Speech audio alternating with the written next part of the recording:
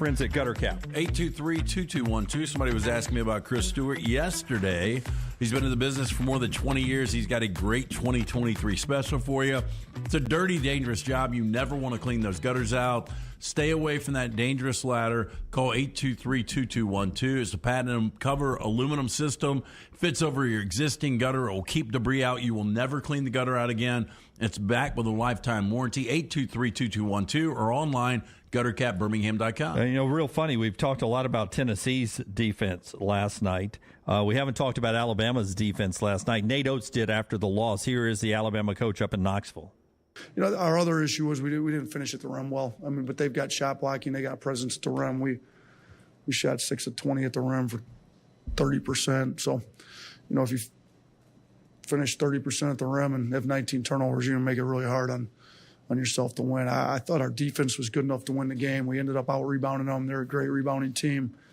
Brandon and Clowney with 11 and 10 rebounds each. That they played pretty well on the glass, but our offense let us down tonight. 36 minutes. Tennessee led the game last night. Alabama led for just a minute and 21 seconds. So the other time that's lost in the 40 minutes were ties.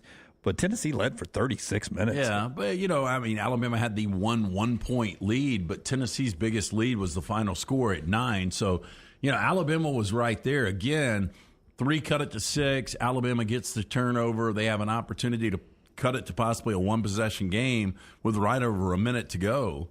So they were right there in that game as bad as they played. Yeah, it was a tough one last night. Now Alabama's got a 1-game lead over Texas A&M and Buzz Williams, who talks about his team, who at one point was 6-5 on the year, and now they battled to within 1. They're on the bumper of Alabama to win an SEC regular season championship. We were 6-5, I think, when Santa Claus came to your house, and we've won 11 out of our first 13 conference games. So that means since Santa Claus came, we've won 13 out of 15. I don't think that you lose to Wofford in a guaranteed game, quad 4 loss, and you're 6-5, and then you're a half a game out of first place in this league after Valentine's Day. Do I think that we're going to win every game? I hope that we do. But do I think that we're in this position exclusively because of our talent? No. Do I think we're in this position exclusively because of our coaching? No. I think we're in this position because of the character of the people involved. When he was hired, I thought he'd be successful at Texas A&M, but I thought Jimbo Fisher would be successful. He's got a chance to contend for a championship technically before Jimbo. You're a Ken Pom guy and everything. Didn't you tell me earlier they're around 35, somewhere around there? Make sure I got the old updated Ken Pom here. 33rd is where they are. That's in the tournament. It's not comfortable. I mean, they could lose some games down the stretch and be out of the tournament. Yeah, let me see where they are in the net. I thought they got job with the run they went on in the SEC tournament last year. A lot of people believed they were going to be on the outside, which ultimately they were. He loves holidays, though, doesn't he? He does. Santa Claus. And who doesn't love Christmas? 31 is where they are in the net. 31. Which sounds comfortably in the tournament, but you got to remember, how many at-large teams and how many guaranteed spots there are on their tournament. That's not as safe as it sounds. What do they call them? Bid stealers. The old bid stealers can get you there. The old bid stealers. Not like our job stealers in the old Crimson and White game, the A-Day game. Cochran used to say, "Where's my job stealers at?" Where's my job stealers? That was a great guy. Oh, fun times. All right, that's our show today. We're back with you at 9 a.m. Central tomorrow, and we will tell you more about some college football news as we get closer and closer to the spring games. SEC meetings, the schedules are out now. Tuesday of SEC Media Week will be Auburn Day. Wednesday will be Alabama Day. We look forward to being in Nashville for that. We look forward to being with you guys tomorrow. Until next time, God bless you and God bless America.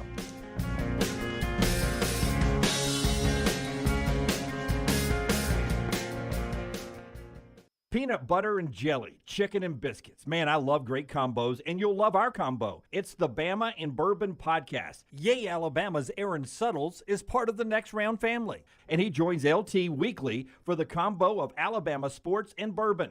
Find a new bourbon to add to your collection and get all the inside information on Alabama football and Alabama basketball on the field or off the field, on the court or off the court. It's Bama in Bourbon with Aaron Suttles, only on the Next Round video and audio platforms. Jim Dunaway, Lance Taylor, Ryan Brown, and Rockstar. Live from the Birmingham Racecourse Casino Studios, The Next Round, presented by Bud Light, is on now. All right, we get rolling here. I'll tell you, there were so many unique things on yesterday. Like, for those of you that follow NASCAR, you watched the twin qualifiers getting ready for the Daytona 500. Brown and a lot of us were locked into Tiger back in a competitive golf tournament, which was entertaining. We'll talk about that. And then all of you basketball folks are watching great college basketball. UAB gets a win at UTEP. In basically an outdoor game, as we told you, out in El Paso. We were telling you that throughout the show yesterday with no heater in El Paso in the high end of the 40s. But as I watched my timeline last night, I mean, it was like I thought Purdue was playing Alabama. I mean, there was so many people commenting on that Purdue-Maryland game. Roll Terps, huh? It was like roll Terps last night. I got a thread with my fraternity brothers, and it was hot recently for a couple of reasons, but it hasn't been active over 2 or 3 weeks. And they were jumping on there talking about Purdue, and I don't know. Why do you think Alabama fans are? That gives them that 1 seed. Well, at least Lenardi says it gives them that 1 seed back. I mean, Purdue who knows if Lenardi's even right? That's the whole thing. You could sit there and pull for Maryland that whole game, and Lenardi could be wrong. I mean, they got drummed. Dunaway sent me a text that they were on that. Was it an 18-1 run? Yeah, I was giving you an update. Was giving us in-game updates. Yes. 18-4 run. Yeah, another Bama fan giving updates. Yeah, I know. But I said, I was dialed in with Bama Nation. But was it a stake bet? I thought you had a stake bet. No. But so it was like, all those updates, I thought they were a stake bet. No. We didn't have a stake on it. He would have taken Purdue. No, it was just Jimmy Crimson neck. Jimmy Crimson? Yeah, All 18. Right. I was giving 18-4 run. Ooh, 24 run. 24-4 run. I know. I was getting those, and I was Do like, you see how I subtly shut down the thread, though? No. But now game's over. No, this game's over. Yeah, there's no reason to send me another update because this game is over. Yeah, and it ended up being over. But I just sensed at that point you had sent out Purdue from a lock standpoint. No. Did you? You didn't? Oh, okay. No. When you say something 2-0 last night. All right. When you say something like that, I just assume that you're playing 2-0. I was being honest. The game was over. I mean, Maryland has been fantastic under Kevin Willard at home this year, 14-1. But this Purdue team, I don't know what to think because, so they've lost 3 or 4. Their first loss in that stretch, Edey had 33 and 18. You can't do any more. You can't do any more. Yeah. But I don't understand how this Purdue team, and look, I give Willard a lot of credit on how they attacked the basket last night, but for them and how small this Maryland team is overall to out-rebound, really crush Purdue on the boards, Purdue has got issues. They do, and I was already, because with the frequency of updates, I thought it was a statement. I was all ready to say, Lance, they rushed the court on you last night. I hate to tell you. They did rush the court, by the way. They did. I know. That's what I'm did. saying. Yeah, Kevin Willard even called it. I'd never seen this. Called a timeout. Oh, it's a brilliant thing to do. Well, I mean, it is a nice thing to do, but boy, it kills the buzz when you're ready to rush the court. But he calls a timeout to let Purdue get in a place where they can easily get off the court. And I thought that was a class act by Kevin Willard. But it really does kill the buzz, man. So back to the court storming. So last week at this time, Auburn fans were like, there's no way in hell if we win tomorrow, we're going to storm the court. We never found out, Lance. Yeah. This Maryland program has got a ton of history. I thought the same thing. And it's not like their first fluke win this year. They've got 4 top 25 wins. It's just a big deal in college basketball when you get a big win to storm the court. Oh, I mean, I don't care. I really don't care. I know. I don't. Yeah. And this gets into a little other story that listen, I'm a – what would you call me? A libertarian? I mean, I am a non-denominational political person. You say you're not Democrat or Republican. I don't think you're libertarian. Do we really want to label you right now? No, I don't think. No, but I don't know what you are. I think you're. I know you want people to live their life, right. Have fun, don't hurt anyone, take care of your own. That's and a lot of stay in your lane. libertarian. Yeah, a lot of libertarian. personal freedoms in our country, which we were founded on. In the state of Florida yesterday, they tried to criminalize rushing the court. What? Yeah. I mean, pull it up, Brown. Yesterday, I'll see if I can find it. Yesterday or 2 days ago, this week in the state of Florida, which, by the way, is not crazy California, but the state of Florida, a former Florida State player who's now in the state legislature, introduced a bill and it can lead up to a felony if you throw something in the court, rush the field. You got the law. I got it. Read it to us. I mean, Hey, before you do, I wonder, because I swear I've got this weird image when we used to tape the Players Club with Apache way back in the day, and we were in the original Jock Studios up front by the receptionist, but we would tape it all the way in the back. Our last office that we were in. You know what I'm talking about? They used to be API. Yeah. And the TV was on, and they were showing highlights from Florida State had just, I think, beaten Duke or North Carolina, and they had stormed the court, and they had to, get some girls out because it was so chaotic. Right. And I wonder if he was a part of that. Maybe. Yeah. Maybe so. So this was probably 15 years ago. What's the bill? All right, so here's the bill. This is from WCTV. They're in Tallahassee. The news leader. Oh, yeah. They God, I was going to do a tomahawk chop. They tomahawk chopped the news. I don't know. Criminal penalties will become possible for those who try and rush onto a field or court at a sporting or entertainment event if one of two newly introduced bills makes it to Governor DeSantis' desk. Yeah. Now, it also includes Corey Simon. I remember him. That's right. It also includes, the rando that runs onto the field of court, right? You see that becomes when it's dangerous, which I'm okay. But when we got students, and that's why you have to define legislation and stuff, rushing onto the floor. Here's the pictures last night of them coming onto the floor at Maryland. Everybody got the phone out, too. Look, everybody getting the video. Look at that. Yep. I mean, it's great video. If nobody gets hurt, if you can get the visiting teams off like we did in Knoxville, we're working to get the Alabama players off. Once you get people off the floor, it's okay. If nobody's getting hurt, let's do this. Let's have fun, man. Life's short. I agree with you, but let me ask you about liability. So the dude on shoulders, if he flips off for whatever reason, goes through a gap, hits his head on the court, and is paralyzed. Yeah. Is it on him or is it on Maryland and the ACC? At that point, you're trespassing. Yeah, at that point, you're where you're not. Your ticket does not allow you to be. Yeah. But see, that's common sense if I'm on the jury, which is why I'll never be on a jury. Oh, speaking of which, guess who got called to jury duty? The roommate? Nope. You? Our man Sterling. He told me. From Champions? Guess when it starts? 5 days.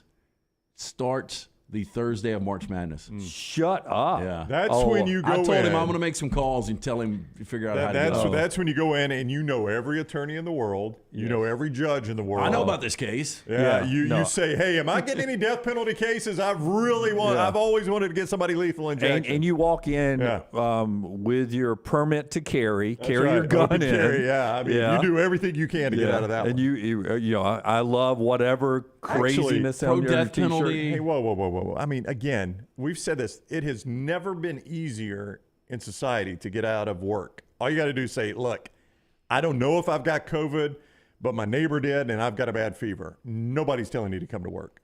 So if I'm Sterling, I try not to lie. I try to live an honest life. I don't think this one's sending me to hell, though. Yeah, I think if I'm find Sterling, I call the jury people I was exposed to COVID. I'm feeling off a little bit of a fever.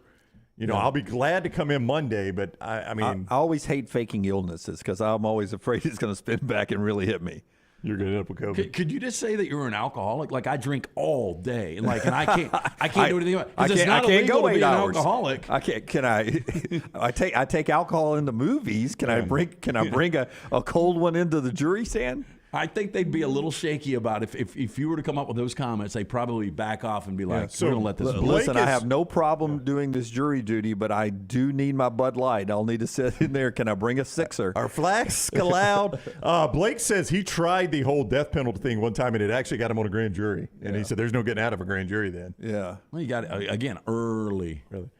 I am a convicted felon. I didn't know if you guys knew this. But I will tell you, if I had one of these jobs I hated, I'd love to do jury duty.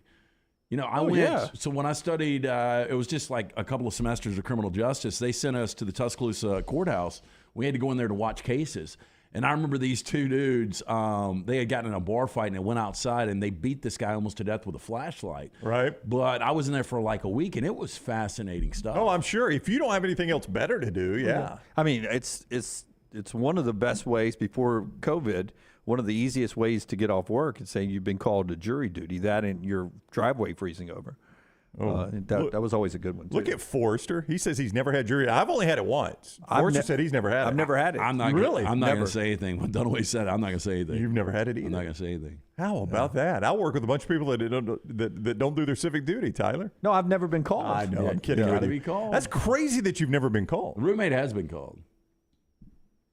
Really? Yeah, she did like 3 days. Do you think it's because of our, in our, all of our tax forms and stuff, where our employer, Forrester, where we used to work, the fact that we worked in local TV, you think that's one of the reasons our ball doesn't come up in the wheel? No, I mean his did. I don't. Oh, no, yours it didn't. may be, but I'm like, I've never been asked.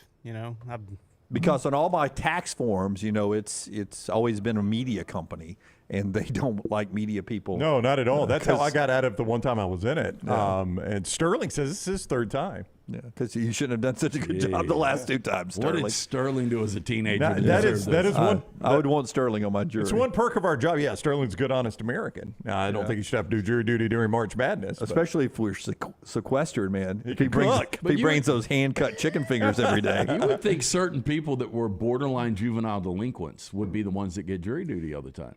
I mean, Dunaway was busting up mailboxes. I know. Maybe that's why you don't get it. Maybe you got a record. You got priors. Well, no, technically it was a federal offense. That's right. It is, That yeah. was when I turned 18. Was supposedly Expunged? Yeah. Brown heard a story about somebody taking somebody's mailbox and throwing it on their front porch.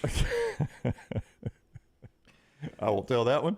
I have heard that story, though, yes. All right. Let's So it's Corey Simon, by the way. Back to that story. Corey, I remember him played for the Eagles. If it's the Florida State Corey Simon you're talking about, I remember him played for the Eagles. He introduced the bill. It's called the Interference with Sporting or Entertainment Events Bill. And it makes it a first-degree misdemeanor, which carries up to a year in jail and fines of $2,500 if someone enters a, quote, covered area in a stadium or venue.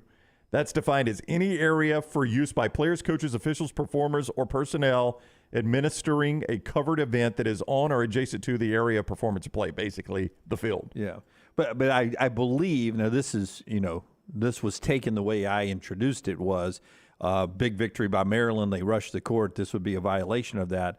I think Corey's design here is to keep people like in an NFL game. We saw that couple run onto the field and one of the guys laid them out, or they were whatever cause they were trying to promote with smoke coming out from them. And you don't know today whether they're coming on to protest, chopping of trees in the Everglades or Smoke coming out of his ass? What do you mean? Yeah, I mean, you remember it was a couple of. It was I think it was last season. No, I do. I remember that. He had like a smoke bomb attached to his back, and he's running, and smoke's coming out. Don't you remember we made a joke? We thought it was a bad gender reveal. Oh, okay. Because it was pink smoke. That's a good way to get shot. Oh, yeah, absolutely. Exactly, and I think that's where this is being introduced. Well, here's a sentence I don't understand because the last sentence of the story says a person who strikes, slaps, or kicks anyone while in the covered area will also face those penalties. So does that pertain to like the player on the field and the guy runs by him and he gives a forearm shiv, or is that the person who's trespassing? The person who's trespassing. Yeah, they're going to, I hope, and I'm sure they have clarified that because the players need to have the liberty. If somebody gets close to me to protect themselves, he's going down. This is impossible to enforce. And Caleb over in the Vulcan Tire and Automotive chat room, how do you arrest or charge 500 plus people? Well, you don't. Court? You don't. That's why I think Dunaway's right. I think you're doing this for the one idiot that runs on there with a smoke bomb in his butt. Yeah, and I get that. Yeah. But this is just random luck, 10 of 15, or random bad luck. 10 of 15 people get plucked out. They get arrested. Everybody else gets out of this. By the way, we've got Tyler put trash together. We've got another ridiculous law that has been around for decades, and I can't believe it's still enforced. Okay, that's coming up a little bit later on in trash. Before I tell you about Wayne's, though, they rushed the court last night. Maryland beat Purdue. Lenardi had sent out going in that Houston could not move up with their win over SMU into the top 2 overall seeds, that if Purdue had lost, that he on his big board would have Alabama back to the number 1 overall seed.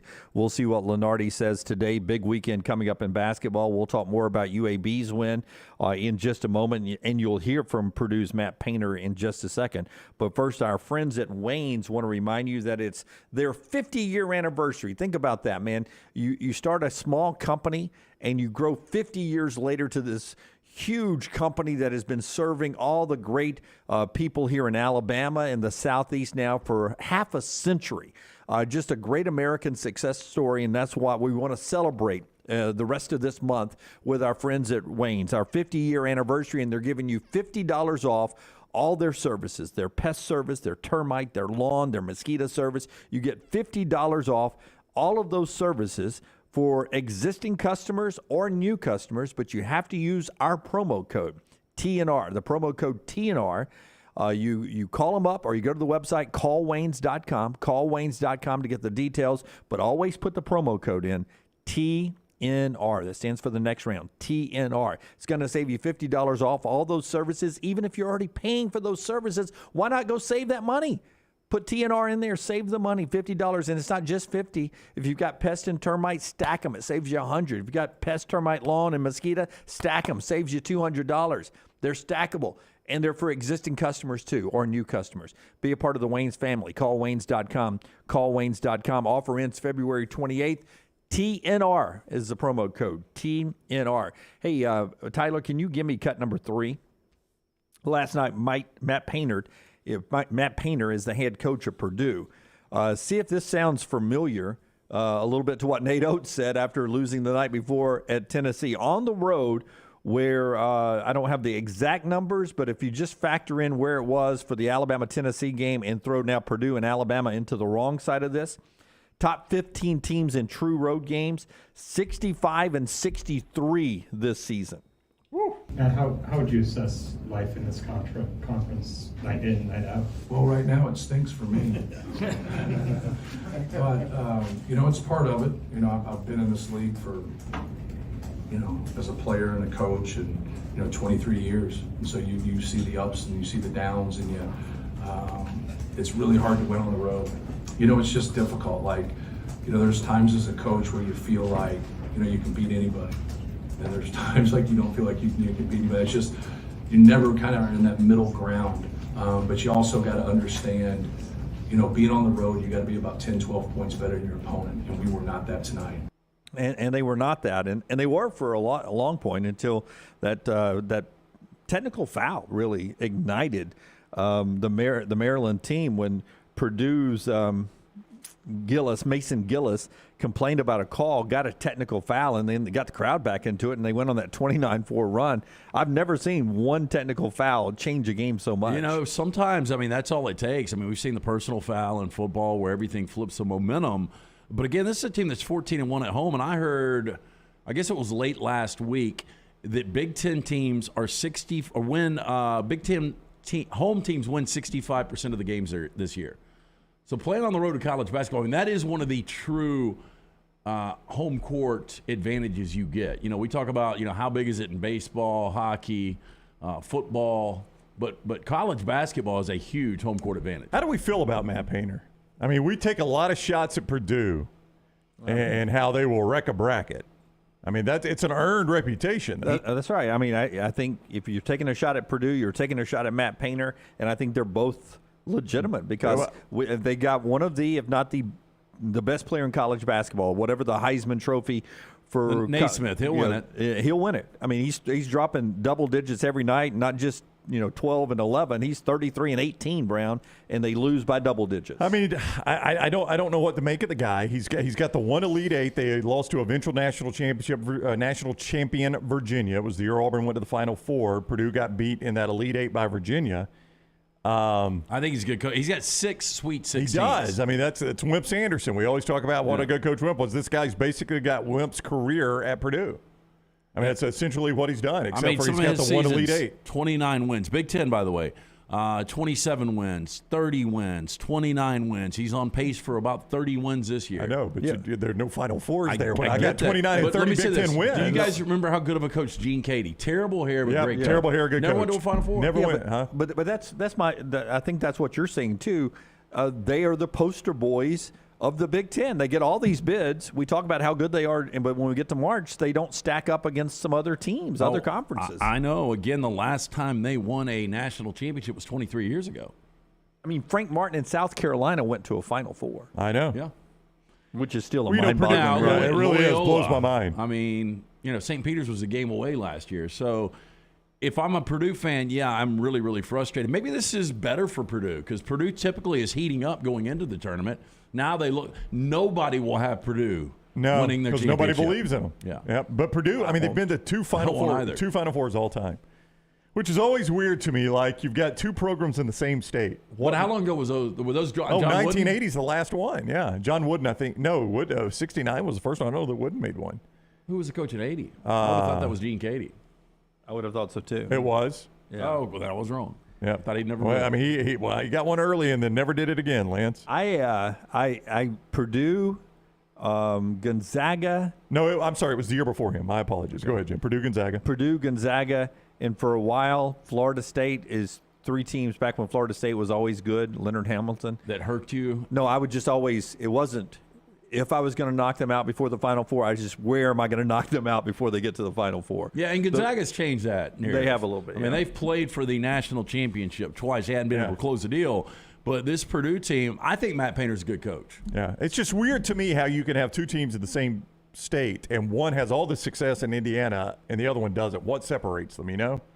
And in football, I can understand it a little more. In basketball, it just doesn't make a ton of sense. Jelly Walker had a big game last night. He dropped 22. UAB beat UTEP despite 21 UAB turnovers. We'll talk to Jelly Walker live on the show coming up at 10 o'clock Central Time to start hour 2. That's about 40 minutes away. So that was one of the things we'll get to. We'll hear from Bruce, and we'll get ready for the big weekend. Mike White talking Alabama as they're coming to play the Tide this weekend. Bruce getting ready to go to Nashville to take on Vanderbilt, trying to hold on to that sense of urgency. We'll talk about what Tiger did yesterday. And when we come back, I want to ask LT a question about and this happened with our USFL friends last year, because remember we had preseason odds, and I think I remember this correctly. I think the Stallions were the worst odds to win the USFL championship. So the question I'm going to ask is, apparently you can't, but we've got the XFL odds out. They start tomorrow. In fact, we got game odds where one team is a 2.5-point favorite on the road and another team. I'll ask you, how hard do you think that is, and why do they even do it and come up with it? We'll get into that conversation. Our friends at Maestro Dobel Diamante Tequila, the official tequila, they want to remind you to drink responsibly, but also drink the good stuff. And that's our friends at Maestro Dobel Diamante Tequila this week, in the world's first clear multi-age tequila. I took my new bottle home yesterday that was gifted to me by my friends here on the desk. I get so much stuff up here, and that was one thing that I was really happy to walk in last night. My wife instantly said, "Wow, what a beautiful bottle." And so we mixed a little tequila drink with our new Maestro Dobel Diamante tequila. And she's like, "This doesn't taste like the other tequila we usually drink." And I said, "Because it's smooth and crisp." When your wife can tell a difference, when other guests can tell a difference, you know you're drinking the good stuff. That's twice in 1 week for you two, by the way. It's been a big week. The Dobel's a magnet. It's been a big week in the Dunaway house, twice in 1 week. Maestro Dobel Diamante Tequila, the world's first clear multi-age tequila. It is the Dobel Diamante blended together in those new European oak barrels, double filtered to remove the color while producing a crystal clear spirit of character and smoothness. Crystal and clear in appearance, smooth and crisp on the finish. Maestro Dobel Diamante Tequila, the perfect tequila for sipping, mixing, and kissing. It's next. Follow Scott Forrester on Twitter at Scott Forrester TV. Let's face it, a home is one of the most powerful assets you can have, and our friends at Mortgage Right want to help you build wealth through home ownership. Mortgage Right is all about providing competitive rates, a variety of loan products, and a multitude of resources for a seamless home buying experience. They treat their borrowers like family and are always looking to bring more happy homeowners under their roof. See more by visiting mortgageright.com/TNR today and start living. That's mortgageright.com/TNR. NMLS 2239, equal housing lender. There are so many things I love about walk-ons. Authentic, mouth-watering Louisiana cuisine, prepared fresh, daily from scratch. A great beer selection and TVs everywhere to watch the big game every day of the week. And of course, they've got 2 great locations on Highway 280 and 119 and at Hoover near the Hoover Met. Walk-ons is also a great place for happy hour. 2 to 6 Monday through Friday with $5 moonshine swirls, $5 house pours, and half-price appetizers. And it's an easy take-home experience for the family as well. Highway 280 and Hoover with walk-ons. Don't let a roof problem disrupt your football Saturday or Sunday. Call Greg from Pell City and Storm Restoration Roofing. Locally owned at 205-542-3531. Greg wants to give you a free no-cost inspection. Free, no cost, no obligation, 205-542-3531. He can also pressure wash your metal roofing. It's easy to see why his company's so successful. A-plus rated with the Better Business Bureau, and insurance companies trust him. You should too. 205-542-3531, or just look him up on Facebook, Greg from Pell City. Hi, this is Wes McClooney, owner of the New Balance Birmingham store. At the New Balance Birmingham store, we go beyond taking your measurements. For us, comfort fit means a lot more than just checking for enough room in the toe box. You see, a simple fit may look and feel okay inside the store, but high-quality custom fit shoes from the New Balance Birmingham store will continue to look and feel great while performing the task you need them to do. Come see us at the New Balance Birmingham store and experience the difference a custom fit makes for you. Make sure to start your day at nextroundlive.com. Get caught up on the latest podcasts and videos from the live daily show, plus specialty shows such as the Mystery Fifth Hour. You can also learn more about the whole staff at Double Down Media, find all of our social media feeds, see the latest videos from our YouTube channel and gaming channel, plus find other ways to consume the show like the Next Round mobile app, which you can download direct from the site via your iOS and Android device. Make nextroundlive.com your homepage and stay up to date with everything from us here at the Next Round. Want more of The Next Round? Download the app or visit nextroundlive.com for the latest podcast, The Mystery Fifth Hour, our Not For All Ages podcast, The Last Call, and the entire Double Down Media podcast family. All at nextroundlive.com and on the Next Round app. Start your day online with our website, nextroundlive.com, for the latest videos, podcasts, and college football stories. It's also a great way to stream the show or shop in the Next Round store. Stay connected by visiting nextroundlive.com.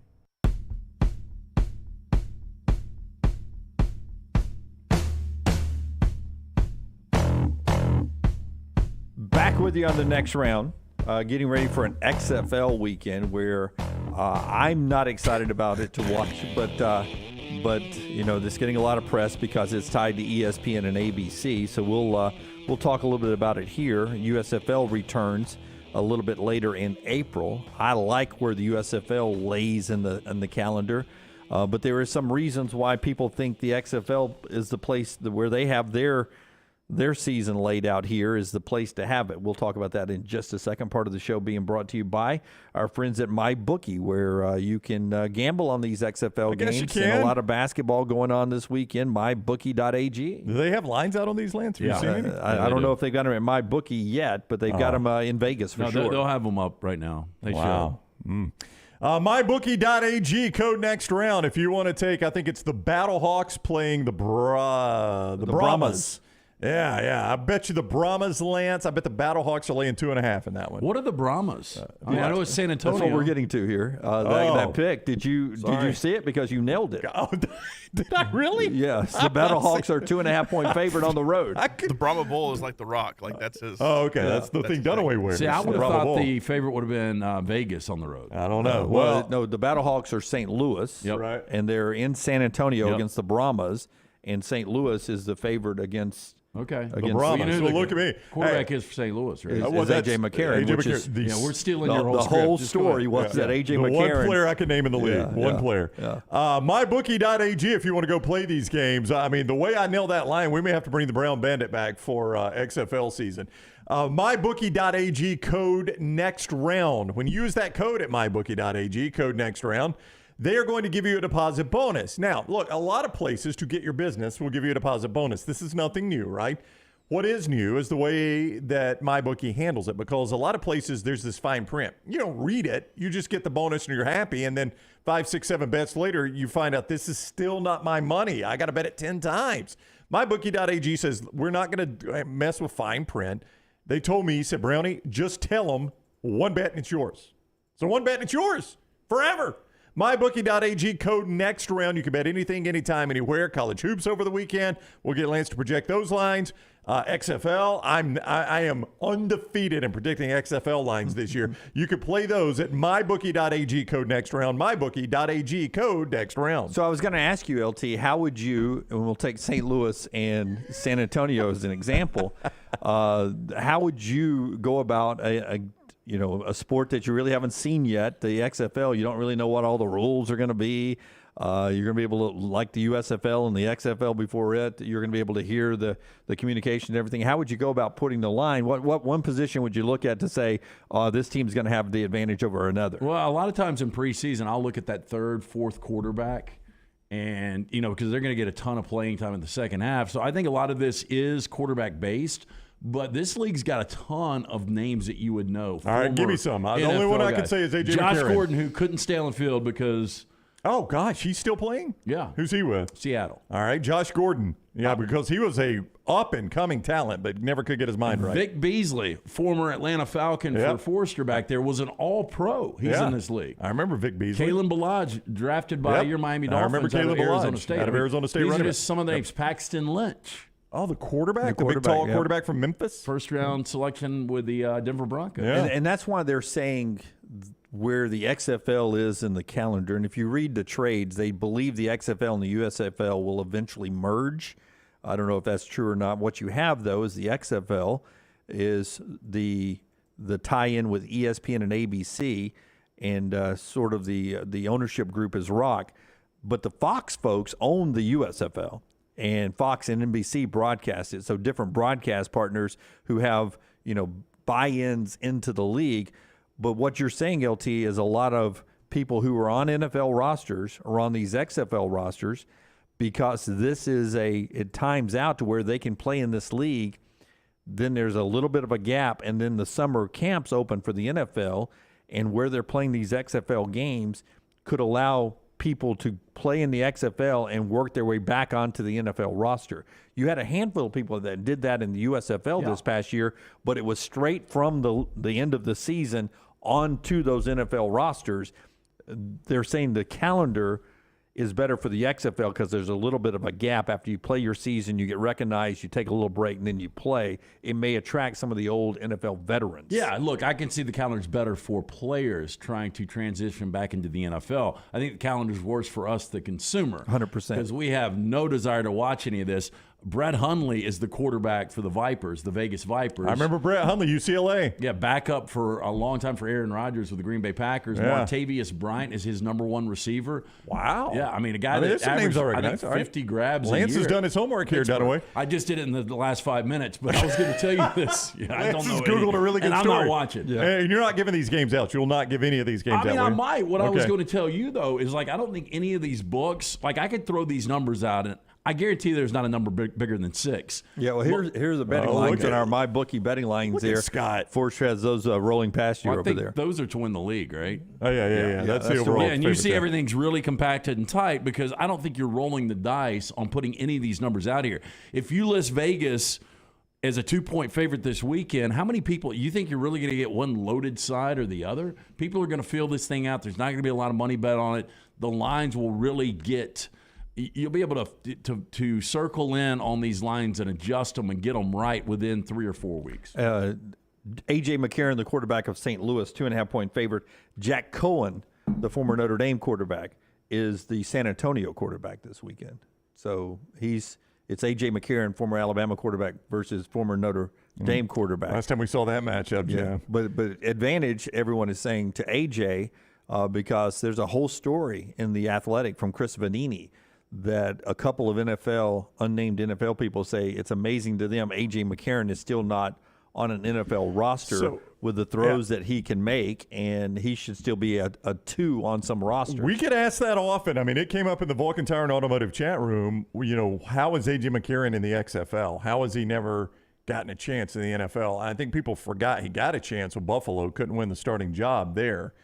And an injury ultimately is what was it a preseason game, wasn't it? He injured himself in a Falcons preseason game, and that was his last moment in the league, if I'm not mistaken. And I mean, I don't know the answer to that question. Like, if you want an X's and O's or technique answer, I don't know. But A.J. McCarron was given every opportunity to be a starter, and I shouldn't say every opportunity, but he was in the league for a minute and couldn't win a starting job. He started with the Texans a little bit. Yeah, I mean, started with the Texans, was brought into Buffalo to compete for the starting job, couldn't win it. He was a backup in Cincinnati, started a playoff game there. So I don't know. I don't know the answer to that, and I don't know, Dunaway, if enough NFL guys are saying this, if he'll go out and play well in the XFL, maybe he's a backup next year. Dunaway, are you going to take a shot with the stake bet? You pick the winner? Did you pick the Stallions last year? Did you win a stake on that? No, remember I went Tampa Bay Bandits. That's right. They didn't even make the playoffs. Yep. And by the way, you want a landmine? They don't even exist anymore. That was a pretty big one, yeah. I picked them to win the league. Vaporized. They didn't make the playoff and no longer in existence. I have 2 collector T-shirts at the house if anyone wants to buy them. How many teams do we have in this league? 8. I'll still do it. I'll give you 2. Oh, what a giver. Pick 2 teams? Yeah, you can go 2. You only went 1 last year. Yeah. Well, I mean, the team that was betting odds dead last, Birmingham, ran away with it. Yeah, we'll take the dead last betting odds. I mean, this should show you they've got really no clue in Vegas on this. Yeah. I tell you what I'll do.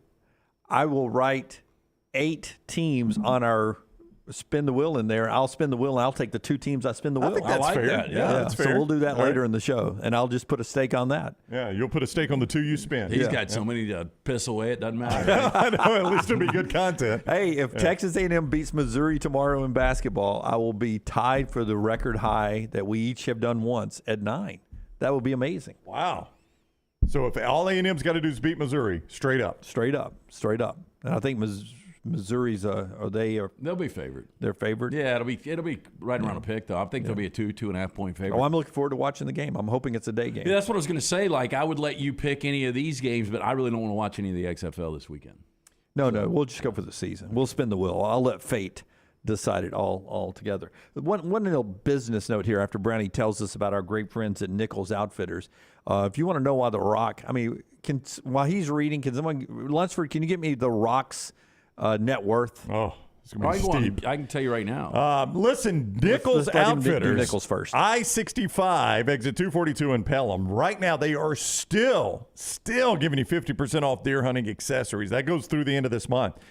Go see what the team at Nichols has in store for you. Make the most of your deer season with the largest firearm showroom in the state. The most knowledgeable staff in the state when it comes to the outdoors lifestyle is at Nichols Outfitters. 50% off deer hunting accessories now through the end of February. Nichols Outfitters, I-65, exit 242 in Pelham. We know outdoors. 800 million. So I got 500 million yesterday. Our friend Charlie Vitella sent me the 32 richest actors. Right. And they had him listed at 500 million, but I was blown away at how much some had and how little some had. Yeah. Will you give us that list sometime? Yeah. Okay. Yeah, I'll run through it. What is a Brahma, though? It's a bull. Okay. Yeah. Brahma bulls. Okay. Yeah. Do they do bullfighting in San Antonio? Probably. Yeah. I don't know. I don't know if it's legal. That was just his nickname. I think he just lent it to one of the teams. Hey, will you? He owns it all. Oh, yeah, because he owns the whole league. That doesn't seem fair. It seems like he's biased. I think you better hope you know. Most of them are other teams, like Vegas Vipers. They were in Tampa before, so like most of them are teams, but this is a new team, so we got to come up with a name. Let's just use one of the Rocks. Yeah, I still think he's pulling for him. I'm going to step way out here. I think when USF originally started their athletic program, I think they were the Brahma Bulls. I'll go look at that. I think you're stepping way out there. Oh, God, I hope I'm right. I think you saw that on a bumper sticker in Ybor City. No, I think USF, when they started their athletics, at one point was known as the Brahma Bulls.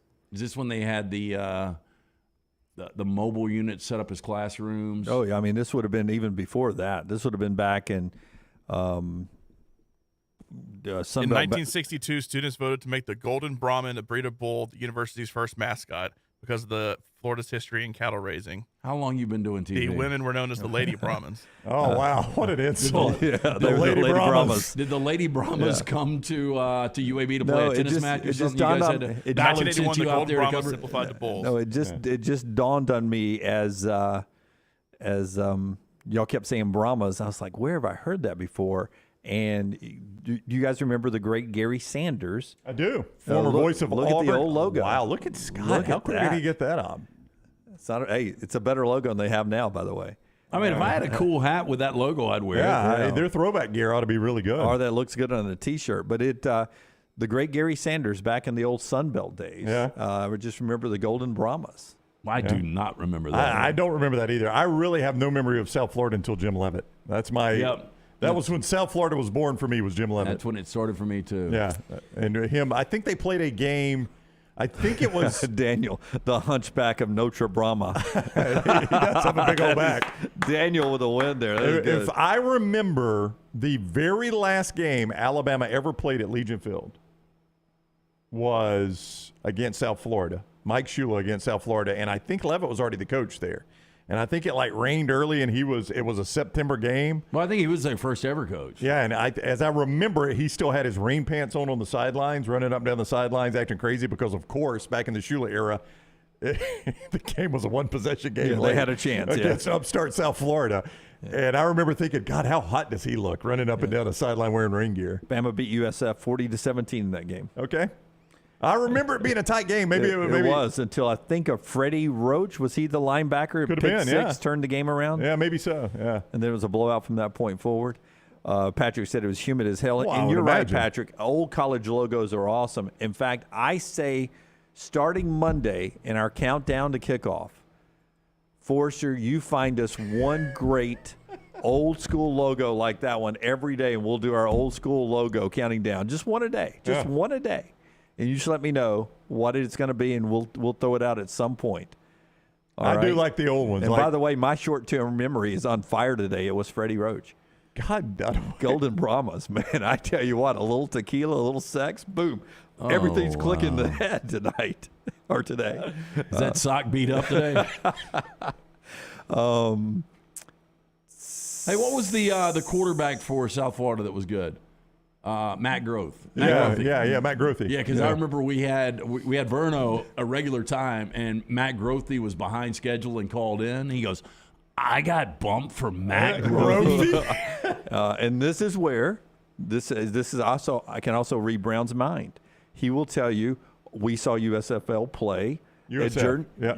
play at Jordan-Hare Stadium with him as quarterback when they were number 2 in the country. Oh, they beat Auburn. Yeah. I mean, that was a good South Florida team that absolutely fell apart, if you'll remember. They were all the way up to number 2 in the nation. 2007? Somewhere in there. It was 2007. Remember they had a really good linebacker, and his wife would wear the T-shirt that said the wifey? Oh, yeah. But I'm trying to remember, was it Rutgers that beat them? Then they never recovered, right? Yeah. Right, that was back when Greg Schiano had Rutgers. Because Rutgers also beat Louisville and cost them an opportunity to play. And it was it was Louisville because the kicker, they called him Judge Ito. The kicker's last name was Ito, and he pointed. You remember he pointed at the camera right after the kick to win the game. The camera was sailing by him, and he pointed at the camera. Yeah, it was really good. Judge Ito. What a weird memory we have. Lawrence Sisler was at Rutgers and had a class with him, she told me, and he was a nice guy. The Ito kid? Yeah, and that was he related to Ito at all? He was friends with the guy Lauren was dating. Oh, yeah? So they hung out together a lot. He was a good guy. I don't think there was any relation at all, but his last name was Ito, and the only other Ito anybody knew was Judge Ito from the O.J. Simpson trial. So everybody called the kicker the judge. So are we going to put this wheel together? We will at some point. Later in the show, we'll get to that. I did want to point out why I brought up the Rock's net worth here. Jim McMahon in the second part of the XFL. Remember, it was McMahon and the WWE and NBC, the first XFL with the Birmingham Thunderbolts. The second XFL, which folded when COVID was going on, Jim McMahon. Vince McMahon. Vince McMahon put in $200 million of his own money. And he went bankrupt when COVID happened. Yeah. But he lost $200 million on the investment. In bankruptcy court, Rock bought it for only $15 million. Man, it's literally pennies on the dollar. So Rock is just going to lose $15 million. So at least he'll lose less than McMahon. Vince McMahon. Quickly, the tequila has worn off that quick for me. Right, we got more back there if you need it.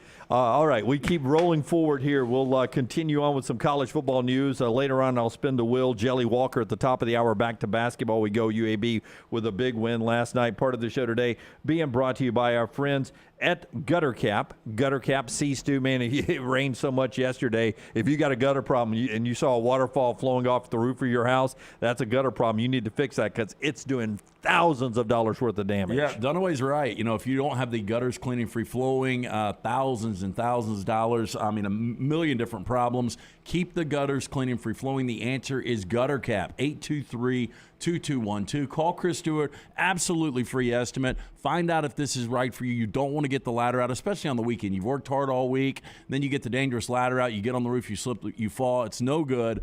Cap it, don't snap it, 823-2212 or guttercapbirmingham.com. Take the Next Round anywhere you go with official Next Round gear. Buy yours today at nextround.store. It is the season of speed event at Alfa Romeo of Birmingham, and there is no better time to buy or lease a 2022 Alfa Romeo Giulia TI or Veloce model. Now through the end of the year, get 0% financing for 48 months or 1.9% financing for 72 months. Go by and see the great selection and take advantage of the low interest rates while you still can. It's the season of speed event. 48 months, 0% financing. Get into the best car I've ever driven at Alfa Romeo of Birmingham. Make sure to check out our gaming channel on YouTube at Next Round Gaming, and also follow us on Twitter at TNR Gaming 247. That way you can know when we go live with our TNR Madden League, live game streams nightly, and more. That's at Next Round Gaming on YouTube. The Next Round store is live and loaded. Check out the latest logo t-shirts and hoodies, get your favorite team colors, the Next Round flag shirt, or grab the popular Y'all Can Have the Rest t-shirts.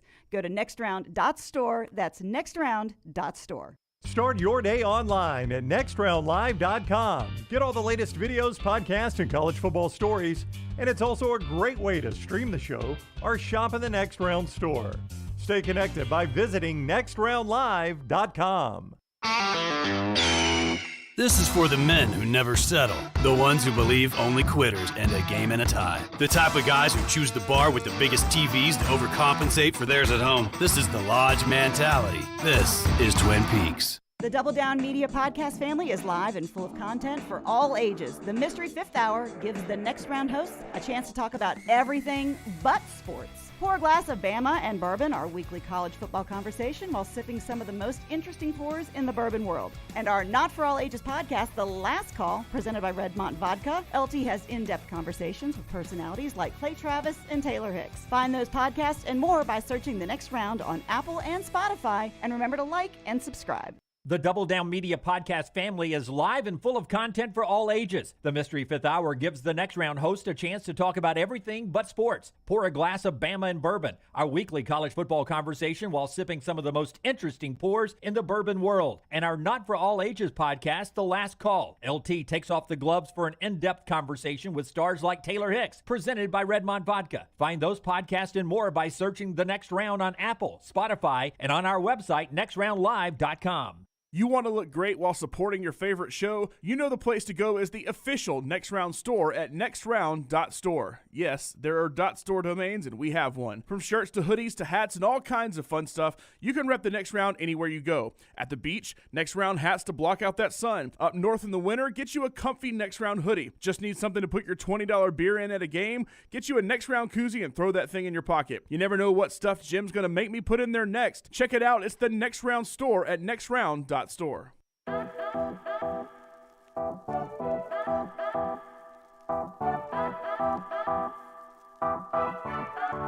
Back with you on the Next Round. Some storms rolled through last night. Hope you did not have any storm damage, but if you did, I mean, we had a big limb that I had to move a little bit out of the way for make it up in the driveway today here at work. Big limb came down. What? I got it too, bro. First one pulling in the old parking lot today, were you? We've got 500 employees. But, there's one limb, and there's no way anybody could have got through it. Well, I'm sure other people got through it by just driving over it, but I was trying to be nice, and I, threw the Alfa Romeo into park, and I got out of there. Didn't want to scratch up the side of the Alfa Romeo. They have a key to unlock the main. I do. Yeah, that's what I was. But Bo Nil, Alfa Romeo. I take care of the vehicle, right?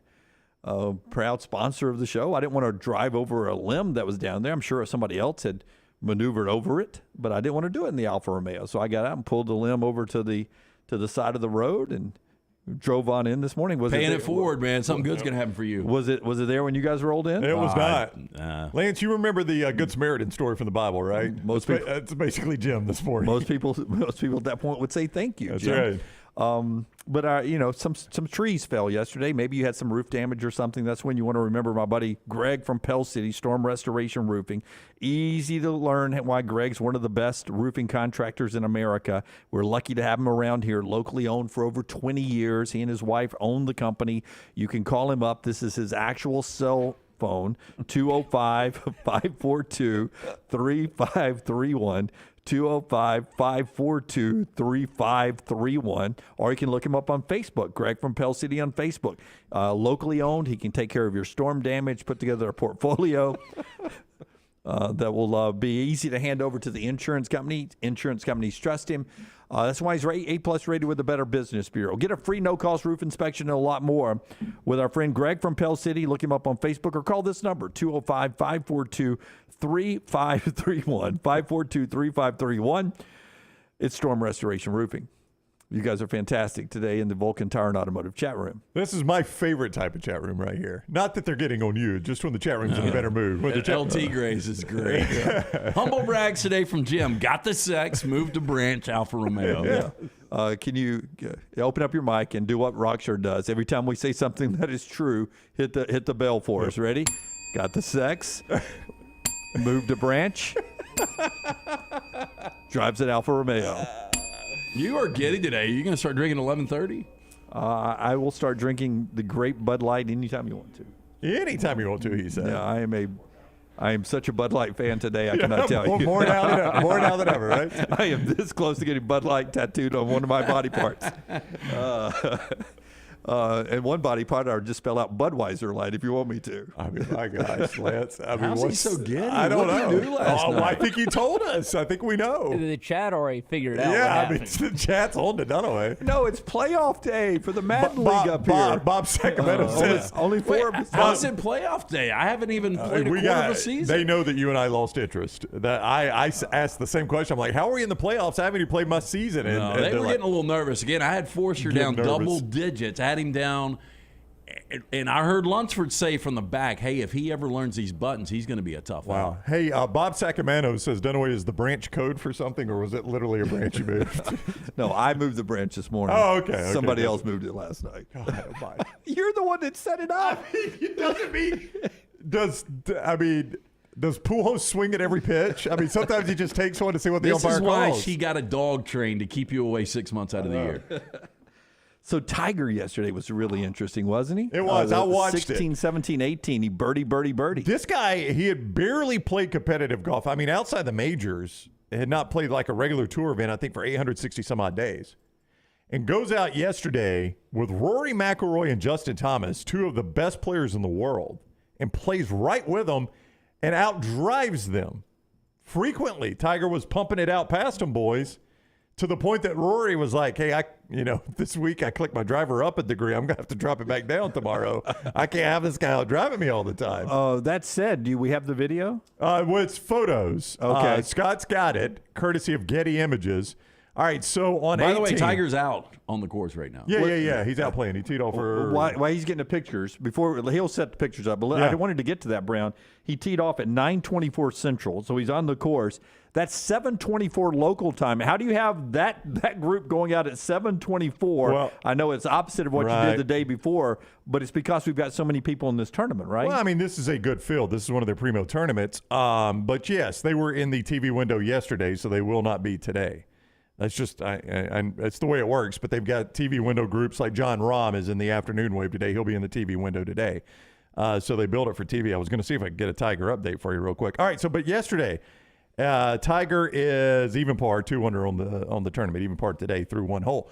So he outdrove Justin Thomas. I believe this was on the 16th, par 5. Outdrives Justin Thomas, and as they're walking off the tee. Scott, we got two photos. Scott's going to show you just what everybody saw as they're walking off the tee. Look at the photo, Lance, courtesy Getty Images. He reaches down so you can see he grabs with his left hand Justin Thomas's right hand. And you could tell on TV he put something in JT's hand. And they start laughing and JT throws it down. Is it a jewel? No. Getty Images takes the photo. And then second photo, Scott, they zoom in later. It's a tampon.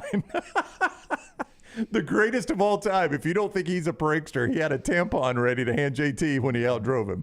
By the way, what a great commercial for Tampax. Yeah, it really would be. Yeah.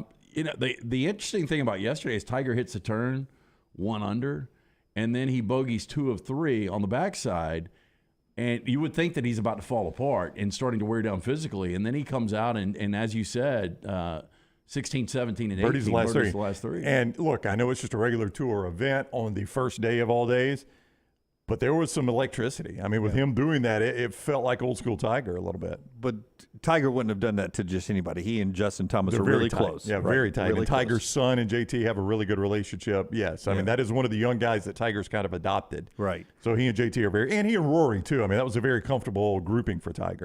If you go back and look at the tight shot photo there, awesome ability to Photoshop that into anything. It could be a Rolos. If you want to make it a Rolo commercial, it could be Tom's. It could be anything you want to make it into. Yeah. Spree. I will tell you though, I guarantee you, who's the female journalist that makes everything controversial? Dunaway, USA Today Sports tweeted about 20 minutes ago. No, they did not. Tiger Woods' tampon stunt was a bizarre thing for a girl dad to do, says Christine Brennan. Are you kidding me? I didn't even see this, Brown. But did Woods think of how demeaning it would look for the athletic daughter he says he loves? Such a condescending tweet. So ridiculous. Yeah. But everything's got to be a controversy today, so there you go. I got to respond to her. She's got you blocked, Lance. I'm I sure. think she does. Christine Brennan, though, yes. I mean, you key jingling, Christine Brennan. They're not going to fire you. You're an old white woman. Yeah, she doesn't have to write anything anymore. I mean, she could literally send them the Japanese phone book, and they would print it and say, Christine sent it. We got to keep her employed. That's ridiculous. I did not even know that it happened. Of course it did. It was as predictable I'm as sure anything. Jamel Hill will be the next one on it. I'm just saying that I saw it coming from a mile away. Yep. When you told me the story, you didn't even tell me the story. You said you had some video or pictures. I didn't know what it was, and when I saw it, I instantly thought of her, and I knew something would come. Yep. And I'm the libertarian on the show. 9:30. And even I saw it coming. 9:30 was when USA Today sent it out. I mean, less than 12 hours after it happened, Christine Brennan always says this was demeaning to an athletic daughter he says he loves. I mean, he probably doesn't. Just that language right there pisses me off. That you would look at that, Tiger Woods having a nice little joke with a buddy of his, and you would insinuate that he might not love his daughter because he did that. I mean, what a joke. Can we get everybody, I'm not a big troll guy, but can we get everybody just to react to her on Twitter today? She blocked me a long time ago. I remember she blocked me because she was one of the ones, Tyler, that was complaining about how she wouldn't watch college football because it was too dangerous. So I remembered her during COVID. It was too dangerous to play college football. So she was not going to watch it. So I remembered her tweet. So the first week of college football during COVID, I sent her all the scores all day. Yeah, but she finally blocked me. I can play. What's that multiple level of chess? What is it? 40 chess. No, 3D where chess. Some people are playing chess, others are playing checkers. Jim. No, Lunsford. There's a level of chess where it's different levels. It's not a flat board. It's 3D chess. 3D chess. 3D chess. That's what he said. I can play 3D chess with her really quick. I can go because I've done enough seminars. Tweet her this, said, would you say that about a white father? And see what she says, because that will blow her mind up because she is always, now it's worlds race, have collided, sexism and everything. And if you tweet her, would you say that about a white father? Yeah. And see what she says. And I will, but how about this? And she will be, at that point, I have painted myself into a corner. I don't know what to say here. She'll be a spinning wheel at that point. Dunaway's on fire today. Hold tight, though. It'll be a spinning wheel. Read one more thing that she said. Did you already read this? Tiger's tampon moment leads to various questions. No, I did not read that. Do all male golfers carry tampons onto the course? Oh, my God. Or is it just Tiger? We know women golfers do, but maybe it's a male golfer thing now, too. How does Tiger get his tampons? Buy his own? Steal them from the women's locker room? Oh, my God. I think she's lost her mind. Yeah. Okay. All right. I'm responding now. We talked to Jelly Walker when we come back. A hot night for Jelly last night. 22 points. UAB wins. They stay in Texas. They'll get to play San Antonio with the comforts of indoor heating in their next game. They didn't have that last night, but they stayed hot with a win. We'll talk to Jelly coming up next. The show that's brought to you in part by our friends at Odie's. Odie's is a great place to go hear live music tonight, watch the games this weekend, and, of course, trivia every Wednesday. Yeah, great place to go. Birmingham Institution, Odie's Tavern right there in Crestline Village. Me and Brown out there every Wednesday doing a little Odie's team trivia with Will Haver. But as Dunaway said, live music tonight, tomorrow night. The weather's going to be great tomorrow. You can sit out on that patio. Enjoy ice-cold beer buckets full of Bud Light. And, of course, that great food from Rodney Davis, burgers, award-winning wings, great sandwiches. Go see Will Haver, that great staff, Odie's Tavern, Crestline Village. Follow The Next Round on Twitter, Instagram, and Facebook at Next Round Live. Hey, Lance Taylor from The Next Round to tell you about one of our favorite places for breakfast, lunch, and dinner. That is Hamburger Heaven since 1982. Hamburger Heaven has been serving Birmingham's best hamburgers, cheeseburgers, French fries, hand-spun milkshakes, and sandwiches made fresh to order. All of their ingredients are fresh and prepared daily. This includes their beef, always fresh, never frozen, hand-pattied each and every day. For breakfast, lunch, or dinner, visit any of the 4 locations, Highway 280, Irondale, Gardendale, and Homewood. Hey, Lance Taylor from The Next Round to tell you about my friends at Michelson Laser Vision, located conveniently UAB Highlands. Almost 20 years ago, I went in for the procedure. Only took 12 minutes for both eyes. When I went in, I had 20/200 vision. I was legally blind. Now I have 20/15 vision, still 19 years later. Make the call today. Schedule a hassle-free consultation. 969-8100. Dr. Mark Michelson, Dr. Jen Michelson, Michelson Laser Vision. Make sure you tell them The Next Round sent you. 969-8100 or MichelsonLaserVision.com.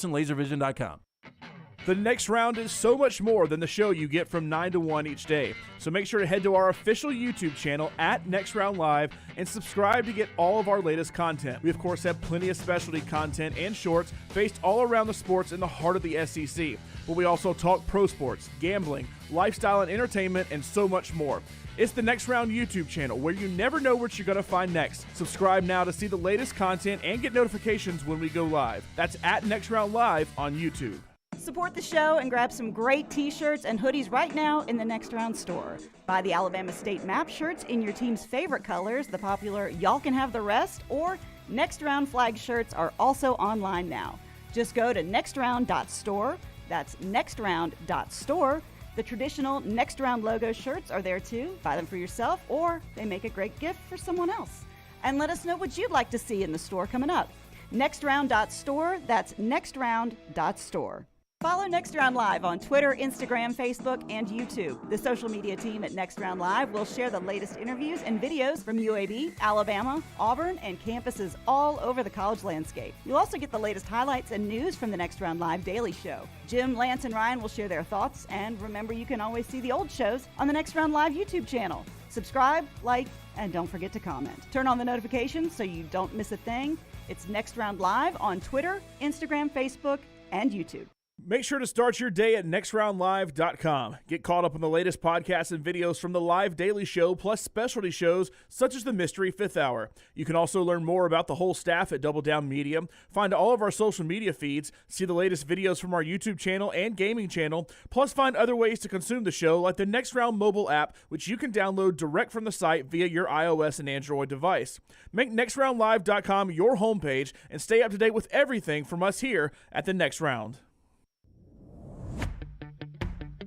Jim Dunaway, Lance Taylor, Ryan Brown, and Rockstar. Live from the Birmingham Racecourse Casino Studios, The Next Round, presented by Bud Light, is on now. Man, if you love basketball, it's a great time of year. This next month's going to be so exciting. We're talking to Jelly Walker, who will be part of that excitement as we approach the madness of March. Our interview with Jelly brought to you by the great folks at Legacy Credit Union. No matter where you are in life, start building a legacy you can be proud of today. Legacy, the official credit union of UAB. Jelly still looks cold. They played without heat last night. He still looks chilly. I mean, Jelly's from New York. He ought to be used to this. What's going on, Jelly? How are you? What's up, my guys? So no heat in the gym. Going back 2 nights. So, I mean, how cold was it in the gym for last night's game? It was freezing. It was freezing. Like I warmed up and practiced in sweatpants both days. Wow. I mean, but did it affect the game, you think, at all? I mean, you had a nice game. Did it affect the play of the game? I feel like once you got into the game and started getting the sweat going, and it was still cold, but it wasn't like, you know what I'm saying, the point where it can affect you. I see you're still in El Paso. I don't know what gives that away. Maybe the big map behind you on the hotel wall. I've never actually seen that. I don't know. Is that like, don't bother us if you need directions, just look behind your bed? I don't know. I didn't even notice it was a map. I just seen El Paso on it. Now the coach, did Coach AK, did he tell you guys no Juarez, do not cross the border? Not, I mean, he don't really need to tell us that. We watch the news, right? Yeah, especially not some of us. I mean, I've heard of it, and I've heard of how crazy a city it is. But it is tough to be from New York and be able to see, like literally see the border and see Mexico. So that's dope. Yeah, Jelly Walker's with us. 22 last night. UAB gets the win over Texas El Paso. They now go to San Antonio to play on Saturday against UTSA. What's the day like today? As we sit here and we see you in a hotel room, it's our first chance to ever talk to you live in the middle of a road trip. So you play last night. You bed down there in El Paso. What will you guys do today? Well, we're gonna eat breakfast, obviously, and then I believe we're flying to San Antonio. I believe so. And then we're going to probably walk through or shoot around. Nothing too crazy because back-to-backs are like AK always is like conscious of back-to-backs and saving energy and stuff. So we're probably just going to go to their gym, shoot the ball a little bit, not too much, and just get ready for tomorrow. I'll put it this way. You better hope you're flying to San Antonio because that is a haul from El Paso to San Antonio. Oh, yeah, we probably flying. Yeah. If not, you should have left an hour ago. Yeah, that's no short drive. Jelly is on the JohnstonRVCenter.com hotline. Richard says in the chat room, you also played the game with only 2 refs. Did a ref not make it last night? Yeah, supposedly one of the refs was like stuck somewhere. Yeah. But yeah, we only played with 2 refs. I mean, but hey, I don't know. No heat. No, only 2 refs. Crazy. I mean, did you play with a square basketball? I mean, where the hell were you last night? That's what it feels like. Just everything was just going wrong there. But I mean, glad we came out with the win. It seems like every game is getting more productive for you since you've been back, and you're getting more comfortable. Yeah. The rust is coming off. You guys played the Roadrunners earlier this year, and you went off. Is it fun to see that second team? Or that team a second time after you've already had such a good game against them the first time around? And just for the listeners out there, 31 points and 7 of 12 behind the arc. Yeah. I mean, it's not necessarily fun because usually every time I play really, really well for the team, especially them, they try to do like some things like boxing one or just don't let me touch the ball or over help on me or double team me, so it's not really fun. It's kind of boring sometimes because I feel like I can't really play the way I want to play. I gotta just be solid and just give up the ball all the time because there's 2 people on me. But I mean, they just beat Rice, which is a good team. So I think they're coming in hot and they're thinking that they're playing well as well. So I mean, I think we can't underestimate them. We got to play even better and jump on them from the start. Oh, listen, I've told you before when we've talked that I'm old enough to where I covered Andy when he was a player. So I get a pretty good gauge of his emotions. 21 turnovers, a lot of those in the first half. You got out-rebounded in the first half. I would imagine AK at halftime was not in a great mood. No, not at all. He was bugging out. Yeah. He was going crazy. But I mean, we needed it. It is a wake-up call, and he challenged us to be better, and we took that challenge, and we did in the second half. What is AK's like if he's really pissed at you? What is his phrase that he uses when you know he's upset? You hear Andy say what? I don't think you can say anything you want. I don't think that's good for the air. Okay, clean it up. Is it like "gall darn it" or something like some Southern phrase like that? He just be mad. He's a very emotional, person, and he just gets really angry.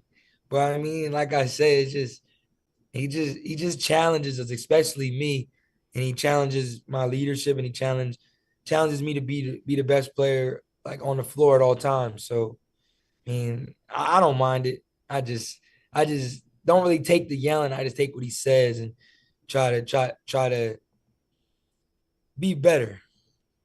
Every time I watch you guys, I'm amazed at Trey Jemison physically, what that dude looks like. If I asked you if there's one guy that had to go into the octagon and fight for your life on your roster, would it be Trey or would it be maybe a KJ Buffin? He's a big dude too. I mean, is there one guy? Yeah. I mean, both of them for sure. Both. I'd probably pick KJ for sure. if you had to buy Trey's food on road trips or two teammates' food on road trip, you had to pay for them. Would you choose to buy just Trey Jimison's food on road trips or buy two other teammates' food on road trips? Teammates. Two other teamates. So he has to feed that machine, I imagine. Yeah, for sure, bro. He's 7 foot, 260. Yeah, but little guys can eat too. I mean, Dunaway can eat more than any of us. For sure, but Trey's like a giant, like literally. Like a giant. So what's the most you ever ate of anything in one sitting? Have you ever had a challenge where you ate a bag of White Castle or Crystals or anything like that? I never had a challenge, but I mean, I eat Chipotle a lot. Do you really? Like, yes, like almost every day. Is it a go-to or do you mix it up? Same thing every time. What do you get? I just get 2 burritos with chicken, bacon, and cheese. I mean, chicken, white rice, and cheese, no bacon. No bacon. Yeah. What about salsa? Yeah. No, I don't eat condiments besides cheese. I know cheese is a condiment, I believe, but cheese is a protein. Do you get chips and queso, chips and salsa to go with it? Nope. I don't like sauce So no ketchup on French fries. Nothing. I'm plain. I do not eat any of that. So Jelly, you have lived all this time in the South and never tried our barbecue sauce down here. I mean, barbecue's different, but I'm not just gonna it would have to be on like wings. If it's not on wings, I don't want it. Yeah. Can I point out the irony of a guy that goes by the nickname of Jelly and hates condiments? It's the weirdest thing. I rock with peanut butter jelly, even though I ate that too much when I was younger, so like it's not the same for me anymore. But yeah, all that ketchup, mustard, mayo, I will never eat it. Oh, that will come back to haunt you, Jelly, when you're old. When you're old, will change. We'll change this video, and we'll see you eating something at an NBA game. We'll be like, Jelly Walker told us one time. I highly doubt it. Man, I don't know if you can go around the room, but I think you've got the cow skull on one. I mean, that thing is highly decorated El Paso. Yeah. No, this hotel is fire. This hotel is tough. Okay. It's probably the best hotel we stay in all year. Oh wow, there you go. All it's right. nice. It's a really nice hotel. Hey, have a good breakfast. Enjoy your trip to San Antonio. Go ball out in San Antonio. We'll see you next week, Jelly. Yes, sir. Appreciate you, my guys. All right, buddy. Thank you. Jelly Walker with us on the JohnstonRVCenter.com hotline, and he joins us courtesy of Legacy Community Federal Credit Union. We could tactify our wall and just have a Birmingham map behind. That's interesting. Yeah, this interview brought to you by our friends at Legacy Credit Union. Legacy is who you can depend on, and they've been proving that to Birmingham and the UAB community since 1955. That's Jelly Walker with us live. He's weekly with us, either live on the show or in his video chats with Brownie, which you can go back and watch from all season. Some of that content is good, even in retrospect, to go back and catch some good information with him. Andy Kennedy joins us weekly as well, all brought to you by our friends at Legacy Credit Union, proud supporters of UAB, not just UAB athletics, but the entire campus and community with our friends downtown there at UAB. Still to come on the show later on, Ron Slay, Tennessee great, now a ESPN broadcaster, SEC network analyst. He'll be with us at 12 noon today. Rockstar will join us at some point in the final hour of the show, we're hoping. And we've also got 4 Downs still to come on this fun Friday. We'll tap the keg as we always do on a Friday, as well as we'll get to that in a bit. Part of the show being brought to you by our friends at Precision Sports, getting you back in the game this weekend. A couple of notes from the NFL world as we're getting ready to work our ways towards the combines and then to the NFL draft coming up.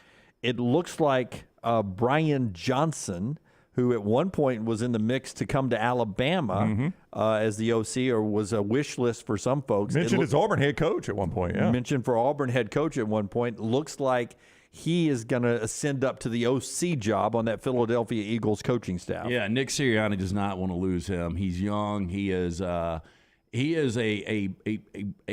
fast riser in the profession. So, you know, my assumption there is that's an opportunity you really can't turn down, because Philadelphia's going to be good for a while. And it's a pathway to being a head coach. Yeah, absolutely. In the next 2 or 3 years. Yeah, Aaron Jones renegotiating his deal to stay with Green Bay. I assume he's doing that knowing that Aaron Rodgers likely will not be there. Well, Aaron Rodgers loves Green Bay. You saw a picture of him with Aaron Jones. Aaron Jones, yeah.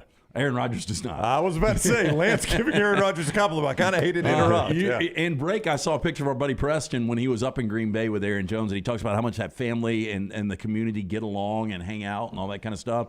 So not really a surprise, and I think it does show you that Aaron Jones does have confidence in Jordan Love. And then Travis Kelce's got an interesting deal coming up. It was Patrick Mahomes who got to go to Disneyland.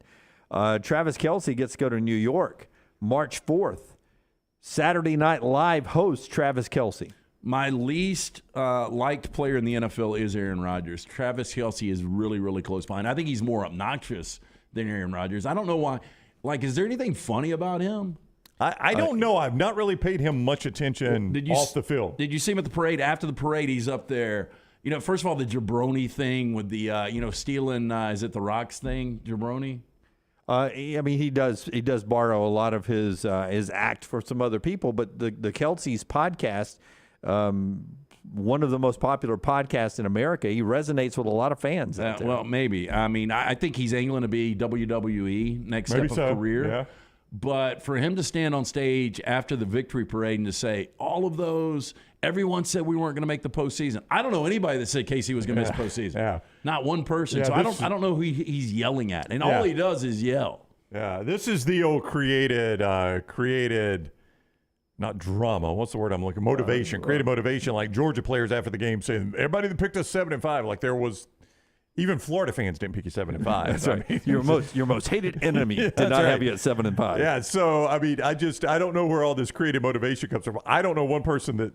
Maybe some people didn't pick the Chiefs in the playoffs after the Tyreek Hill deal, but I mean, he's making it sound like people were picking them to go 5-12. Well, remember the offseason, you had Russell Wilson with the Broncos, and everybody was like, oh, this could be a missing piece. A lot of talent in Denver. Yeah. You had the Chargers always ready to take a step forward. Raiders were right there. Raiders were a playoff team the year before. So they just got Devontae Adams. Yeah, but there was nobody that said that the best is a great quarterback division. At least it looked like it going into 2022 on paper. But nobody said Pat Mahomes wasn't the best of that group. Yeah. And, I was one of those guys that said Tyreek Hill is a loss that will cost him a championship. So maybe he's yelling at me, but I definitely thought that they would still win the division and go to the postseason. Daniel says he agrees with you, LT, doesn't like him. Michael agrees with you, LT. Michael says, I enjoy Gronk, but not Kelce. Gronk just doesn't have a brain. I like Gronk. Like, I would hang out, I'd sit back and watch and let him do his own thing. Gronk would be a fun dude to hang out with. Kelce would be so obnoxious. LT's neighbor, and I think there's some validity to this. It says some athletes have started this creative motivation thing since the MJ documentary back in COVID. And that was one thing we learned about Michael Jordan in that documentary is how he would make stuff up to create motivation for himself. Like, I can't remember the kid's name that put 34 on him, and he said that leaving the arena, he said, good game, Mike. And they played him the next night in D.C. It was a Bullets player. And they played him the next night in D.C., and he's like, this guy disrespected me. I'm about to go out and show him. And he goes out and scores 36 in the first half, and all his teammates are like, man, this is amazing. And then one of the teammates says something to the game. He's like, I didn't say that. Yeah. And they go to Jordan. Jordan's like, no, I didn't say it at all. I just needed the motivation. And I wonder, if there's some validity to that people saw Jordan do it, so now we're going to create this fake motivation. But how can you lie to yourself so well that it motivates you? Jordan did it. Yeah. And he's the best we've ever seen. But Jordan wasn't up there yelling like Kelce. Well, he might not have been, but it's the fake motivation thing. It's not being an idiot like Kelce. Yeah. Anyway, Precision Sports gets you back into the game, and those people are staying back in their games in Green Bay, and Kelce, of course, hanging around with the Chiefs. Of course, I would like him as a tight end. You wouldn't mind Matt Stafford throw it to him? 2023, new year. There are new ways to contact your favorite Precision Sports Medicine and Orthopedic provider. Remember the number 205-512-3885. The website, precisionsportsortho.com/2023. Maybe you tweaked the shoulder putting up those Christmas decorations, hurt the elbow shooting hoop in the driveway. Let 2023 be the year Precision Sports Medicine and Orthopedics gets your life back on track. Orthopedic care better together. Find your provider today. Again, call 205-512-3885 or visit precisionsportsortho.com/2023. Another thing from Florida yesterday, they were big on legislation in the state of Florida yesterday. Busy day, huh? We talked about the keeping people off the field and such like that. Yesterday, Florida also, and this was signed into law, by Governor DeSantis down there. They worked out their NIL deal. They changed their state laws to where the schools can be more involved with the NIL, and they made that a Florida state law there that you can Billy Napier in Florida and Mike Norvell in Florida State can have a say in the NIL deals that go on. Most schools have been trying to stay away from it, but they're being upfront saying you can be involved in it. Why would you not? I mean, I don't understand the reasoning behind, other than we for some reason there are people out there that want to hold on to this antiquated idea of amateurism, and maybe that was the one last tie to this being. It never was an amateur sport, but they wanted to believe it was, and maybe this is one false tie to it. But if you're going to have NIL, why would you not let the schools be as participatory in it as possible, right? Yeah. And to specifically Florida's point, that $13.8 million deal that Jaden Rashada had worked out with the Booster Collective and then was rescinded by the Booster Collective. Who got hurt by that? Two people, Jaden Rashada and Billy Napier. And Napier had nothing to do with it. He could, at least above board, right. and for public consumption, could have nothing to do with that. Yeah, now he couldn't negotiate it, That's and right. he couldn't nullify it. Yeah, I don't know who the look was worse on, though. Well, the fact of the matter is, Billy Napier doesn't have the quarterback he thought he was going to have. Well, and bottom line, when I'll whittle it all down, it's about winning or losing. And for Billy Napier, that may have cost him a couple of games. I'll tell you who it looked worse on. It looked worse on Billy Napier in Florida because Dunaway, they are limited in what they can say about it because they weren't supposed to be involved in it. Right. Like the Rashada family can control the narrative on this whole deal and say, look, Florida screwed us. They didn't give us the money they promised us. And Florida can't really say anything because they weren't supposed to be involved. What this law allows is now, if that law passed a year from now, Florida could have said, we'll set the record straight. This is what we told him. Right. But if Jaden Rashada is anything less than a Heisman finalist. Oh, it's going to be a huge disappointment. Yeah, but he probably was an upgrade from Graham Mertz. Right? I don't know. Yeah, and that's who. If he's not, if he's not, it's the biggest bust in NIL history. Yeah, but that's what they're rolling with. That's who Billy Napier's got to try to move his career down the road with this year for the Florida Gators, at least for the time being. Interesting there, but it's a big picture thing. Now, if you're sitting in Hugh Freeze's office or Nick Saban's office or some other office, okay, now what does our laws look like compared to Florida's laws? Now, does Florida State, Miami have an advantage over Georgia Tech, Alabama, Auburn, that'll Ole change Miss? laws in a hurry. That's right. You got to. I mean, that's why we'll have a special session to get that changed. That's why you need an overall big picture item here to sort of oversee all of this. Well, that's why a lot of people are saying the federal government has to step in and just make it a universal law for the nation if this is going to be done. I don't know that I want that. But it doesn't make a whole lot of sense if every state's playing by a different set of rules. But that's up to the states. I mean, the states got to decide how important it is to them. I can promise you in the southeastern footprint, it's important. It's important. Chris down in Louisiana, or a big LSU fan, Louisiana passed a similar law last year. What do you think this is on like California's docket? Very, very low. Very, very low, unless they can tax it. They can. Oh, yeah, they can. It's income. Libertarian Dunaway still at it. We keep rolling. We keep rolling on today. We'll get some of your phone calls at 205-734-0923 if you want to join the conversation. 205-734-0923. 4 down still to come, and the show being brought to you in part by our friends at the University of Montevallo. By the way, Montevallo's baseball team, number 12 in the country in Division II. I saw that's awesome. Highest ranking in program history. Congrats. Congratulations to the University of Montevallo. Baseball season is just getting started down there. All the great 21 NCAA Division II fully funded scholarship sports and a lot more small class sizes for your son or daughter. Maybe they want to continue athletics. Maybe they just want to succeed academically. Theater department there. They've had people graduate from Montevallo and go have long residencies on Broadway. So your pathway to the big time there in the theater department, music department, great broadcasting school, also teachers, so many great teachers are Montevallo graduates. Find out why you belong at Montevallo. Schedule an in-person tour and get all the details you need about the great university, montevallo.edu, montevallo.edu. Follow LT on Twitter @TheLanceTaylor.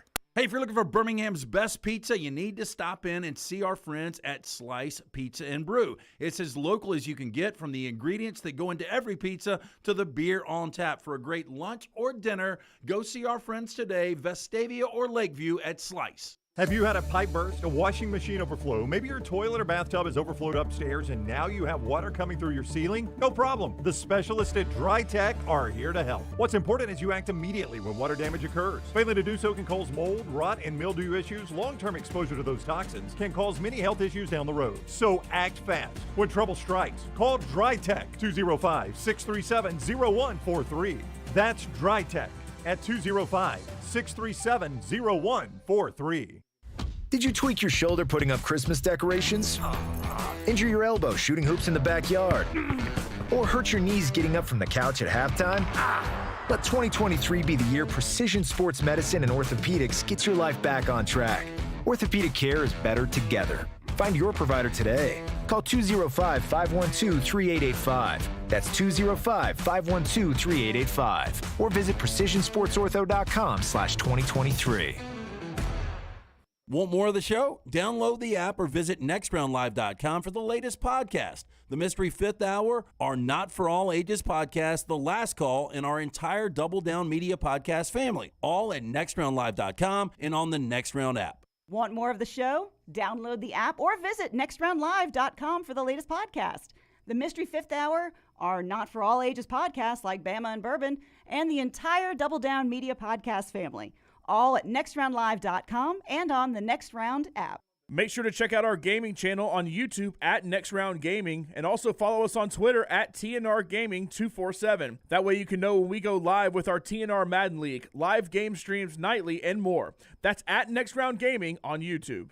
Peanut butter and jelly, chicken and biscuits. Man, I love great combos, and you'll love our combo. It's the Bama and Bourbon podcast. Yay, Alabama's Aaron Suttles is part of the Next Round family, and he joins LT weekly for the combo of Alabama sports and bourbon. Find a new bourbon to add to your collection and get all the inside information on Alabama football and Alabama basketball on the field or off the field, on the court or off the court. It's Bama and Bourbon with Aaron Suttles, only on the Next Round video and audio platforms. Start your day online with our website, nextroundlive.com, the latest videos, podcasts, and college football stories. It's also a great way to stream the show or shop in the Next Round store. Stay connected by visiting nextroundlive.com. That's nextroundlive.com.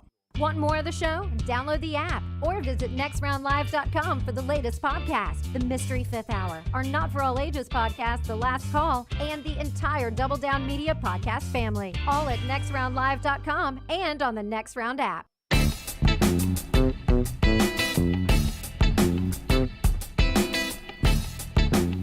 Back with you on the Next Round. 190 days from the start of week 0 in college football, 150 days from SEC Media Days up in Nashville. The days each team will be going were announced yesterday. Baseball, spring training cranking up. Betting odds to win it in Vegas, baseball this year. Astros, the betting favorites to repeat, plus 650. Boy, I'm tired of Where are them. those Dodgers? Plus 750. Yep. Dodgers, Mets, Yankees, right behind them. Okay. Plus 1,000. The next level is where you get Padres and Braves. For you Braves fans out there, as we get ready to enjoy a great summer of baseball cranking up pretty soon. And we look forward to maybe all going to a Braves game at some point. Tim McCarver passed away yesterday. He's 81 years old. 21 years as a player, 40 years as a baseball broadcaster, 61 years in professional baseball. Yeah, look, had a great career, and I don't know if people would view his career as a catcher or his career as a broadcaster.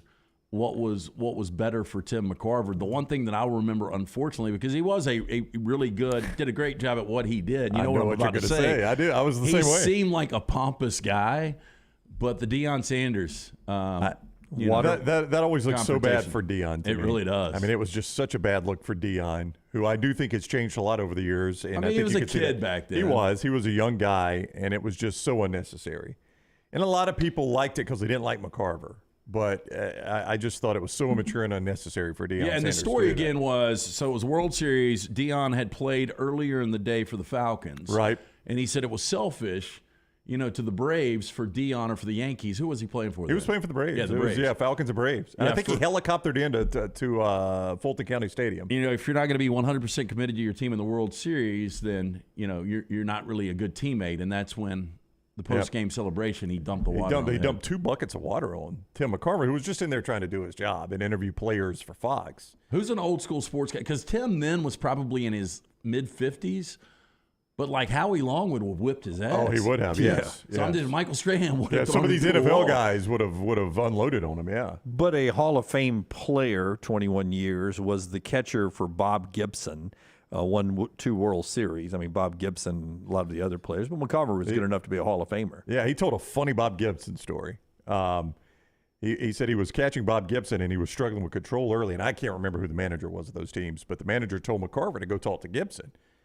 And he was like, they want me to go talk to Bob Gibson on the mound about that? And he was a young catcher at the time, Yeah, right? a young catcher, just broke it in. And he's like, I shook the manager off. Gibson struggled again. The manager's telling me, go slow him down and go talk to him. He goes, so I begrudgingly get up out of my crouch and walk. And he says, Bob Gibson met me halfway to the mound and said, get your ass back behind the plate. The only thing you know about good pitching is it's hard to hit. Yes. Yes, sir. Yes, sir. I mean, what a great line. Yeah.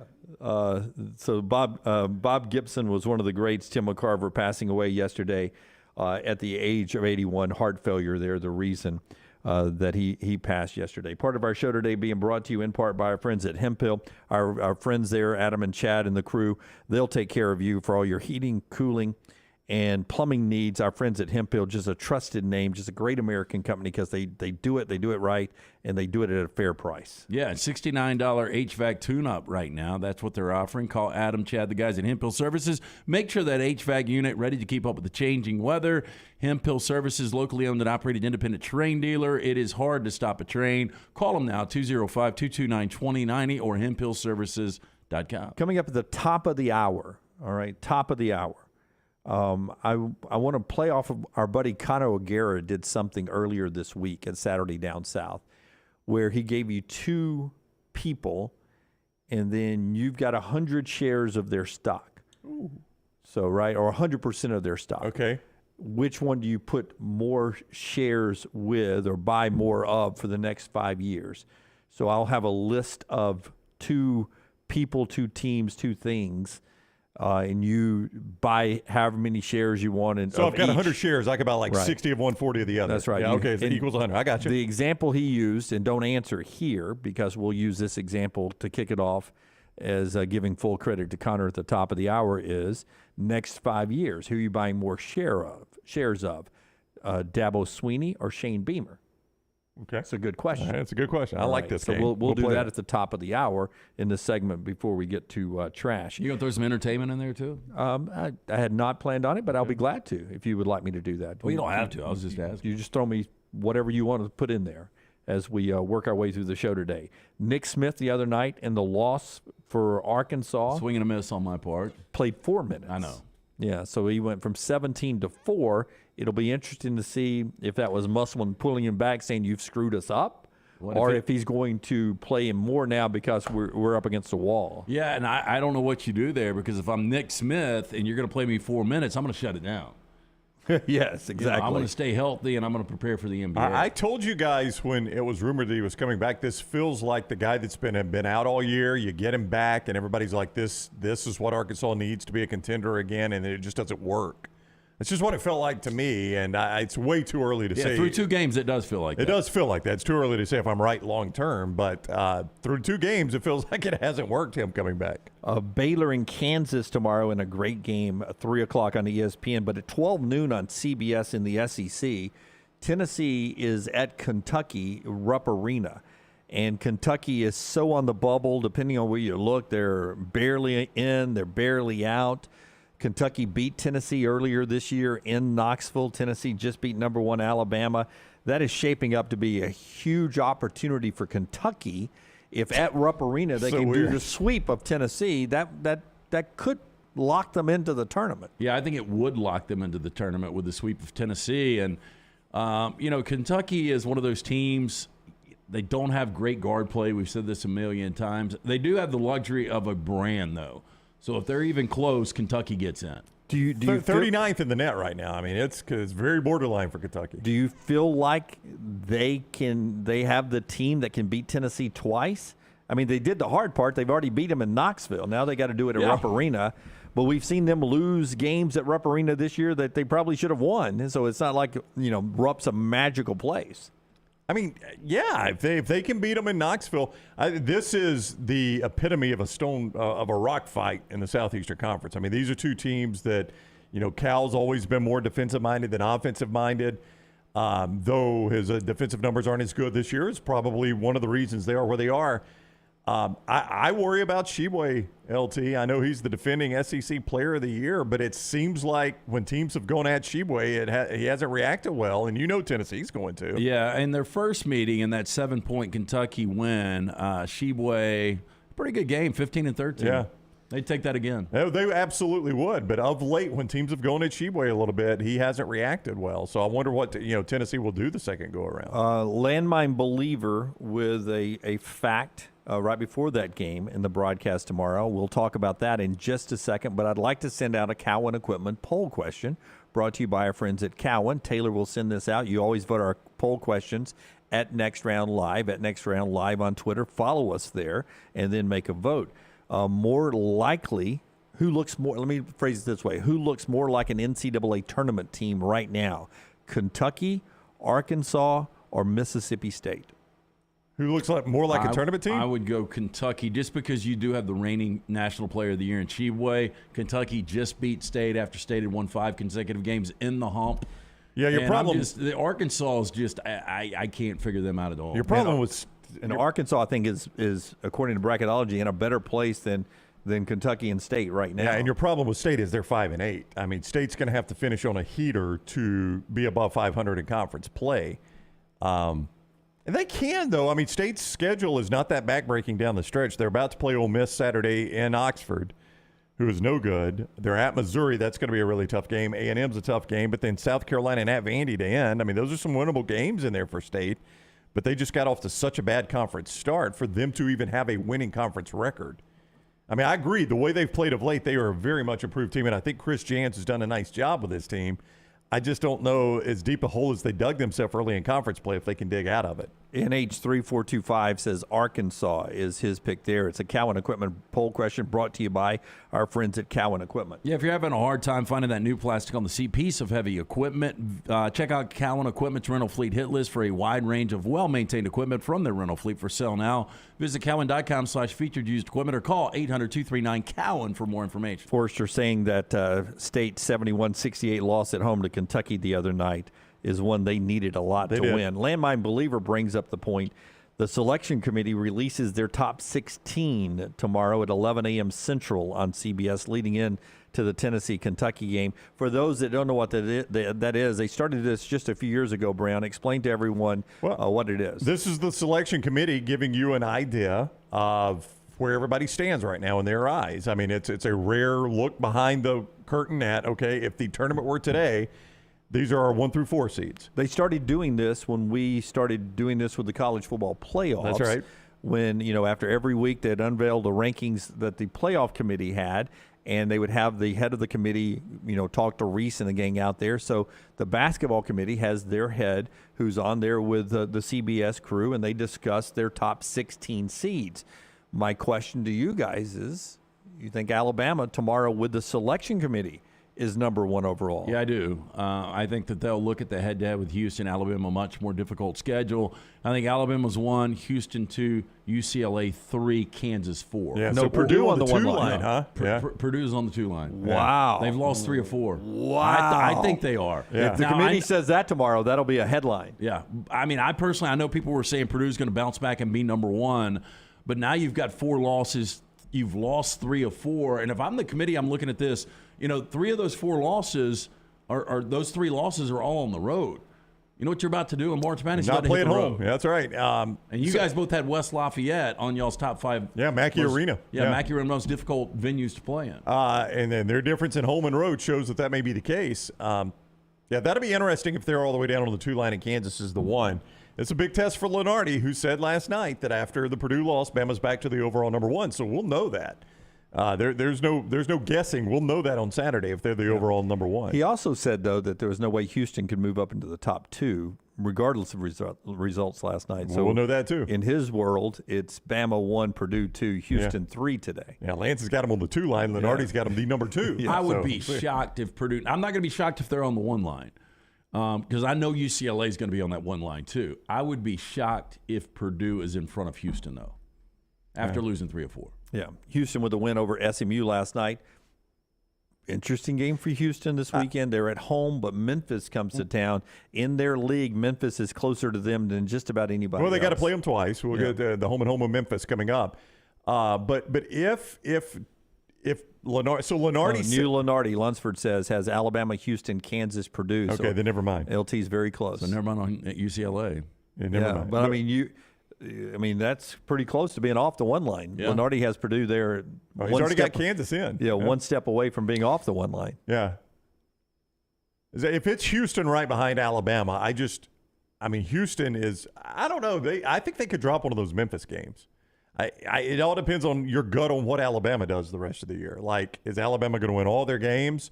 We know already the committee doesn't pay as much attention to conference tournaments as we think. So I think if Alabama is the overall number 1 at the end of the regular season, I think they've probably got it locked up regardless of what goes on in Nashville. LT pretty close there. Look, just according to Lenardi, Purdue is the last 1 and UCLA is the top 2. Very easy for those 2 to flip places. Yeah, I'm trying to look. What is Memphis? What is their best win this year? I've got it right here. I know they roll into this game tomorrow. What are they?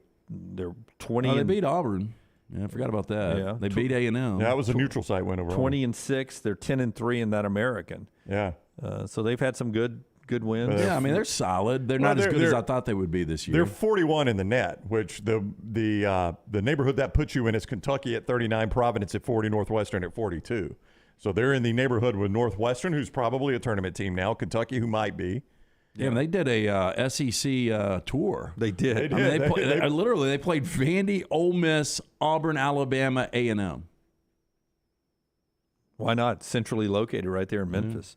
And some of those were on the road or neutral sites, too, to where you could get out of Memphis. Part of our show today being brought to you by, we said Cowan Equipment, also by our friends right there at MyBookie. Big games coming up this weekend. MyBookie gets you into the games if you want to play those. I mentioned a couple of good ones. Last night, Gonzaga got a little revenge on Loyola Marymount. LMU beat Gonzaga on their floor. Last night, Gonzaga goes to their floor and beats them 108-65. Woo! You It's only a 43-point win. You think Timmy was motivated? After Brownie tells you about MyBookie, The Athletic has a mock draft first 2 rounds out for the NBA draft. I'll tell you where Brandon Miller is projected after Brownie tells us about MyBookie. Auburn, Vandy, you're sticking. What'd you say earlier, Lance? I am going to say the Auburn Tigers are a 3.5-point favorite. Alabama hosting Georgia.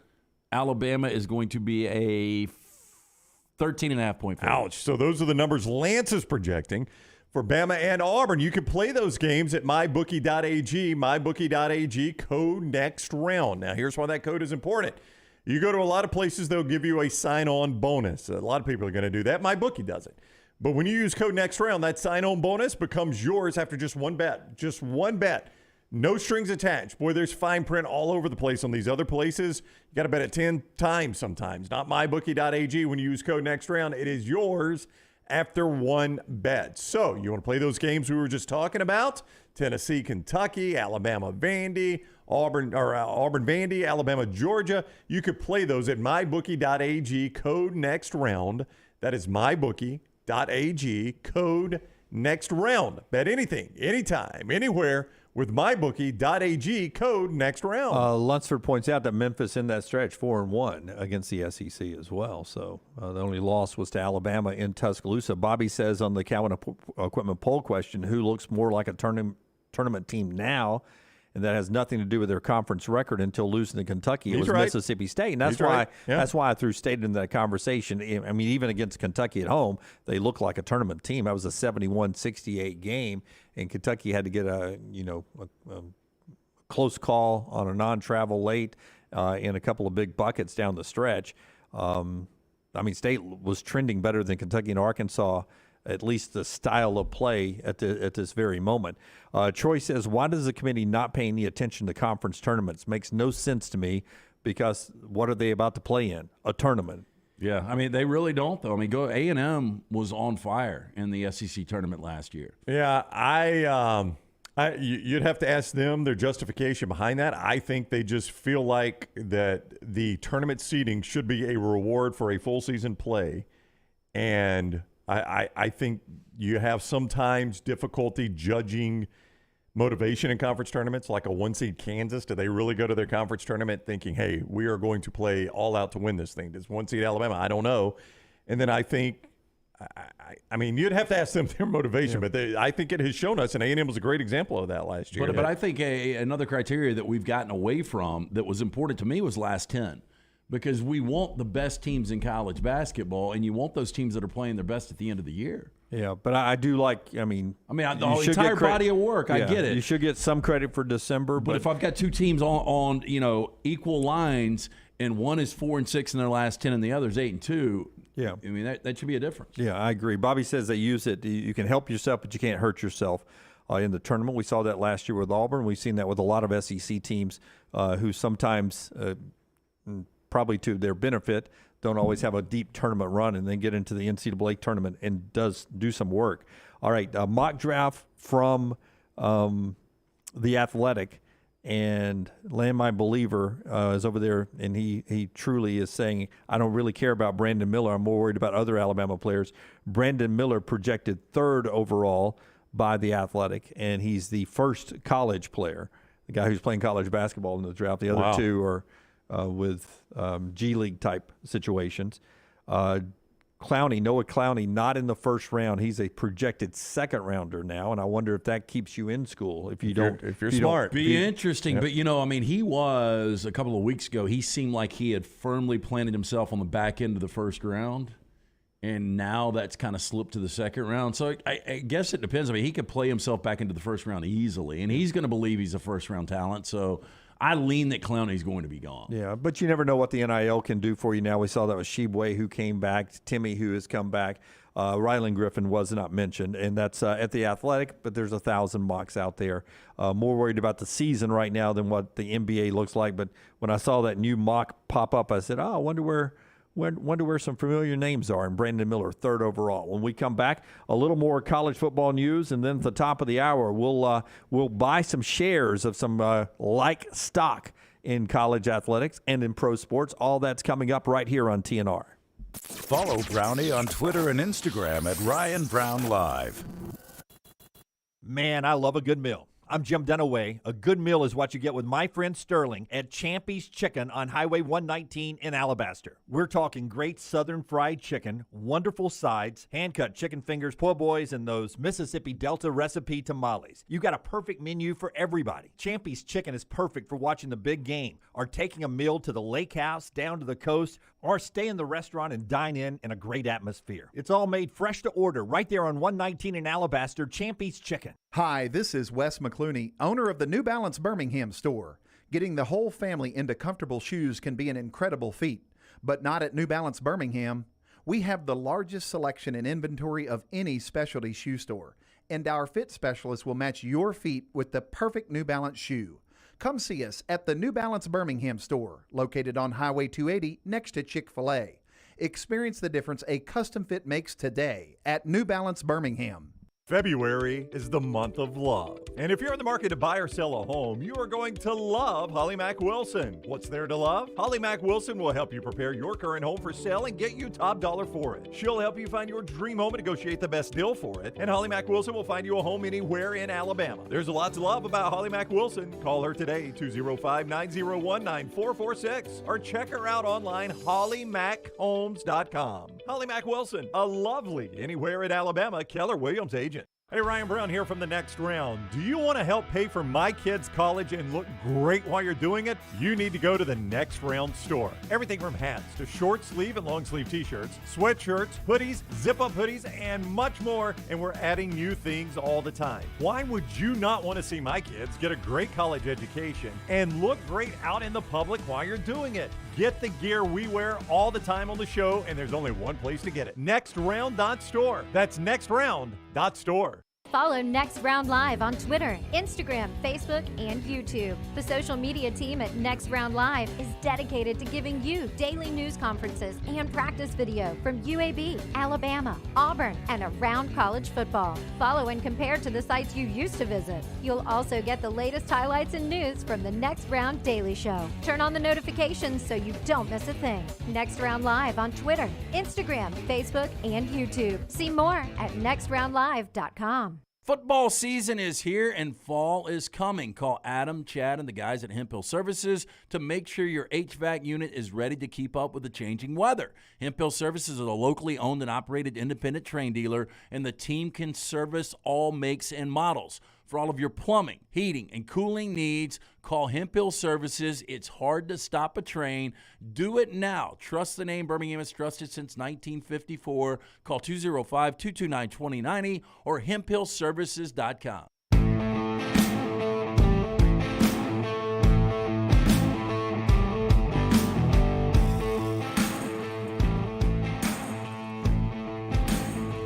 Again, last night, Maryland beat Purdue on a 29-4 run. Top 15 teams are virtually 500 in true road games this year. It has been the most chaotic year in the AP poll results since 1994. I don't remember the 1994 season, but it has been a year where being ranked in the AP top 25 and going to true road games, it has not been easy. 94 season. So the season before is when UNC won it. I'm trying to remember when Purdue was the number one overall seed with Glenn Robinson. It was 94, 95, or 96. And they only made it to the Sweet 16. Do you guys remember how good that Purdue team was? I do, yeah. Lonzo Martin was on it. Yeah. Didn't they beat Alabama in the tournament? Yeah, Alabama lost 1 year to Big Dog. Yeah. Yeah, I think that was in the second round, right? Yeah. Won Alabama at 8-9. I think it was the second game, yeah. They lost sometime in that window. I think you were at this up in Baltimore to Big Country Bryant Reeves, didn't they? Yep. Sometime in that Arkansas round. did win it all in 94. Yeah. Yeah. So that was a Clinton year with Nolan Richardson in Arkansas. So most chaotic year since then. Going on right now in college basketball. Last projection I saw, 7 SEC teams in and 2 on the bubble. So we'll see if the SEC can hang around at 7 to get in. 6 seems like the number to land on, but we'll see what the committee thinks tomorrow when that comes out at 11 a.m. Central Time, their first look at the top 16. Part of our show today being brought to you by our friends at Bromberg's. Everyone chasing those rings. If you're about to pop that question, something for almost 2 centuries people have been doing here in Central Alabama to get the diamond of their choice, they go to one place. That's Bromberg's. Yeah, Bromberg's, 1836. Family owned and operated since that. It's Alabama's oldest, longest running business. And they are your diamond specialists. 2 great locations, Mountain Brook, also the Summit. For more information, Brombergs.com. But our friends at Brombergs, thrilled to be the official Oris jeweler, introduce another fine timekeeping brand to the Birmingham community. Oris, founded in the Swiss town of Holstein back in 1904. Today, Oris, one of the small handful of Swiss watch brands that makes only mechanical watches. A mechanical watch, thing of beauty, designed according to the principles that have been around for generations and will continue long into the future.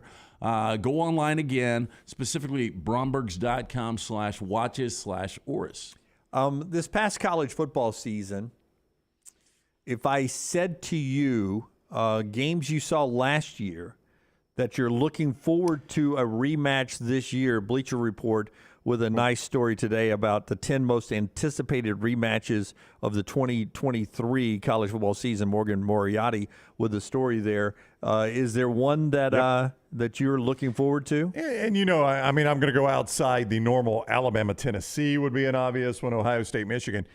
The one that will come the furthest from I thought these two teams were clown shows to this is going to be one of the best games of the year is LSU Florida State week 1. First one they mentioned there is right off the bat, Florida State LSU. That, as we get closer and closer to the football season, LT, that's an anticipated rematch. Oh, look, it ended up being a great game last year. It did, but you just thought neither one of these teams were any good. I take that back. It ended up being a dramatic game at the end.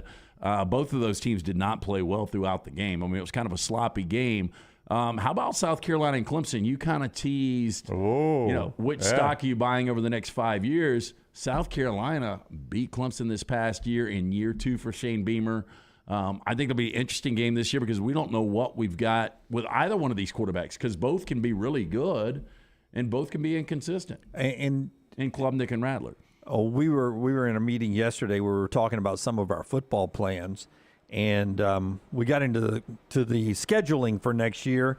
And if you have not paid attention to Alabama's home schedule and you're talking about looking forward to rematches, Texas comes to Tuscaloosa, Tennessee comes to Tuscaloosa, LSU comes to Tuscaloosa. I mean, those 3 rematches would be high on any college football fan's anticipation scale, and all 3 of them are in Tuscaloosa. Yeah, I mean, I wonder nationally which one people are more looking forward to, Alabama, Tennessee, or Alabama, LSU.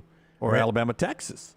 Well, Alabama, Texas, I was staying in conference, but you're right. But, Alabama, Tennessee was such a great game, had a massive TV viewership.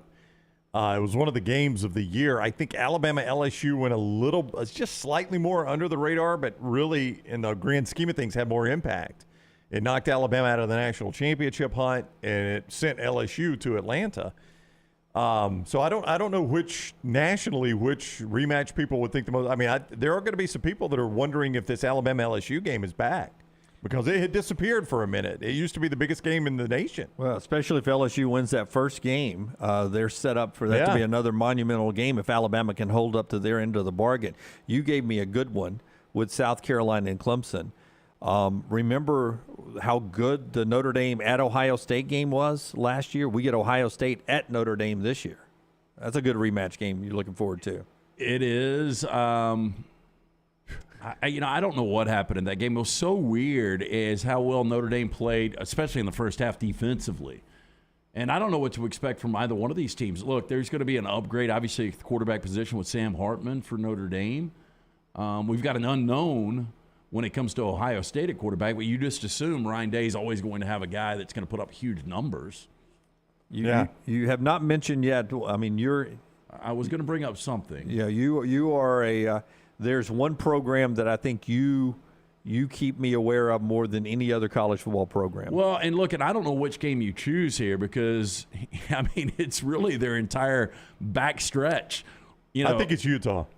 I actually think it might be Washington or Oregon. Really? Well, I mean, USC-Utah last year was... Well, actually, it was a great game. Utah was the team I was thinking of. Okay. You keep me in tune with the Utes more than anybody. You value Utah football a great deal, so I figured you'd be anticipating Utah-USC, the rematch. And USC just let that game get away late. They had that game in hand. I think they were up 13, if I'm not mistaken. So if they win that game, can they still lose Pac-12 and get it? Yeah, you never know. I mean, I think they were close, but it didn't matter because they lost to Utah. But I'm just fascinated with the Pac-12 overall this year because I think you've legitimately got 4 teams that can win this conference, and that is Utah and USC and then Washington and Oregon. Yeah. And they play them all, by the way. In the Coliseum? After the middle of October. After the middle of October. They got Utah in the Coliseum, though, right? They got Utah and Washington in the Coliseum. They've got to go to Notre Dame and Oregon. Yeah. Land my believer. LT, you're all over LSU. You really think they're going to come to Tuscaloosa and beat Nick Saban for the second year in a row? I think LSU right now will win the national championship. God. Early prediction. That is a quick Well, the more race. I think about this, Notre Dame, again, Andy Ludwig, they couldn't pay the $2 million buyout. Now, Jack Swarbrick has had to answer that at Notre Dame. He called all of his media friends yesterday, sent out an email and said it was never about money. We were told these were the things that were part of the buyout, and it ended up not being that figure. And so it was never about them paying the money. There were some other things that they were led to believe was different. Okay, well, I would love to see what Andy Ludwig says about that because it seems like it was money. We talked about that. And what that tells me is there was never that huge commitment, financial commitment to Brian Kelly. Brian Kelly was doing this with one arm tied behind his back. And I know once he got to the postseason, those teams didn't perform well in 2012 and then against Clemson and then against Alabama in the semis, but he still got them there. This is by far the best job Brian Kelly's ever had. Lunsford says Free State Dunaway. Yeah, I'll take the field against LSU for a national championship. I'll take the SEC field against LSU to win the SEC championship. I'll take. We've already got LSU being the next team that from the SEC that wins a national championship. Okay. I'll take LSU winning the West again. Oh, you get the West field. I get the field? I'll give you the field. What is the field in the I West? mean, it's Alabama and Hugh Freeze pulling a Gus Malzahn. Hugh Freeze pulling a Gus Malzahn. Bobby Petrino pulling a Gus Malzahn. Again, I think Auburn Lane wins Kiffin pulling a Gus Malzahn. Maybe 9 games. Auburn could cost one of those two teams the opportunity to go to Atlanta. I'm not going to take the SEC West field against LSU yet, just so my Alabama friends can enjoy a landmine-free summer. Even though I'm on a heater right now, this will be the time to take it. It will definitely swing soon. Landmine believer. I do think LSU could come into Tuscaloosa and beat Nick Saban for the second year in a row. We saw Hugh Freeze do it. We did. Twice in a row, yeah. Twice that in a row. happened a lot. It But does. I'm just saying, Brian Kelly, better coach than Hugh Freeze, and I like Hugh Freeze a lot. We keep rolling along. When we come back, I've got some things that over the next 5 years, you got to buy the share. You got 100 shares. How many shares are you buying? How much are you giving away? 100% of all the shares or not?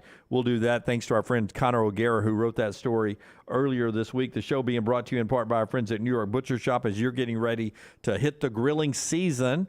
A New York Butcher Shop gives you the best meat to put on that grill. So the boys want to go out to dinner tonight, but I'm leaning New York Butcher Shop. Why not? Yeah, just so much fun to hang out, grill out, and then sit around and watch movies. But stop by the New York Butcher Shop. You can be a hero tonight. Pick up the finest certified Angus prime beef steaks, burgers, premium pork chops, ribs, all natural chicken cut to order just for you. Chef prepared entrees, side dishes. Perfect dinner-to-go choice for you and your family. Don't forget about those huge deli sandwiches with a great selection of fine wines and desserts. The New York Butcher Shop, one-stop dinner shop, 2 locations, Cabo Heights and Highway 119 in Greystone. The New York Butcher Shop, rare quality, well-done service. Follow Dunaway on Twitter and Instagram at Jim Dunaway. Stop by the New York Butcher Shop and pick up the finest in certified Angus prime beef steaks and burgers, premium pork chops, ribs, and all-natural chicken cut to order just for you. Their chef-prepared entrees and side dishes are the perfect dinner-to-go choice for your family and are ready to heat at home. With a great selection of fine wines and desserts, the New York Butcher Shop is your one-stop dinner shop. 2 locations to serve you, Cahaba Heights and on Highway 119 in Greystone. The New York Butcher Shop, rare quality, well-done service. If you're looking for a fun golf atmosphere that is laid back with a peaceful environment, the Meadows Golf Course in Harpersville, right off of Highway 280, is perfect for you. Just a short drive from Birmingham, this 18-hole, 200-acre track with rolling fairways and ample greens is the definition of peacefulness of the country just miles from the city. Enjoy a great lunch before your round and a cocktail on the wraparound porch after 18. Come see us today. The Meadows Golf Course in Harpersville, right off of Highway 280. Hey, Lance Taylor from The Next Round. You've heard me for years talk about our friends at Bromberg's Jewelers, and we welcome you to stop by and see that great customer service at the Mountain Brook and Summit locations, but we'd also love for you to check out their new online shop. They've got plenty to choose from. Great gifts, big and small. Available online, they've got David Yurman, Tudor watches, select diamond and gemstone jewelry, William Henry, seasonal and favorite giftware items and baby gifts as well. They've even got an online sale section. For more information, Brombergs.com. Follow Next Round Live on Twitter, Instagram, Facebook, and YouTube. The social media team at Next Round Live is dedicated to giving you daily news conferences and practice video from UAB, Alabama, Auburn, and around college football. Follow and compare to the sites you used to visit. You'll also get the latest highlights and news from the Next Round Daily Show. Turn on the notifications so you don't miss a thing. Follow Next Round Live on Twitter, Instagram, Facebook, and YouTube. See more at nextroundlive.com. You want to look great while supporting your favorite show? You know the place to go is the official Next Round store at nextround.store. Yes, there are .store domains, and we have one. From shirts to hoodies to hats and all kinds of fun stuff, you can rep the Next Round anywhere you go. At the beach, Next Round hats to block out that sun. Up north in the winter, get you a comfy Next Round hoodie. Just need something to put your $20 beer in at a game? Get you a Next Round koozie and throw that thing in your pocket. You never know what stuff Jim's going to make me put in there next. Check it out. It's the Next Round store at nextround.store. The Double Down Media podcast family is live and full of content for all ages. The Mystery Fifth Hour gives the Next Round host a chance to talk about everything but sports. Pour a glass of Bama and bourbon, our weekly college football conversation, while sipping on some of the most interesting pours in the bourbon world. And in our Not For All Ages podcast, The Last Call, LT takes off the gloves for in-depth conversations with stars like Taylor Hicks, presented by Redmont Vodka. Find these podcasts and more by searching The Next Round on Apple, Spotify, and on our website, nextroundlive.com. Jim Dunaway, Lance Taylor, Ryan Brown, and Rockstar. Live from the Birmingham Racecourse Casino Studios, The Next Round, presented by Bud Light, is on now. All right, Connor O'Gara writes with Saturday Down South. He occasionally joins us on the show, even though it's been a few weeks. We're about to pay tribute to one of his stories he wrote at Saturday Down South, coming up in just a little bit, where he takes two items and he says, next 5 years, you buy how much of you want of their 100% of their shares over the next 5 years. And we'll do that here in just a second. He used Dabo Swinney and Shane Beamer as an example. We'll throw some off of my list, and then we'll let these guys add some off of their the top of their heads. But first, let's do the headlines and let you hear from Bruce Pearl as they get ready for that big game up in Nashville. This hour of the show being brought to you by our friends at Champy's. Champy's world-famous fried chicken, Highway 119 in Alabaster. Wonderful southern fried chicken, the Mississippi Delta recipe tamales, all the great sides right there, the hand-cut chicken fingers, the po' boys. Just a great destination location for lunch. Keep them in mind as you're driving to the beach or coming back from the beach all summer long. Champy's Chicken just right off that exit there in Alabaster, a perfect place to, if you're driving down from Huntsville or Nashville or Louisville as you listen to the show on a daily basis, you got an opportunity to stop there about the halfway point or on your way down to the beach and get a great lunch on your way back home, same way, with our friends at Champy's Chicken, champyschicken.com. All right, last night, Maryland beats Purdue. Big basketball game last evening that now has the committee rearranging some pieces on the checkerboard. We'll see where Alabama is when the selection committee reveals their top 16 tomorrow, right before a big day of SEC basketball. Cut number one for me, Tyler. Auburn with a game on the road at Vanderbilt. You told me the point spread earlier was? Lance projected it. There's not one out yet. There's not one out yet. Yeah. Well, your projection is? Auburn 3.5. Auburn 3.5 in this one. Bruce Pearl talks about the challenge of coaching from the baseline. It's always different up there in Nashville. So we'll have the defense in front of us, I think, in the first half, right? And then the offense will be away from us. And then vice versa. So it's, communicate. Look, I think the ability to communicate with your team on both ends is pretty important, and I think we've seen that. So I got to remind myself to coach from the baseline the next 2 days. Just stand at the baseline and see if I can communicate with them. It's different. Can you imagine coaching a football game from behind the end zone? I always have to equate things in football terms here at Auburn, so people can understand it, which I don't mind. I thought they let the coach come up on the sideline now, but not as far as you normally can. And the other problem too, as assistants, yelling out things, that's what you really lose is, your assistants being able to communicate certain things. The head coach is not the only one communicating with the team. A certain assistant is looking for something and he's yelling it out. And if the coach is up the sideline a little bit and the assistant can't be up there, him communicating to the head coach because they do the pre-scout. Yeah, it changes everything. Yeah, I mean, it is interesting, but it's the same for both teams, which is key. I don't know that Vandy's, based on their home record, I don't know if they're any better handling it than anyone else is. Tyler, give me cut number 2, if you will. Bruce Pearl, now he talked about, he tried to downplay the Alabama game a little bit, but he played up how big the Missouri game was was for Auburn, and they got a huge win, maybe as good as Auburn's looked all year against Missouri. Now on the road, where is Bruce on the urgency of this game for Auburn?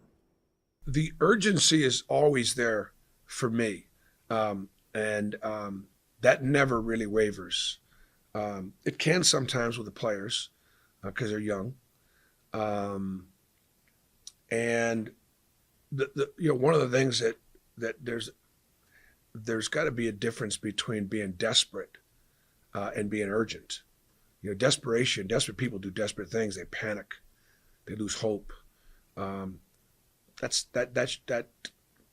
is not the formula for success. We're going to get into another close one, and I would say one of the biggest things that we've got to do here as we start to get closer to closing out the regular season is winning a close game in the last 4 minutes, because we've lost 4 of them in the last 5. It's a quad 2 game for Auburn. That's why this loss would hurt. Any loss is going to hurt, obviously, but this is not like it would even be a quad 1 loss. It's a quad 2 loss because Vanderbilt's outside the top 75 in the net, and then your next game's quad 3 against Ole Miss. So that's a devastating loss if you lose to Ole Miss. I still view this as a close to a must-win. I know they're comfortably in right now. Yeah. But again, I think this a loss at Vanderbilt kind of erases what they did against Missouri. I do feel like that a little bit. I always look at it's not our seesaw game, but I always look at your resume as a seesaw, right? And they're going to put a rock if you lose this game to Vandy on the bad side, right? And it's going to make your resume go like this. But if you come back and you're able to beat an Alabama or Tennessee or something, it can level it back out a little bit or send you to a good place. So it's not a end all be all that you have to win this game, lose this game, but it does change the level of your seesaw from where it is at a certain point. Yeah, right. A loss. The problem is right now you're 8-8 in quad 1 and 2 combined. So this would give you a losing record in quad 1 and 2 if they pay attention to that. Again, every committee does things differently, but a loss would give you a losing record in quad 1 and 2 combined. And they're looking at the top end of that, the bottom end. You start stacking up losses there, you got 0 shot, and that's what Ole Miss would be. But that's the next game. You got to worry about this one right now. This sounds stupid, and I guess it is counterintuitive. I don't view it as a must-win. I just view it as a bad loss. So I guess that makes it a must-win. And you want to be one of the top 4 seeds in this SEC tournament. You would like to be, yeah. You'd like to get that bye all the way to Friday. And if Auburn's able to win, and regardless of what happens, Tennessee, Kentucky, if Tennessee loses, then you've got a 3-way tie in 4th place. If Tennessee wins, then Auburn, with a win, would be in 4th place. Speaking of the race for the SEC championship, with Alabama's loss, it's now a little tighter. 1-game lead over Texas A&M. Texas A&M's at Missouri. Georgia is coming to Tuscaloosa to play Alabama. Here's Mike White, Georgia's head coach, on his thoughts on taking this Bulldog team in to play this Tide team. From what I've seen to this point, my goodness, they are really, really good. I don't know how you score on them, and I don't know how you stop them. I don't know how you block them out. I don't know how you value the ball against their length and speed and athleticism. They've got depth. They shoot the heck out of it. They space you. Their bigs rim run. Their bigs shoot it. Their bigs can drive it. Their bigs can pass it. Their backcourt is high level. They're really good. They're one of the few teams in the country that have a chance to win the national championship, and it'll be a really good test for us and an opportunity to play against the best. And our guys will be locked in. And obviously, you hope we play well enough to be competitive. That's first things first. You hope we're in the game at the first or second media. We hope we're in the game in the first or second media timeout, is what he's saying. Why show up? Find somebody that loves you like Mike White loves Alabama's basketball program. My gosh, this is a team that had lost 6 of 7 before winning back-to-back games against Kentucky and LSU. It's still not a good basketball team. I think ultimately, we were talking to our one of our Georgia buddies the other night at Trivia. You and I were talking to Hamp and asking why Georgia basketball just can't get it right. And he basically said they don't care. But we all agree that Mike White will make this a better product. So Hamp showed you 2 football national championship rings. basketball. We don't care. Football. I mean, I don't know if Georgia fans really care. It is a puzzling program, though. I mean, my point to him was I've got to think, and I don't know, I've never recruited, but I got to think I could drive around Atlanta and find at least 5 or 6 really good players. Well, I mean, Jabari at Auburn last year, NBA guy, now first-round draft pick. He's a Georgia kid. That's my point. I just think in Atlanta I could find 5 or 6 good players. Don't you think that? Yeah, we heard the other night, too, and he brought this up, and I don't know how much legitimacy is to this, but it kind of makes sense now with the departures from Sam Pittman's staff that Arkansas, their NIL, their focus is going to be basketball in front of football. Things you don't want to hear if you're Sam Pittman, right? No doubt. But, I mean, do you think that's believable? Well, I mean, you know, that's why I've said this before about Alabama's situation here. The amount of money you need to build a great basketball roster is this compared to this in football, right? Well, sure. You're looking for 2 or 3 really good players. That's right. And it only takes 2 or 3 really good boosters who love your basketball program to take care of that. You need an army to get a football NIL rolling, and it's a little easier. You can just take a little off the top, a little soprano off the top to fund the basketball. We've heard that Nate Oates, who's doing this about as well as anybody right now on the recruiting end and the court end, feels like $1 million a year would be fine for him. I find that hard to believe. It seems like a small number, but we've been told that he feels like if I got $1 million a year out of NIL, I think I can make that work. Yeah, seems like you'd need more. I would say that one lottery guy is worth $1 million. If I told you Brandon Miller is worth $1 million, I mean, I would agree. Yeah. That could be your first Final Four ever, and guess what? They ain't going to the Final Four without Brandon Miller. Jabari Smith last year, $1 million. Yep. Yeah, $1 million. Yep. I mean, that's. But let's say you had $3.5 million to use in NIL. Now I could get 3 Jabari Smiths or 3 Brandon Millers. Yeah, or you could do I mean, what is Kentucky? 1 Jabari and 5 Kesslers. I really do wonder. That's a tall team. Kentucky's collective. If you've got 3 of the top 4 McDonald's All-Americans coming to one recruiting class, it's got to be more than Stoops has got, right? I mean, I know they're still doing pretty well by Kentucky football standards in recruiting. I just don't think you can compare it. I think there's more money with Kentucky. You just have to spread it out. With to your football point, though, than it is basketball. It's probably closer than most places. I mean, you've got if you've got $50 million set aside, and you're like, well, we've got this offensive lineman coming in, or we can have this 3 that is a game changer in basketball, but we can't afford both. I think football would get the shaft. Probably. Yeah. Probably. Let's slice it up a little bit on some light things. We'll slice up the trivia. If you'd like to slice up your lunch today, you can do it with our great friends at Slice. Yeah, we're going to be out live on location, Slice, one day next week. We will give you more information about that. The new location in Crestline. Make sure you get in this weekend. It is, in my opinion, the best pizza out there. Had it last local night. Pizza, local ingredients. What'd you get? Oh, you know me, soul pie, no onions.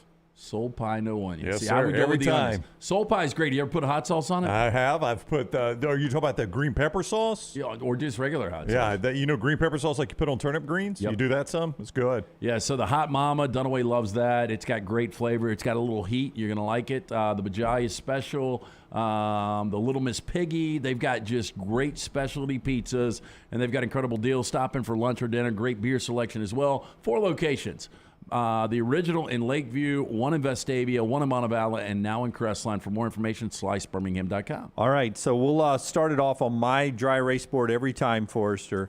The first question, it's the one Connor said to start this off. Everything is next 5 years. You got to split up 100% of the shares of Dabo Swinney, Shane Beamer over the next 5 years. Where are you dividing up your 100% of stock for those 2 guys, Dabo Swinney, Shane Beamer? Who you buying, who you not buying as much of? Brownie is first to lock in his answer. I'm going to go 70 shares on Dabo, 30 shares on Beamer. I did find it interesting, though, yesterday. I'm going to use a darker marker, aren't I, Scott? That green's not showing up at all. I did find it yesterday interesting when Marcelo said he's really – I can't remember whose future you compared him to. I asked better next 3 years, Beamer or Napier. Yeah, that's right. And he said Beamer, but not at South Carolina. I thought that was a very honest answer for a national guy like Marcelo to say, I'm buying Beamer's future. I just don't think he's going to finish it at South Carolina, that he's going to go somewhere else. What kind of job? Where does he go? Well, I mean, if it didn't work out for Venables, I could see him going to Oklahoma. That's where he came to South Carolina from. He's got the history there with Lincoln Riley and Bob Stoops at Oklahoma. If it didn't work out for Venables and he's killing it at South Carolina, now he's going to have to be good at South Carolina. I could see that. Somebody will say, well, Virginia Tech is struggling so bad. He would never go back to Virginia Tech. I would advise against that if I were his people. You go 80-20 Yeah, Dabo. I feel really good about this. I'm going to throw a bone to Beamer just in case he does blow up. I think look, we like Beamer. He's, typically says the right things. He does a great job of motivating his team. He's getting a lot out of a little right now. But Dabo's at maybe the lowest he's been since West Virginia hung 70 on him. And now he's replaced coordinators. He went out and got Garrett Riley. I think Klubnik's going to end up being a good quarterback. And Dabo, the lowest he has been in a long time. They back-to-back years, they haven't been to the college football playoff. They will get back to a college football playoff soon, so I would put my majority of shares on Dabo. All right. I'm going to ask you guys to pick up the pace a little bit like we're on game day here as we got several of these to roll through. Next 5 years, Ryan Day or Jim Harbaugh. Who you buying next 5 years? These two coaches. Closest has ever been. I'm going 50-50. Harbaugh has owned the rivalry the last 2 years. He's got Michigan in the college football playoffs the last 2 years. And Ryan Day has started – I'm taking on a little bit of water, if we're being honest about this. I'll go 50-50 on this one. Okay, it's been 2 good years for Harbaugh. I am going to go Day 60-40 just because I believe in the Ohio State program more. But it has gotten a lot closer. This would have been a 90-10 2 years ago. There's no doubt about that, yeah. All right, my next one for you, next 5 years, Big Ten new teams or SEC new teams coming in college football next 5 years? Who you buying just to catch up? USC, UCLA? Yep. Not quite so fast, Coach. Our SEC teams, Oklahoma and Texas. Do you want me to pick up the pace or slow down? Which one do you want, Jimmy? I want to be able to finish the question. I'm going to go Big Ten, 70. I'm betting 70% of my stock on the Big Ten, 30 on the SEC. I'm primarily buying USC here, though. Yeah, I'm going 60-40 just because the package deal of Oklahoma and Texas, those are still big brands. I don't trust UCLA at all. I do think USC is going to have a lot of success, but I think it's going to be a little bit closer than Brown thought. All right, now you're going too fast where I can't even write them out. Okay, let's slow it down a little bit. Well, why can't you just ask it and then we'll write it? He's got it planned out. He's got to go first on camera with Scott. Let me know when you want to drive for the 4 hours here. I'm just trying to drive it here, add a little video element here. Hurts and Herbert. 50-50, 60-40. How are you playing this one, guys? Start us off, Brownie. Jim, you got to slow down. I haven't read it yet. I got mine ready. Okay, go ahead, man. There you go. I'm taking Hurts 65-35. Hurts has been to a Super Bowl. Guess what? Herbert is yet to win a playoff game. Yeah. I think Herbert is going into the season, I would have said better quarterback. Hurts has got everything Herbert's got, in my opinion, and he's got a better team around him, so I'm going Hurts. I went 60-40 Hurts, and primarily, Lance, one of the driving factors in this one is Herbert playing in the AFC. It's just going to be so much tougher in the AFC over the next decade than the NFC. Great point. So I went 60-40. Speaking of which, Brown, next 5 years, Kansas City, the Chiefs, are the entire AFC West. Who are you buying the most of next 5 years? Is it KC? AFC West, how are you dividing your 100% of stocks? Thanks to Connor O'Gara, who gave us this idea from our friends at Saturday Down South. I'll go KC 90%. They've got Pat Mahomes. Pat Mahomes is going nowhere. It doesn't matter the roster around him. We saw it for years with Tom Brady. And I really don't know who I've got confidence in the AFC West right now. Denver's got a coach now in Sean Payton. They still don't have a quarterback, at least a long-term solution there. I never trust the Raiders. And again, the Chargers, I think they're going to be good, but not great. So I think this is easy. I feel really good about putting my money with KC. I went 63 shares Kansas City, 37 shares the rest of the AFC West. I love diversity. Yeah, I tried to spread chop it around. Playing way too conservative on KC. But I really don't even know what I'm asking or answering. Is this just to win the division over the next 5 years? I need one of these teams to win the division. Who's the best team? Next 5 years, who's going to be better? It's however you want to interpret it. Well, I mean, you got to allow for injuries. I mean, obviously, age. Mahomes goes out. Mahomes, he's obviously a better healer than us, Lance. I mean, just look at all the injuries he fought through. And I actually think Andy Reid will coach 4 or 5 more years. I don't doubt that. Do you even think Mahomes' ankle will be healed by the time we start the season? It could be amputated, is what I heard, Lance. So ridiculous. You still don't believe he was injured. Do you? Lance is not alone in that. I've seen a lot of people. Next 5 years, Joe Burrow or the combination of Bryce, C.J. Stroud, small little riding Will Levis. But new quarterbacks coming in this draft. Joe Burrow next 5 years. Who are you buying there? Divide up your stock. LT, you're a big Joe Burrow guy. How big? 95%. 95. He's a can't miss. I'm going to throw 5% out there that either Young or Stroud is going to be a franchise quarterback. Zero chance Levis is. But Joe Burrow, 95%. To me, outside of Mahomes best player, Burrow best quarterback. And if I could have one quarterback, I think I would go Burrow. Yeah, I wrote these on the wrong line, so you're going to have to forgive me on this one. 81 shares to Joe, 19 to the combo. Joe's already established, good team. They're right there in the hunt. Some of these guys are going to go to bad teams. So you did it backwards. I accidentally did it backwards. I mean, you've rushed me so much on this, I can't even concentrate. I apologize. Just hand me a Tampax as we're walking out of the studio. I don't want to piss off Christine Brennan. Next 5 years, speaking of which, Tiger Woods or LeBron James next 5 years, LT? I hate to put my money on LeBron. I'm going 65-35 here. Look, Tiger might not be able to walk in 5 years, and I know LeBron is getting older, but he's still playing like an MVP this year, and he is just waiting on his son to come into the league. So I'm going to go LeBron. I went 75-25 here, Dunaway. I mean, Tiger, again, he's openly talked about, and he even said it again yesterday. After that good first round, like, I know I'm not going to be able to do this much longer. So he was essentially saying, I'm soaking up all I can because I know I can't do this much longer. So you don't hear LeBron talking in those terms. In fact, as Lance said, LeBron's playing some of the best basketball he's played in a long time.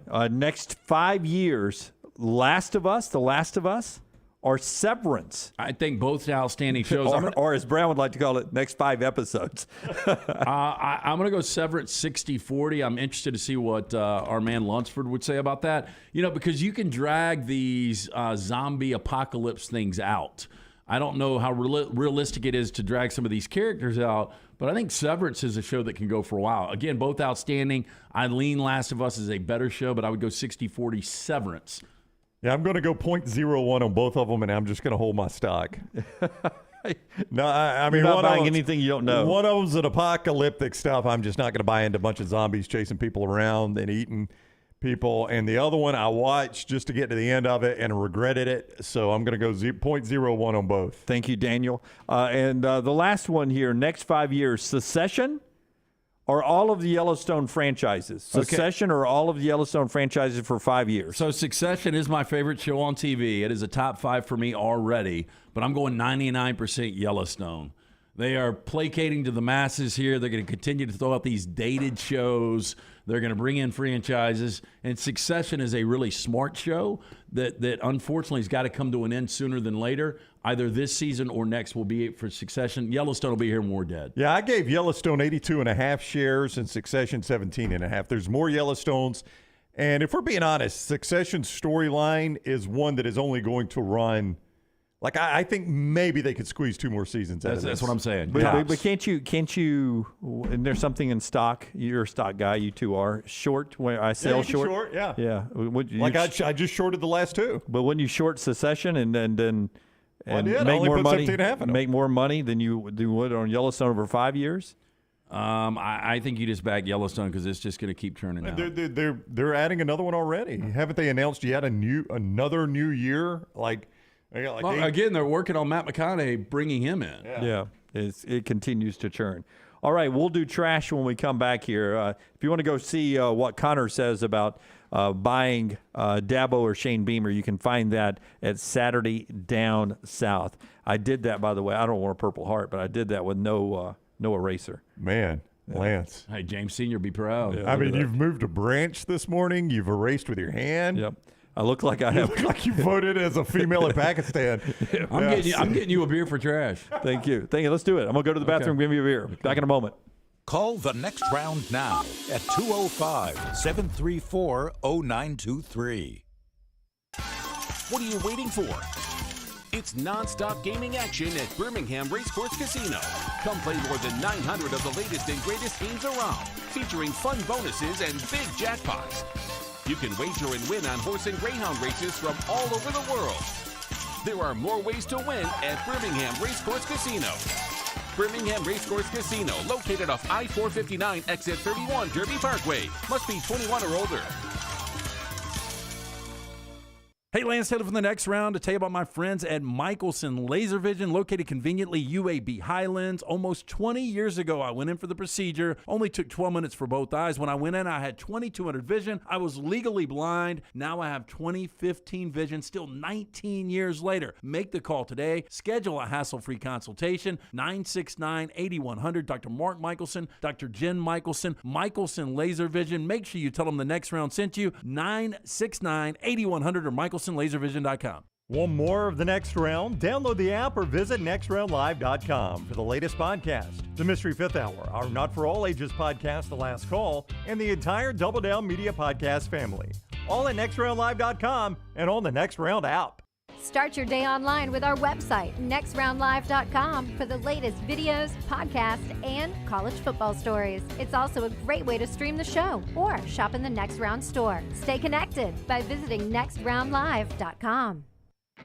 The Next Round is so much more than the show you get from 9 to 1 each day. So make sure to head to our official YouTube channel at Next Round Live and subscribe to get all of our latest content. We, of course, have plenty of specialty content and shorts based all around the sports in the heart of the SEC. But we also talk pro sports, gambling, lifestyle and entertainment, and so much more. It's the Next Round YouTube channel where you never know what you're going to find next. Subscribe now to see the latest content and get notifications when we go live. That's at Next Round Live on YouTube. Hey, Ryan Brown here from The Next Round. Do you want to help pay for my kids' college and look great while you're doing it? You need to go to the Next Round store. Everything from hats to short sleeve and long sleeve t-shirts, sweatshirts, hoodies, zip-up hoodies, and much more. And we're adding new things all the time. Why would you not want to see my kids get a great college education and look great out in the public while you're doing it? Get the gear we wear all the time on the show, and there's only one place to get it. nextround.store. That's nextround.store. Don't let a roof problem disrupt your football Saturday or Sunday. Call Greg from Pell City and Storm Restoration Roofing. Locally owned at 205-542-3531. Greg wants to give you a free no-cost inspection. Free, no cost, no obligation. 205-542-3531. He can also pressure wash your metal roofing. It's easy to see why his company's so successful. A-plus rated with the Better Business Bureau, and insurance companies trust him. You should too. 205-542-3531 or just look him up on Facebook, Greg from Pell City.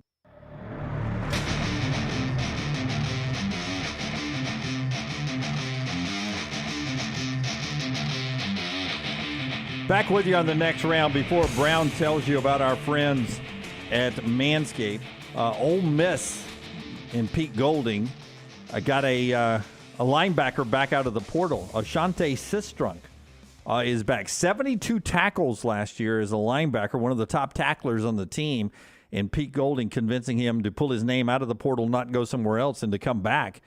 Huge addition there, or at least a piece to hang on to, so Pete Golding has something to work with in Oxford. That's a pretty nice story there to keep an eye on as he settles in. And word comes out, if I ask you likability of UAB football fans in Garrick McGee. Very low. 0. You want to let Scott answer that there was one? probably somebody. One person probably had a nice Garrick McGee, and he took that one picture and signed one kid's, photo or program. But outside of that, UAB fans cannot stand it. Yeah, like if you went to the UAB football complex and there was a car with the tag Garrick as a personalized tag, there's a chance you'd find a knife or a screwdriver stuck in one of the tires, right? Yeah. He's at Louisville. He comes with Jeff Brom. Texas A&M twice this week, according to reports, reached out at 2 different times trying to hire him to come and be on the coaching staff at Texas A&M because Bobby Petrino and him work so well together. And twice, Garrick McGee has turned them down to stay at Louisville. Interesting note there. Our friends at Manscaped will get you ready for the off-season. Hey, code TNR is what you're going to need here for Manscaped when you go to manscaped.com, code TNR. Today, I want to talk to you about the beard hedger. Now, you guys know, some people in the chat room. Your beard's about as light as it's been. Yeah, you know why? You went tight. You want me to tell you why? You want me to tell you why? You took it down a little bit. I took it down a little bit. You know why? I'm going out of town this weekend. You know what I didn't want to do? I didn't want to lug a bunch of stuff with me. I've already got a bunch of stuff. I didn't want to have to take the beard hedger with me So what I've got, I can dial it down. So I dialed it down to a 2 instead of a 3, get it a little bit shorter, and it'll be perfect when I get back home. Normally I do it on Friday and Sunday. I just set it all That's day what before I head Dunaway out of does town. for his nuts. He dials his back where he just got a little stubble. That's the weed eater. It is. We're talking about the beard hedger, though. And the first time I saw it, I knew I was going to like it because it's got that adjustable guard on it. A lot of the beard hedgers, the beard trimmers I've used that are not the beard hedger, you have to pop off the 2, put the 3 on. Pop off the 3, put the 1 on. Not this one. You just crank it down. And here's the problem with those is if you're shaving, it can pop off and gap your beard very, very easily. You do not get that with a beard hedger. And it's also got titanium-coated T-blade. It gets you the closest trim. I can pop that guard all the way off and trim right up under my beard, get it nice and tight there. You also get beard shampoo and conditioner. You get Manscaped's beard oil. You get beard balm. It all comes in a beautiful box. You can see me unbox it on our social media. But right now, go to manscaped.com and use code TNR. Now, with code TNR, we are going to take care of the shipping. Manscaped is going to give you 20% off. So code TNR, no shipping, and 20% off your order when you go to manscaped.com. It is the Manscaped Beard Hedger Pro Kit. It's the premier solution for face grooming. I mean, I don't get this face just without any work. Manscaped does all the work. Manscaped.com. Code TNR. Save 20% and we'll take care of your shipping at manscaped.com. God, Kevin's right. Porn stars of the 70s rolling over in their graves right now. They wish they had Manscaped back then. They needed it. Yeah, trust me. All right. Did you have anything cool, Forrester, that you wanted to throw in here before we get to trash? What does Dunaway set up here? Any cool video? Any cool pictures? What's Dunaway got, Scott? No, I just didn't go my pre-show briefing from Scott that they didn't. So I don't have anything in particular. Turn Scott's microphone on here. Do you have anything for us, Scott? I always like to throw something intriguing right here. Yesterday it was Rockstar at In-N-Out Burger. Do you have anything today? No, I don't. All right, well, hit that big button. Okay. A new Rocky video. Well, I know. I was just wondering, do you have a cool logo, a piece of video, a graph? I think Rocky's going to join. What have you set up here, Dunaway? I've set nothing This is not up. a setup at all? No. I was just wondering. We always try to throw something between that and trash, and I was just wondering. Our conversation about Manscaped and that, nothing? No cool logos? Nothing? Any comments about Garrett McGee? He's a really unlikable human being. I can say that. That's why him and Petrino get along. I mean, 2 dicks. So there you go, Manscaped and Petrino and McGee. I've heard of a dog having that. That gets us to trash. Hit it, man. Assault, curling off the screen, driving baseline. Oh, you fat with a 3. Yes, I just said that. That is that man's name. Don't tweet at me. LT's Trash is presented by Mortgage Right. Mortgages done the right way. Hey, did the new year add to your financial uncertainty? Let the experts at Mortgage Right help get your financial home in order. Their team of experts can make sure you're prepared for anything 2023 may bring, including freeing up cash for the things you need to get done. With locations in Birmingham and Leeds, Mortgage Right offers a variety of loan products, fast and free pre-approvals, and reliable hands assistance. Take control today by visiting MortgageRight.com at their locations, Highway 280 in Birmingham, Parkway Drive in Leeds. You can apply online, MortgageRight.com/TNR. Call 205-815-9200, NMLS 2239, Equal Housing Lender. Little T is back behind you grabbing some beers for us Tendon today. bar. Yeah. It should be noted in What's up, Little T? in case Christine Brennan's watching this that you choose to do this for us. It's not part of your job description. Yes. Right. We have not sent that tweet to her yet. Yeah, somebody was saying they haven't found it. We need Taylor to send it. Man, I love these right here. This is the kind you get at the games. Yeah. Yeah, this stays cold That's so much. probably about as cold as you're going to get it right there, though, right? And an aluminum. Yep. We got plenty of those back there, by the way. I'm going Stella today. Thank you. Bud Light for me, if you haven't noticed. Thank you, our friends at Bud Light. So we were talking about stupid laws in states. Yeah, you teased this early. So when I was a youngster and I was going to arcades, whether it was down at the beach or Aladdin's Castle, there was a time pinball was banned for underage kids. Why? It was Do you remember gambling? this? No. It was gambling? Jerry Pincus runs the Myrtle Beach Pinball Museum. You might also say he runs an illegal operation. ABC 15 asked if he ever had minors playing pinball in the museum. which has been illegal for decades. He said, quote, "We absolutely do, yes. Kids of all ages, actually."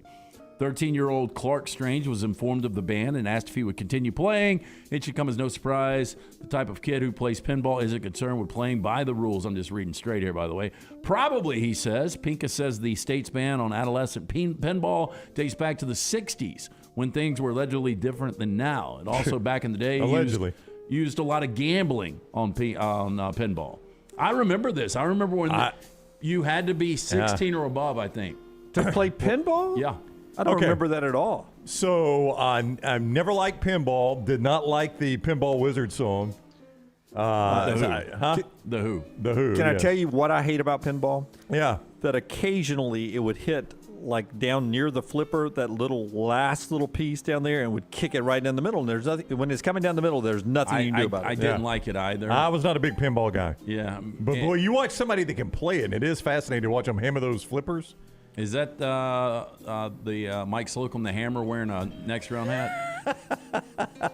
I thought it was a Tom Hart in a next round hat wearing him. Look all the way in the distance there, guys. Is he got a holster? Or is that a cell phone? He's either traveling heavy or he's got a cell phone. I don't know which. And it looks like Rockstar over on the other side of him against the wall. That's true. You're right. You know, the only thing worse than playing pinball is watching somebody play pinball. You got one guy doing it over there. My favorite part about pinball growing up was Did your old man play it a lot? No, he was never a pinball guy. But the Vulcan Tire and Automotive chat room, there's people my age over there who will definitely remember it. The Kiss one. The Kiss one was my favorite one. I think they still might have it at Paramount downtown. Really? Paramount's got a Game of Thrones. I forgot the different ones. Because it would play Kiss Nobody's music. ever playing them, but it had a lot of cool things, ramps, and would hold, and you get multiple balls, which I love multiple balls. So it was a really good pinball. I've heard that about you. Didn't you play Beth a lot on dates and stuff? Oh, no, I sang it to my daughter. Okay. That's the only song I could sing, so I sang that to my daughter instead of a lullaby to put her to sleep at night when she was first born. Do you still remember the lyrics? Beth, I hear you calling, but I can't come home right now. Me and the boys are playing, and we just can't find the sound. Just a few more hours, and I'll be right home to you. Beth, I hear you calling. Oh, Beth, what can I do? Wow, look at LT, man. There you go, man. I mean, LT, I got a little choked up there. Just before midnight, February 8th, Lee County Sheriff's deputies spotted a black Mercedes-Benz parked in the opposite lane, just sitting there. Oh, Lights my off. goodness. No traffic causing the stoppage. Now, deputies crept behind the car. They flicked on their flashing lights and tried to determine if the vehicle might have been abandoned. They found 40-year-old Michael Soretta, who you see right there, sitting alone in the passenger seat. Beer cans littered the vehicle's floor and lined the front cup holders. Deputies attempted to begin a line of dialogue, but according to the arrest report, Soretta was, quote, unable to speak due to his level of intoxication. So now in need of support, Cape Coral Police's assistance was requested, and the deputy waited for backup. And then the unmistakable sound of a can opening was heard. In plain view of deputies, Soretta reached into the pile of fallen aluminum cans and pulled out one that hadn't been opened yet. Unopened beer. Deputies decided Soretta had clearly reached his limit, declared it was the last call, reached out to remove the beer. At the risk of spilling his beer, Soretta began to fight back until deputies were able to remove him from the vehicle. He was tased, and now he faces charges of DUI and resisting arrest. I mean, did they drag him behind the car? I mean, he got that eye dotted, didn't he? Both of them, and then a little scrape on the side of his head there. Yeah. I mean, the hair's already running away from him. One of the few good deeds I've done in my life, I was in a PCB one time, and there was a dude passed out drunk sitting behind the wheel of a running car. What do you do in that situation? You take the keys out. I took the keys and threw them. Yeah. I don't know if you'd throw them. I did. I threw them so he couldn't find them. Yeah. Well, I take the keys out, and if I've got somebody with me, I put him in the back seat of his car. It was in park, and so that didn't concern me. Was he at a red traffic stop? No, he was sitting in a parking lot of and this is what really. You sure he wasn't just napping? No, he was. You could smell it. It was an alcohol-induced nap if he was napping. But I mean, he's passed out, little slobber. You could smell the alcohol. And the car's running, and it's in the parking lot of like a putt-putt place, and it was like 7 or 8 o'clock at night. Right. So he had a lot of night left. He So probably had to pick up kids. I turned the keys. I turned it so off. Brown and I threw saved the two keys. kids' I'm life. kidding, Yeah. Yes. I threw them. I didn't want him finding them. You know what you should have done? What's that? You Well, I should've- called, the cops were on the way too. As it turned out, the cops got there like 5 minutes later. You should have turned it off and then went and threw him in the clown's mouth on 18. Well, I don't know where they ended up, because that goes right down to the big bucket of balls. Yep, They'd never have found found him the next day. So, a woman accused in a grisly killing and dismemberment case in Wisconsin attacked her attorney on Tuesday during a court hearing moments after the judge agreed to delay her trial. Lady's name's Taylor. It looks like Shaw Business. Taylor Shaw Business, man. It really is spelled You mind- S-C-H-A business. Listen, lawyer, you mind Shaw Business. Oh, Now, God. she's 25. She was seated in circuit court when her attorney, Quinn Jolly, asked the judge for additional 2 weeks for a defense expert to review her client's competency to stand trial. Moments after Judge Thomas Walsh reluctantly agreed to postpone her March 6th trial, Shauna Business attacked Jolly and was wrestled to the courtroom floor. Stanford Steve's way behind the play here. He's not getting over here to help the attorney out. She's just showing him the business, man. Now, she is charged with first-degree intentional homicide, mutilating a corpse, and third-degree sexual assault and killing of Jeez. Shad Therian, 25, in February of 2022. But she's got time to make her fix her hair before she goes to court. I mean, if you're the jury, do you just say, Your Honor, we do not really need the rest of this case? Straight to Island. Authorities Yeah. say she strangled Therian at a home in Green Bay, sexually abused him, and then dismembered his body, leaving parts of him throughout the house and in a vehicle. Yeah. Yeah. So, Your Honor, I think we're done here for the day. Yeah. I mean, a fair trial does not mean it has to be a lengthy trial. That's right. I think we've seen enough, sir. Yeah, we could wrap this one up in 30 minutes. Okay, funny animal names. The mountain chicken. It's commonly known as the giant ditch frog and is found in the Caribbean islands, but locally it's known as the mountain chicken for its large size and the fact that it is hunted for food. It is husky. I would imagine that is a delicacy to eat that frog leg. I believe I've eaten frog before. I've had frog legs. Used to get them at top of the river over in Anniston. Just a disgusting animal. It is a disgusting animal, but I mean, when they say it tastes like chicken, frog legs taste like chicken. Oh, which would you rather eat? A squirrel leg or a frog leg? I might go squirrel. I don't know. There's just something about the sliminess of just how nasty those things look. Yeah. I mean, if I didn't know a squirrel was a rat. A rat with a basically. fluffy tail. But you've already had it. I have. I don't know. It does seem like greasy meat. Gorilla. The western lowland gorilla. So nice we named him 3 times. Trinomial. Taxonomic name is literally gorilla. They are found. Boy, he looks pissed. It looks like, huh? Yeah, but basically this is the Wild Kingdoms version of Tony, the musical band. We named it Gorilla. That's what they say, and this is the gorilla most found often at zoos. That's why he's so pissed. All his buddies have been taken in. You do see that one at the Birmingham Zoo. You do. Well, that thing would F you up. And he's got a red ass, too. Look at him. He is so upset. He's got a red what ass. about you got to be making this one up, Tyler. The colon rectum? The what? The No, that colon one's real, rectum. I swear. It's a type of beetle. Keep reading. I reckon. I The didn't even know. unobtrusive round fungus beetle was first described in 1933 by University of Washington Entomologist. entomologist Melville Hatch. Hatch is also credited with naming similar silly beetles, such as the colon monstrosum, the colon grossum, and the colon horny. But wow. Does this one have something to do? Does it? You know what this dude doesn't do? Hang out with. Does it do you find it in like poop or anything, like I cow didn't see manure or anything anything? about that. It just said it was a regular type of beetle. Not a fan of any insect. Me either, but especially one that's called colon rectum. Chad in the chat room says squirrel is just alabaster wagyu. Yeah, exactly.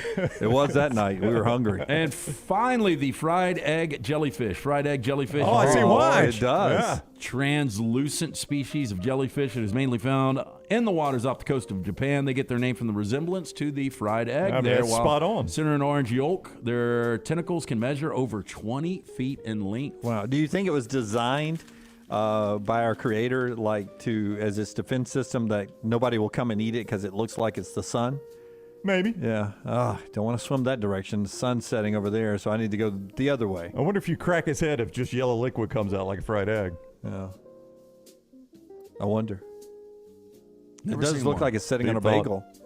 When you eat a fried egg, I mean, that is a fried egg setting on a bagel with cream cheese on it. That's It good. looks That's like good it's call. got the everything seeds on the bottom. Yeah, I'm not a fan of the everything bagel. I did the everything seeds last night on a good piece of seared tuna. Oh yeah. There was when we went for lunch yesterday and we shared the hummus. There was, of course, I know Rockstar's not here for it, Jim. Why are you doing it?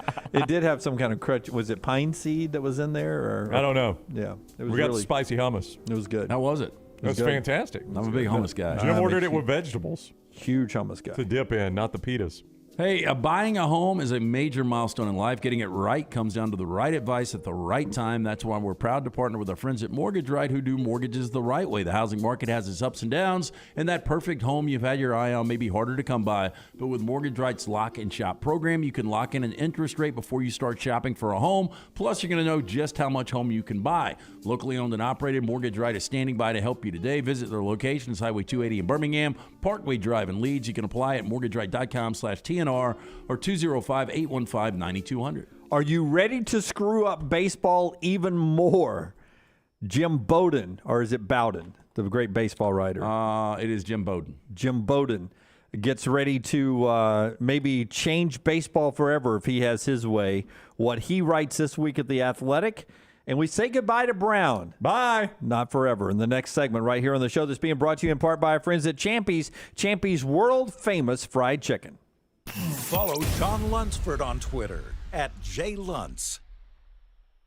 Great businesses stand the test of time, and our friends at Wayne's are celebrating their 50th year in business in 2023. And as a way for Wayne's to say thank you to loyal customers and communities Wayne's serves, you'll get $50 off pest, termite, lawn, or mosquito service. $50 off for existing customers as you add new services or brand new customers. So save $50 on every service you sign up for with Wayne's. This offer is good through February 28th. That's 866-WAYNES1 or call Waynes.com and the code TNR. It is the season of speed event at Alfa Romeo of Birmingham, and there is no better time to buy or lease a 2022 Alfa Romeo Giulia TI or Veloce model. Now through the end of the year, get 0% financing for 48 months or 1.9% financing for 72 months. Go by and see the great selection and take advantage of the low interest rates while you still can. It's the season of speed event.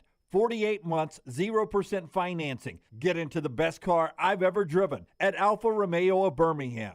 Peanut butter and jelly, chicken and biscuits. Man, I love great combos, and you'll love our combo. It's the Bama and Bourbon Podcast. Yay, Alabama's Aaron Suttles is part of the Next Round family, and he joins LT weekly for the combo of Alabama sports and bourbon. Find a new bourbon to add to your collection and get all the inside information on Alabama football and Alabama basketball on the field or off the field, on the court or off the court. It's Bama and Bourbon with Aaron Suttles, only on the Next Round video and audio platforms. For more than 40 years, Red Wing Shoes has been helping the hardworking people of Alabama. This is why Red Wing Shoes has created the 3-step comfort solution. Step 1, a certified fit specialist will use a 3D scan to electronically measure your feet and arches. Step 2, help you get the appropriate footwear for your occupation. Step 3, customize your boot or shoe with a Red Wing orthotic. Whether you have high arches or flat feet, Red Wing has the comfort solution for you. So experience comfort at its best. Visit one of the Red Wing shoe stores located in Pelham or Trussville. Make sure to start your day at nextroundlive.com. Get caught up on the latest podcasts and videos from the Live Daily Show, plus specialty shows such as the Mystery Fifth Hour. You can also learn more about the whole staff at Double Down Media, find all of our social media feeds, see the latest videos from our YouTube channel and gaming channel, plus find other ways to consume the show like the Next Round mobile app, which you can download direct from the site via your iOS and Android device. Make nextroundlive.com your homepage and stay up to date with everything from us here at the Next Round. The Double Down Media podcast family is live and full of content for all ages. The Mystery Fifth Hour gives the Next Round hosts a chance to talk about everything but sports. Pour a glass of Bama and Bourbon, our weekly college football conversation, while sipping some of the most interesting pours in the bourbon world. And our Not For All Ages podcast, The Last Call, presented by Redmont Vodka. LT has in-depth conversations with personalities like Clay Travis and Taylor Hicks. Find those podcasts and more by searching The Next Round on Apple and Spotify. And remember to like and subscribe.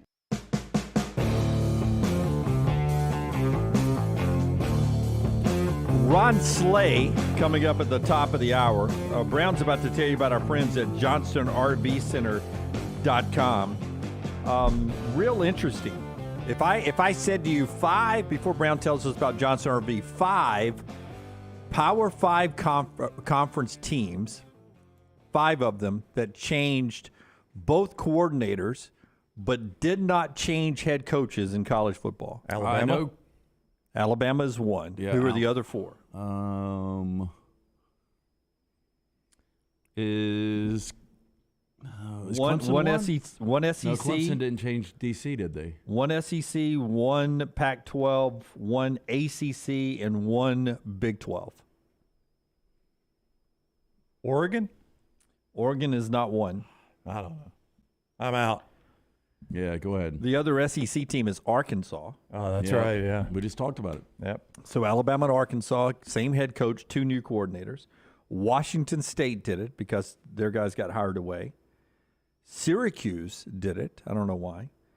And UCF did it as they head to the Big 12. New coordinators. Syracuse did it because I think both guys got fired. Yeah. Okay. Yeah, I think that. Good No, I reason do. to I do think it. it was Dino Babers buying one more year. Yeah. Yeah, good way to do it. JohnstonRVCenter.com. This is a big day for them. Hey, listen, they're starting the RV show today. How about that? I like that. You get fired up about that. Now, we've been telling you, JohnstonRVCenter.com, you can get RV show prices before the show even starts.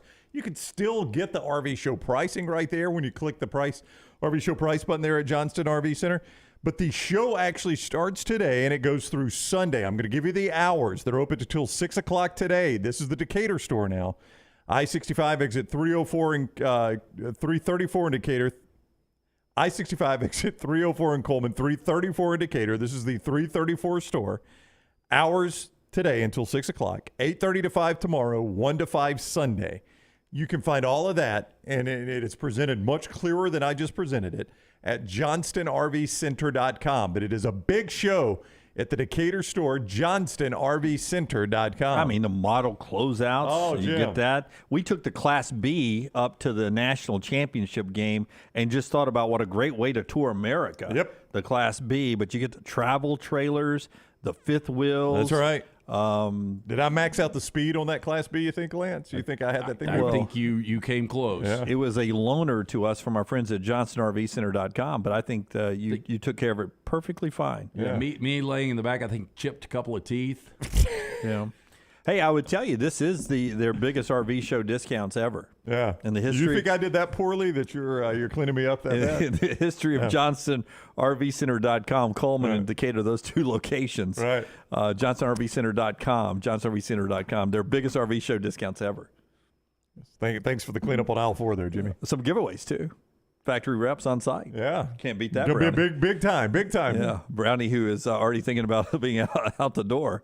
Where you headed, man? Oh, you don't have to tell us where you're headed. No, but, what am I telling you? My daughter is enrolling in college, and not right now, obviously, in the fall, which is hard for me to believe. So we're going out of town with her on her college visit there at the University of South Alabama. There's a few things down there she needs to take care of, so we're making a weekend out of it. You know, Mardi Gras is going on down in Mobile. I've never been to anything Mardi Gras. Okay, I would probably stay away from downtown. I mean, you have no other choice right now. As I repeat, Mardi Gras is going on. Yeah, the good news is that campus is separated so far apart. When I went to see Leighton down there, we went to that Italian restaurant right across from their arena. You got to go. I think we're going to try. We're actually going to the basketball game tomorrow. That's one reason we're going. They're playing ULM, so we're going to go see the Jags play. Get your Jays up. I've never been to New Orleans Mardi Gras. Nor have I. I have been a couple of times to Mobile Mardi Gras and had a blast. I have not been. This will be my first Mardi Gras experience of any kind ever.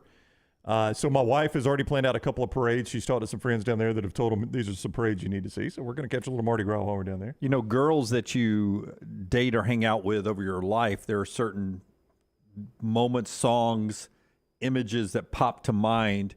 And I had not thought of. Do you have one that was showing her rascals at the Mardi Gras? No, just a great Auburn girl, Lee Island.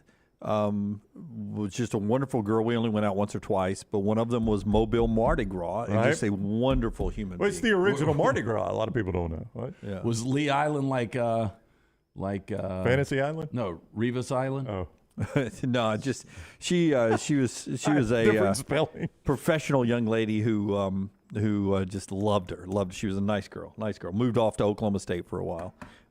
So just wonderful girl. Just great memories down there with Shep and that crew down there, Mobile Mardi Gras is a good time. You'll have fun. And Look forward to safe it. travels to you. So Brown will be gone the final hour of the show. But we'll talk to Ron Slay about the big basketball weekend coming up. Rockstar will be with us in the final hour. And LT has our 4 downs today. All that still to come. By the way, if you missed it yesterday, soccer, huge game yesterday. FC Barcelona and Man U. They built this game up as part of the Europa first leg of the duel, and they play. I mean, you get so excited for these big games. 2-2 draw. I'm not shocked. No overtime. They were playing like 2 of the marquee organizations in all of soccer playing. Tune in. It's on Fox. So we got 2-2 draw. And we got the Madden playoffs up here today, right? I just found I this just out. made my official pick. Yeah, and I know you're going to be leaving early. Yeah, I haven't, can't believe I'm I need to missing see this. those numbers again. But somebody a couple of weeks ago said, "Hey, after we do Madden, should we do FIFA?" I've heard that's a fun game, the FIFA soccer game. What is it, 1-0 though? No, I bet you score a lot more. I bet it's like, how Tyler and Scott, oh, look, we've got playoff graphics. Holy crap. Oh, wow. Have we put some effort into this?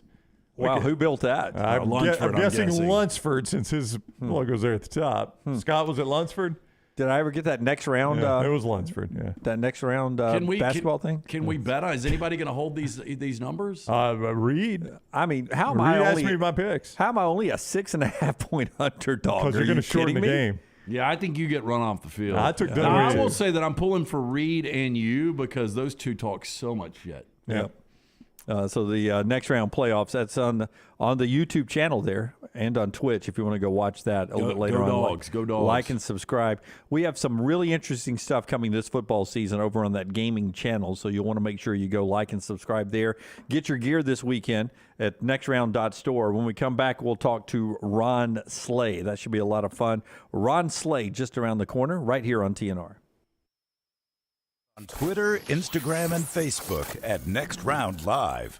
The Double Down Media podcast family is live and full of content for all ages. The Mystery Fifth Hour gives the Next Round host a chance to talk about everything but sports. Pour a glass of Bama and bourbon, our weekly college football conversation while sipping some of the most interesting pours in the bourbon world. And our Not For All Ages podcast, The Last Call. LT takes off the gloves for an in-depth conversation with stars like Taylor Hicks, presented by Redmond Vodka. Find those podcasts and more by searching The Next Round on Apple, Spotify, and on our website, nextroundlive.com. Make sure to check out our gaming channel on YouTube at Next Round Gaming, and also follow us on Twitter at TNR Gaming 247. That way you can know when we go live with our TNR Madden League, live game streams nightly, and more. That's at Next Round Gaming on YouTube.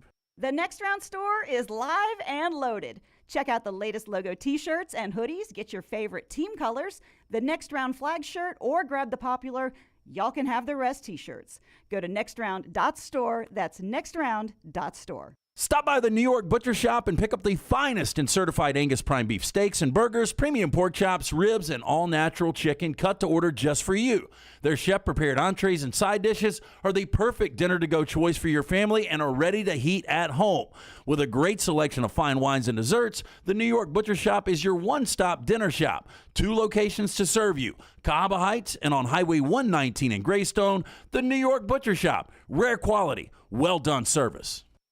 Did you tweak your shoulder putting up Christmas decorations? Injure your elbow shooting hoops in the backyard? Or hurt your knees getting up from the couch at halftime? Let 2023 be the year precision sports medicine and orthopedics gets your life back on track. Orthopedic care is better together. Find your provider today. Call 205-512-3885. That's 205-512-3885. Or visit precisionsportsortho.com/2023.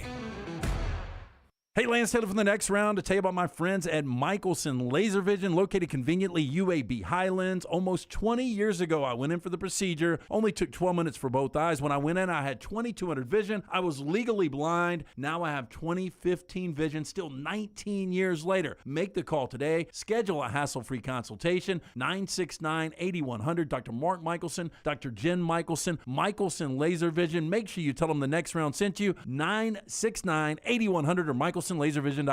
You want to look great while supporting your favorite show? You know the place to go is the official Next Round store at nextround.store. Yes, there are .store domains, and we have one. From shirts to hoodies to hats and all kinds of fun stuff, you can rep the Next Round anywhere you go. At the beach, Next Round hats to block out that sun. Up north in the winter, get you a comfy Next Round hoodie. Just need something to put your $20 beer in at a game? Get you a Next Round koozie and throw that thing in your pocket. You never know what stuff Jim's going to make me put in there next. Check it out. It's the Next Round store at nextround.store. Jim Dunaway, Lance Taylor, Ryan Brown, and Rockstar. Live from the Birmingham Racecourse Casino Studios, the Next Round, presented by Bud Light, is on now. Ron Slay's riding down the road, and he's about to join us as we talk basketball as I set the table for you tomorrow. Tennessee and Kentucky on CBS at noon with tournament implications. Florida and Arkansas at 1 o'clock tomorrow on ESPN2, tournament implications. Mississippi State must win at Ole Miss, 2:30 SEC Network, tournament implications. Same for Georgia and Bama, Texas A&M and Missouri, and Auburn and Vandy. What a day in SEC basketball, and we bring in Ron Slay now. Ron, welcome back to the show, man. How you doing? I'm good, fellas, man. I'm good. How you guys doing? Can y'all hear me okay? We hear you fantastic. And I want to ask you, man, this time of year, you can lay out a scenario for about every game on this SEC slate on Saturday. When you used to play the game, I know parts of the season seem long, but when you got this close, 3 weeks from Selection Sunday, I would imagine the blood started to flow a little bit more than maybe, say, back in November. Yeah, these are the times, man, you start to gear up. You know, you start to think about tournament play. And honestly, used to walk into these arenas and it's a different feel than it would be in January or a non-conference scheduled game. Like, students are locked in, fans are locked in, bandwagon fans are locked in. So you get a little bit of everything, man. And you know, it's fun. It's fun to go in the arenas. It's fun to play at home. It's just to feel the energy, feel the juice, and get rolling, man. Knowing that you're gonna get everybody's best because everybody's playing for something. Whether it's playing for seeding for the big tournament of March Madness, or if it's playing for your own conference tournament, the seeding. Whatever it is, there's something on the line regardless. Yeah, and let's start with that big one. Tennessee at Kentucky. Kentucky already beat Tennessee earlier this year. When Tennessee's playing their best basketball, they could win a national championship. If I was to ask you, Kentucky playing their A-plus game, what is their ceiling? Man, playing that A-plus game, woo. I'm not sure if we've seen. We know what the ceiling is because we haven't seen it this year. But, man, I think they're scoring about 85 points a game. You know, guys are healthy. Frederick was shooting the ball well. You would have Reed shooting the ball well. Wheeler's in there. Also just carving up defenses, whether they're playing zone, man, getting out in transition, getting Wallace involved. It'll be fun to watch. Sheway, Sheway doing exactly what he does. So regardless of whatever it is going on, he's always going to perform. But man, they're a top-notch team. I'd say a top 10 team in the nation if they're hitting on all cylinders, without question. Road or home, it don't matter. I will tell you, Ron Slay teaching the kids out there, if you notice his eye movement, head movement there as he's checking his surroundings, his left turn, his right turn, he's backing up, he's using the mirrors there. That is just driver ed class right there, 101. That is good stuff right there. That was fantastic. Hey, man, you got to keep your eyes on the prize at all times. You got to be able to do 2 or 3 things, man. When you run in the break, you got to see your guy running to the wing. I might have somebody running down the corner, and you got to know where the defenders are, man. I'm running the break right now. It looked really good for Alabama. So I watched some of the other night against Tennessee, and it just did not seem like they were able even to move out on the perimeter without the basketball. Tennessee does such a great job of even preventing you to run in your offense without the basketball. How does that carry over into the NCAA tournament? Do they officiate in the big dance like they do in Knoxville? Do they let you play when you get to the big dance? Because I think they do. I think they let you play more in the dance. Yeah, I absolutely believe so. I think that was the best environment and atmosphere that you would get in the tournament, and also along with the way the referees play, let them play their game. That's what it's about, man. If you've never been there, that's why I always tell people, if you've never been to the tournament, that first game, man, it's a shocker to you. Freshman, sophomore, it doesn't matter. If you've never been there, dude, it is different because refs let you play. Holding, you get away with holding. It's more fighting down low in the paint. There's no none of those ticky-tack and one selling, jumping into somebody. They're not calling any of that. You got to go out there and earn it, man. And that was great to see. I'm sure Alabama will look back at that tape and be able to think about the physicality of it, because if you freeze frame a lot of those plays, Tennessee was holding, and that's a part of it. You look at it and your roster narrows down. You get to about 7 guys, that you're gonna play. You gotta have a deep roster because you're gonna play more guys as the tournament goes on. But you going with your 7 core guys, and Tennessee played 8 guys, really 7, and that's what you gotta look forward to. Every time, 40 minutes of that, and it is no letting up. And if you can't counter that, if you one step off, that's why you see a lot of upsets in the big dance, man, because guys out there go and they play for everything, like their life is on the line, and that's why it ends up that way. We heard Bruce Pearl earlier on the show talking about Memorial Gymnasium up in Nashville. And they play there, obviously, tomorrow night. And he talked about the bench placement and how weird that is. As a player, how much did that affect your shooting? None at all. I couldn't even hear you, Coach. It was a bad shot. My bad, Coach. I couldn't hear you. I was on the other end of the floor. I thought you said shoot it. You were saying pass it, right? It was all muffled to me. So, as a player, as a scorer, you love it, man. But outside of that, man, it's difficult when you're on the opposite end and you're trying to get defensive assignments also. It's because your bench helps you, especially being on the road. It plays to the hand of Vandy. But outside of that, man, it's all the game. You get adjusted to it. You just hope you adjust quickly because you're playing on the stage. Vanderbilt, great shooting gym. So they're comfortable with it. And you just got to be ready to go. You got to understand your hand signals and everything. It all has to be in line. And when Vanderbilt's playing well like this, that crowd gets involved, and that's how the Memorial Magic starts. Alabama's only 1 game ahead of Texas A&M in the SEC regular season standings. So you have Alabama and then 1 game behind them, Texas A&M.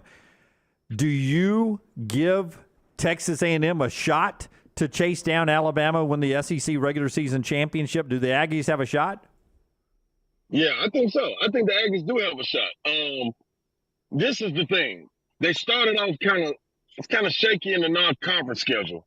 Outside of that, man, that's my dark horse. Like, I don't know if it's a crush.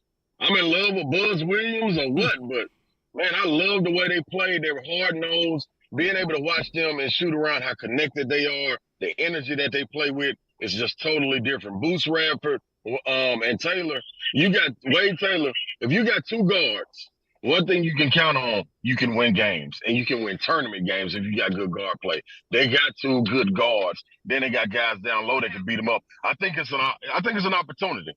I definitely think it's an opportunity for them to go out there and run and catch Alabama. Alabama got to slip up though. They got to slip up one more time. Okay, so if I just ran through this and asked you tournament team or not in the SEC. I mean, there are 2 locks we know in Alabama and Tennessee, but Texas A&M, would you say they're a lock? Yeah. I would be shocked.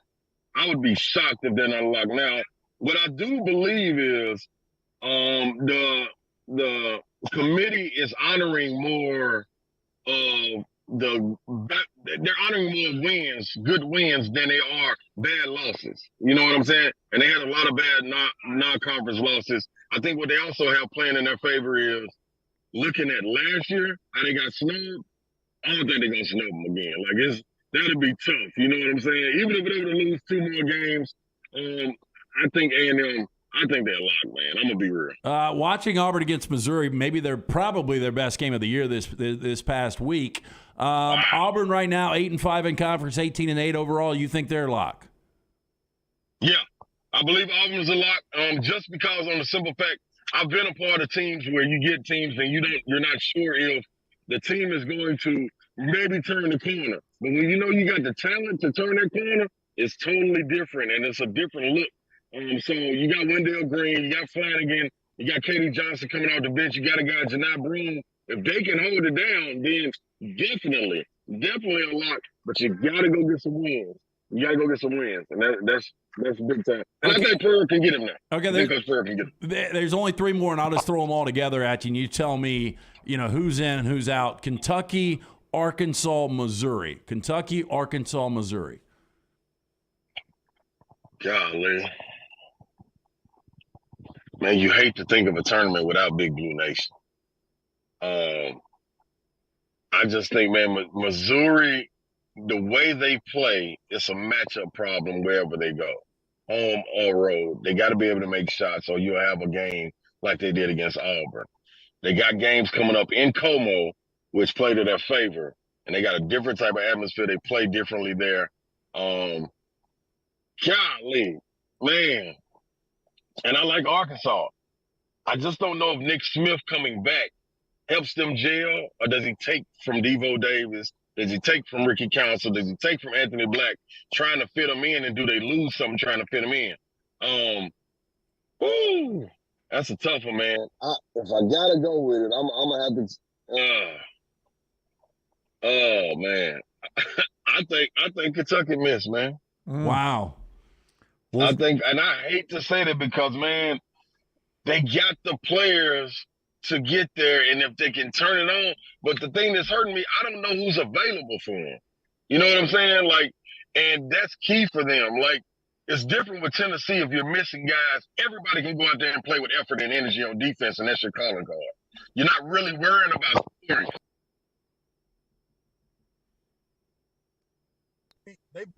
How about that? They beat Alabama, and Alabama was and they didn't shoot well. Tennessee didn't shoot well at all, 36%. So that defense travels. It does not matter. That can be your calling card. Kentucky, what is their calling card? You know what I'm saying? Like, they still don't have an identity this deep in the season. I think it comes back and bites them. Man, you're the best. We appreciate the time. Safe travels to you. We enjoyed you in the studio, but I thought you were a blossoming star as an analyst in game when we saw you for that first game down at Auburn. I hope you're enjoying that side of it. Be good, man. Enjoy the big basketball weekend, okay? No doubt, man. Go Vols, baby. Whoa. You're not going to leave the show with Go Vols, right? I mean, I'm sorry. Hey, you listen. We playing Kentucky this weekend. It was just itching inside of me to let that burst out. Yeah. I apologize. I mean, are you gonna leave with just like football? That chant too, just like football, like they were doing the other night. Nah, man. Listen, we got a lot more ladder to climb before we can start dealing that out.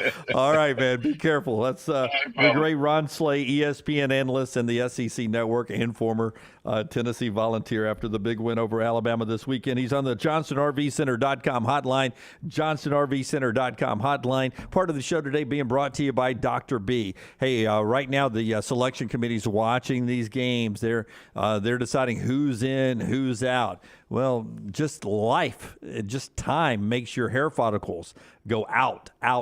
Dr. B can put you back into the big dance. Well, that's what I'm talking about. When you start thinning a little bit, that's when you need to be preemptive and jump on it, because hair follicles will die and they will not grow back. But that's the great thing about Dr. Beckenstein. You go see him, you get that consultation. He's going to tell you whether or not he can do anything for you. I was fortunate enough when I started to thin a little bit, I got in there early enough. Dr. B really helping me out. My hair already 14% thicker. Just started the second phase a few months ago, waiting to go back in to see how much thicker the hairs are right now. Dr. Beckenstein is the best in the business. Dr. B pioneered the use of NeoGraft hair restoration right here in Alabama. Remains at the forefront of hair preservation in the Southeast. T3hair.net.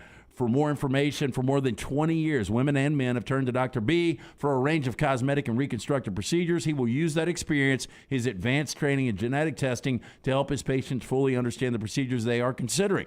Call Dr. Beckenstein today, 205-319-0316. That's 205-319-0316 or T3hair.net. All right, so here's the lineup for the next few few moments here. We've got 4 Downs and Rockstar coming up in the next 2 segments, and then we'll get ready for the weekend in our final segment. So sit back and enjoy the rest of the show, being brought to you in part today by our friends at Mortgage Right. Always look for the Ghost Energy drinks and our friends at Bud Light, as we always tap the keg and also open up the ice-cold Bud Light every Friday. And we broadcast from the Birmingham Racecourse and Casino Studio. This is The Next Round. Take the next round anywhere you go with official Next Round gear. Buy yours today at nextround.store. This is for the men who never settle, the ones who miss the fairway all day and still pull out the big stick, the type of guys who will always prefer to be behind the grill than in front of the camera, and the men who never let their friends forget about a high school nickname. This is the Lodge mentality. This is Twin Peaks. Who wants to settle for a single TV? With more TVs, bigger screens, plus our fabulous scenic views, there's more to watch at Twin Peaks. Hey, Lance Taylor from The Next Round. You've heard me for years talk about our friends at Bromberg's Jewelers, and we welcome you to stop by and see that great customer service at the Mountain Brook and Summit locations. But we'd also love for you to check out their new online shop. They've got plenty to choose from. Great gifts, big and small. Available online, they've got David Yurman, Tudor watches, select diamond and gemstone jewelry, William Henry, seasonal and favorite giftware items, and baby gifts as well. They've even got an online sale section. For more information, Brombergs.com. Hey, Lance Taylor from The Next Round to tell you about my friends at Michelson Laser Vision, located conveniently UAB Highlands. Almost 20 years ago, I went in for the procedure. Only took 12 minutes for both eyes. When I went in, I had 20/200 vision. I was legally blind. Now I have 20/15 vision, still 19 years later. Make the call today. Schedule a hassle-free consultation. 969-8100. Dr. Mark Michelson, Dr. Jen Michelson, Michelson Laser Vision. Make sure you tell them The Next Round sent you. 969-8100 or MichelsonLaserVision.com. The Next Round is so much more than the show you get from 9 to 1 each day. So make sure to head to our official YouTube channel at Next Round Live and subscribe to get all of our latest content. We, of course, have plenty of specialty content and shorts based all around the sports in the heart of the SEC.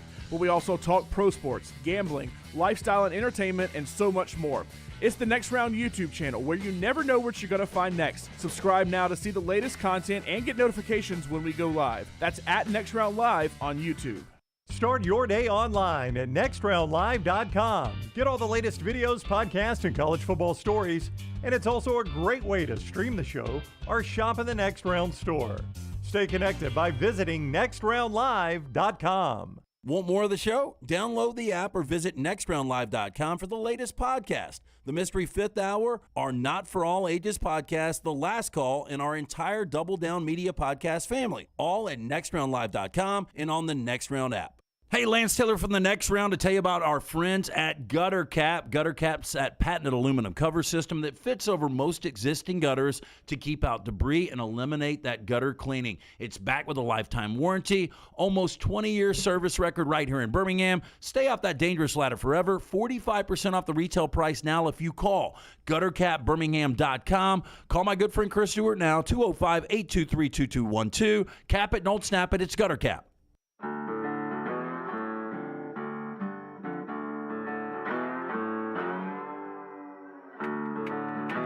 Back with you on The Next Round as we roll on. You're watching us on all of our platforms, YouTube, Facebook, Twitter, Twitch.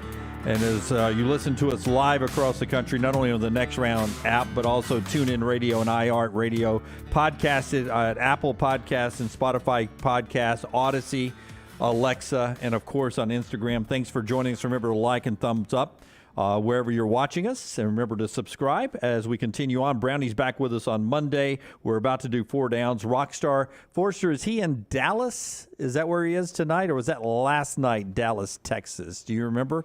Pull up that slate for us. No, I think we left Texas last night. Maybe New Mexico? What is? I don't know what today is. Today's the 17th, so he's Corpus Christi. Okay. Dallas to Corpus Christi. And then San Antonio. And we had a couple listeners that caught him in Dallas last night. So I think since he started the road trip, 3 shows, and I think we've had, or is it 4 shows? We've had somebody there every night, 3 shows. So if we can get somebody in Corpus Christi out tonight, We've got somebody coming up in San Antonio. I don't know anybody in Corpus Christi. I can do Albuquerque. I can make sure that we've got Albuquerque covered. We're trying to do this like the Washington State flag for game day. Have somebody there with the next round cheering for Rockstar. We've got show. Tucson covered for sure. I think we've got Phoenix covered. I don't know about Bakersfield. I can get Sacramento covered. Yeah. Nampa, Idaho is going to be impossible. I didn't even know there was a Nampa, I did not Idaho. know there was a Nampa either. 4 Downs every day, brought to you by our friends at Vulcan Tires. Great location in Pell City is just open. Bumper to bumper service, not just the tires. Hey, look, if you're heading down to Tuscaloosa or Auburn for a basketball game, a dead battery is not going to get you there. Before your next road trip this winter, take your vehicle down to Vulcan Tire and Automotive for that comprehensive battery check. We here at the Next Round trust our vehicles with the team at Vulcan Tire and Auto. We encourage you to do the same as well. Locations all across Birmingham, 4, including the new one in Pell City. See what they can do for you and your vehicle. Go to VulcanTireandAuto.com. First down. Okay, better chance of an upset tomorrow. Oklahoma over Texas and Austin. Okay. Or Vanderbilt at home over Auburn. Home court advantage is the key in college basketball, right? So Oklahoma's in Austin. No chance Oklahoma beats Texas in Austin. There is a chance, though I don't think it happens, there's a chance Vandy beats Auburn in Nashville. So I would say Vandy I with would the agree home with court you. advantage. Yeah, and I think this number will dictate that.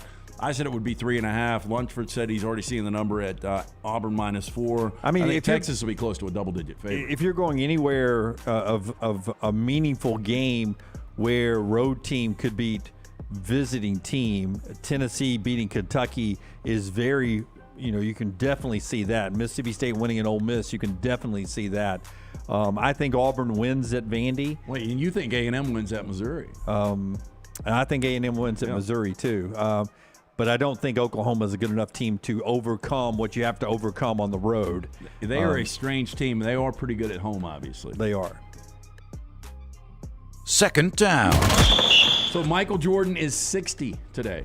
How about that? I saw we made a huge donation to Make-A-Wish. Make-A-Wish, yes. Make-A-Wish. $10 million. I think it was their longest donation or largest donation ever. Giving back. It was one of his first charities he worked with back in his playing days. It was really nice of him to do that. Okay, if you can separate this, better career, Michael Jordan or Michael Jackson? Let's take out the fact that Michael Jackson is a pedophile, but just the fact that he was great at what he did in his industry and what Michael Jordan did for his industry.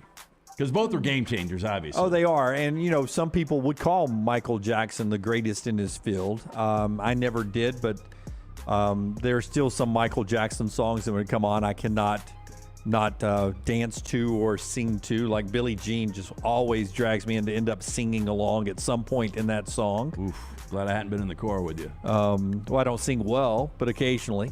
But Michael Jordan to me is the GOAT. And I think he's the guy that we invented the GOAT for, right? When you hear the phrase the GOAT, I think we invented it for Michael Jordan. To me, Michael Jordan is going to be number one no matter how you compare this, right?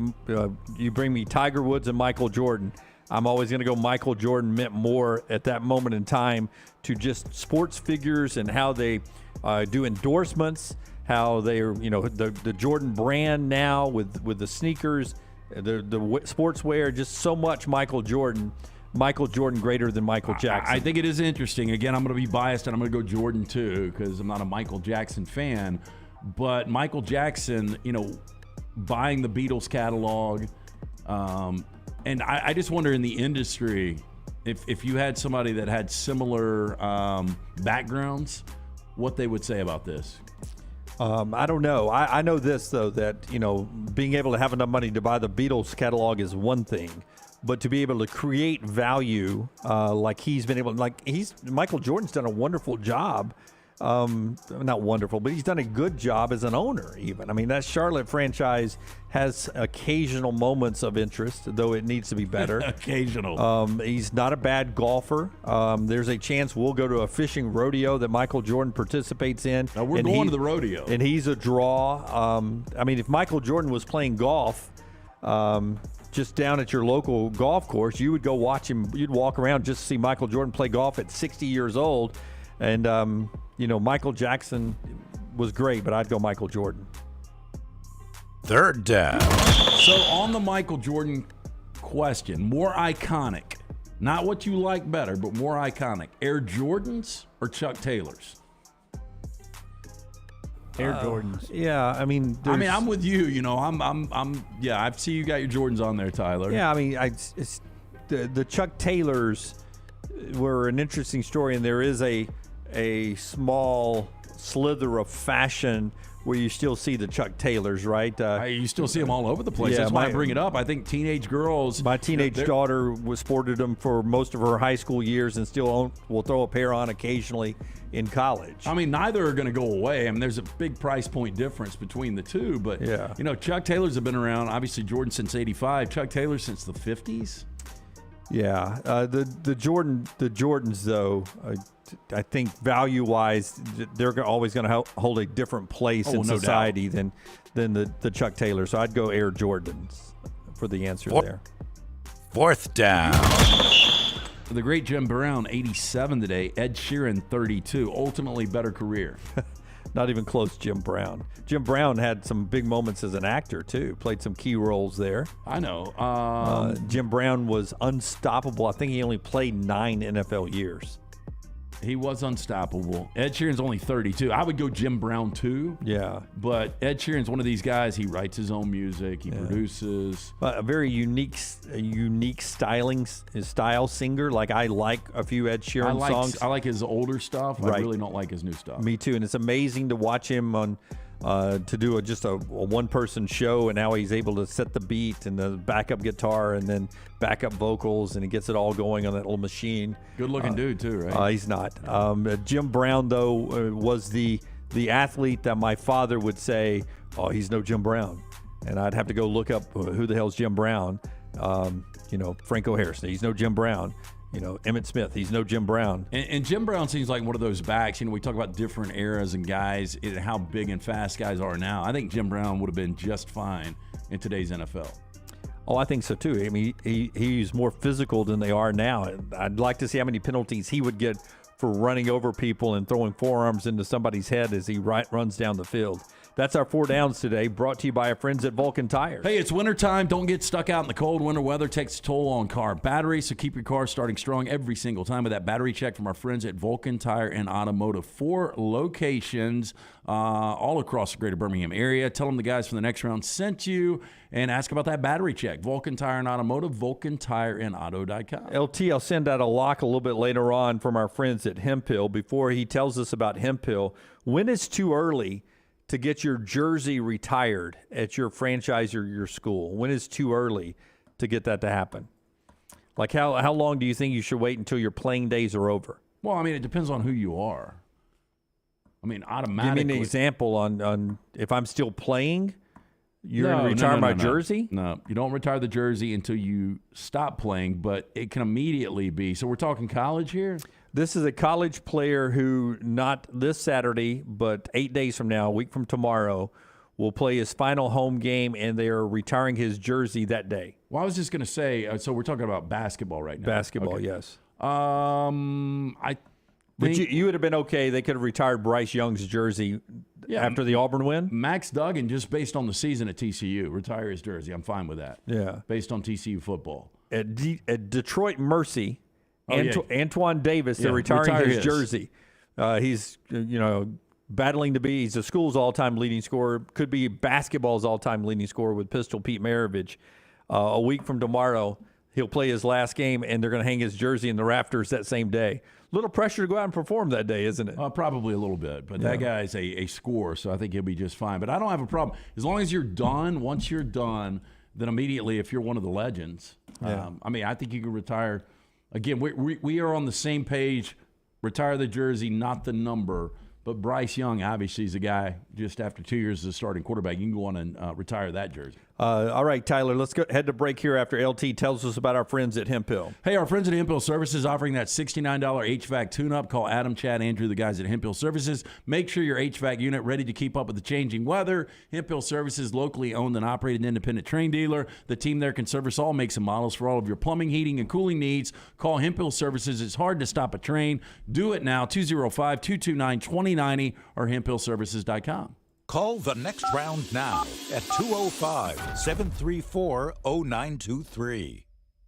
Hey, big news from our friends at Wayne's. 2023 is their 50th year in business and is their way of saying thank you to loyal customers in the communities they serve. They're offering $50 off pest, termite, lawn, or mosquito service. This offer is good to existing customers as they add services or new customers. This offer good through February 28th. Hey, look, Wayne's keeps all of us here on the next round pest, termite, mosquito free. They also keep our lawns looking fantastic. Call Waynes.com or 866-WAYNES1. Hey, there's nothing worse than waking up to a plumbing problem. Don't get caught in a flooded house. Call the guys at Hemphill Services. Adam, Chad, and the team at Hemphill are the only ones I trust to fix it and fix it right the first time. Hemphill Services does it right and always at a fair price. For all of your plumbing, cooling, and heating needs, trust the name that Birmingham has trusted since 1954. That is Hemphill Services. Call now, 205-229-2090. That's 205-229-2090. Support the show and grab some great t-shirts and hoodies right now in the Next Round store. Buy the Alabama State Map shirts in your team's favorite colors, the popular Y'all Can Have the Rest, or Next Round flag shirts are also online now. Just go to nextround.store. That's nextround.store. The traditional Next Round logo shirts are there too. Buy them for yourself, or they make a great gift for someone else. And let us know what you'd like to see in the store coming up. Nextround.store, that's nextround.store. Have you had a pipe burst, a washing machine overflow? Maybe your toilet or bathtub has overflowed upstairs and now you have water coming through your ceiling? No problem. The specialists at DryTech are here to help. What's important is you act immediately when water damage occurs. Failing to do so can cause mold, rot, and mildew issues. Long-term exposure to those toxins can cause many health issues down the road. So act fast. When trouble strikes, call DryTech 205-637-0143. That's DryTech at 205-637-0143. Follow Next Round Live on Twitter, Instagram, Facebook, and YouTube. The social media team at Next Round Live will share the latest interviews and videos from UAB, Alabama, Auburn, and campuses all over the college landscape. You'll also get the latest highlights and news from the Next Round Live daily show. Jim, Lance, and Ryan will share their thoughts, and remember, you can always see the old shows on the Next Round Live YouTube channel. Subscribe, like, and don't forget to comment. Turn on the notifications so you don't miss a thing.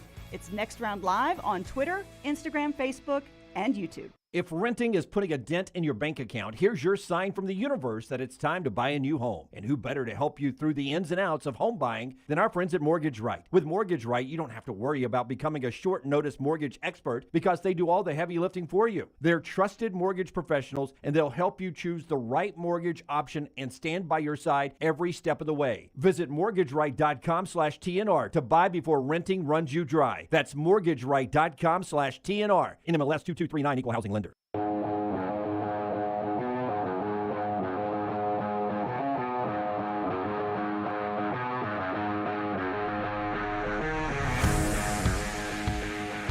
Ian Rappaport reporting that the Commanders will try to close it out with potential OC Eric Bieniemy today. Matt Nagy's in place to in position to replace him in Kansas City.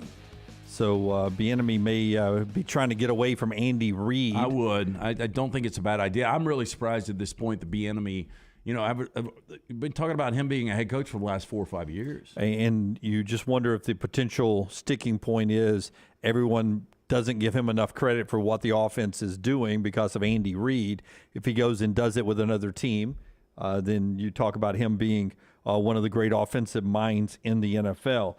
Before we bring Rockstar in, let's pull up the schedule of where Rockstar is heading. This is our Michelson look ahead today, brought to you by our friends at Michelson. Last night it was Dallas, Texas. Tonight it is Corpus Christi, then San Antonio. Travel day to Albuquerque, Tucson, Phoenix, Bakersfield. Travel day to Sacramento, and then someplace in God's green earth called Nampa, Idaho, N-A-M-P-A. It's Tampa with an N in Idaho. More on that in a second. Michelson Laser Vision bringing you that look ahead to the Rumors Tour with Rockstar. Hey, find out if LASIK is right for you. Make the phone call that I made, 969-8100. If you wear the contacts or the glasses, you're wasting money each and every year. Call for a free consultation, 969-8100. Ask for Amy Toe. The Next Round sent you. You've got nothing to lose to find out if LASIK is right for you. I've got 2015 vision, better than the 2020. Dr. Mark Michelson, Dr. Jen Michelson Michelson. For more information, 969-8100 or online, michelsonlaservision.com. I meant to get you to do this, Rockstar, as he joins us now on the JohnstonRVCenter.com video screen. I meant to ask you to do this. Did you weigh yourself before you left? Did you know how much you weighed? I did. Before you left, yeah. I weighed 186 pounds. 186, because I'm interested. Yeah. Because the food intake that you could have, but also you're working your ass off on the stage every night. So are you worried at all about weight gain on this trip, or do you think it'll even out with the workout? I'm extremely worried. It has been a lot of lunches and dinners. About, I would say, 6 of us, not including me. I didn't know the In-N-Out thing was a religion.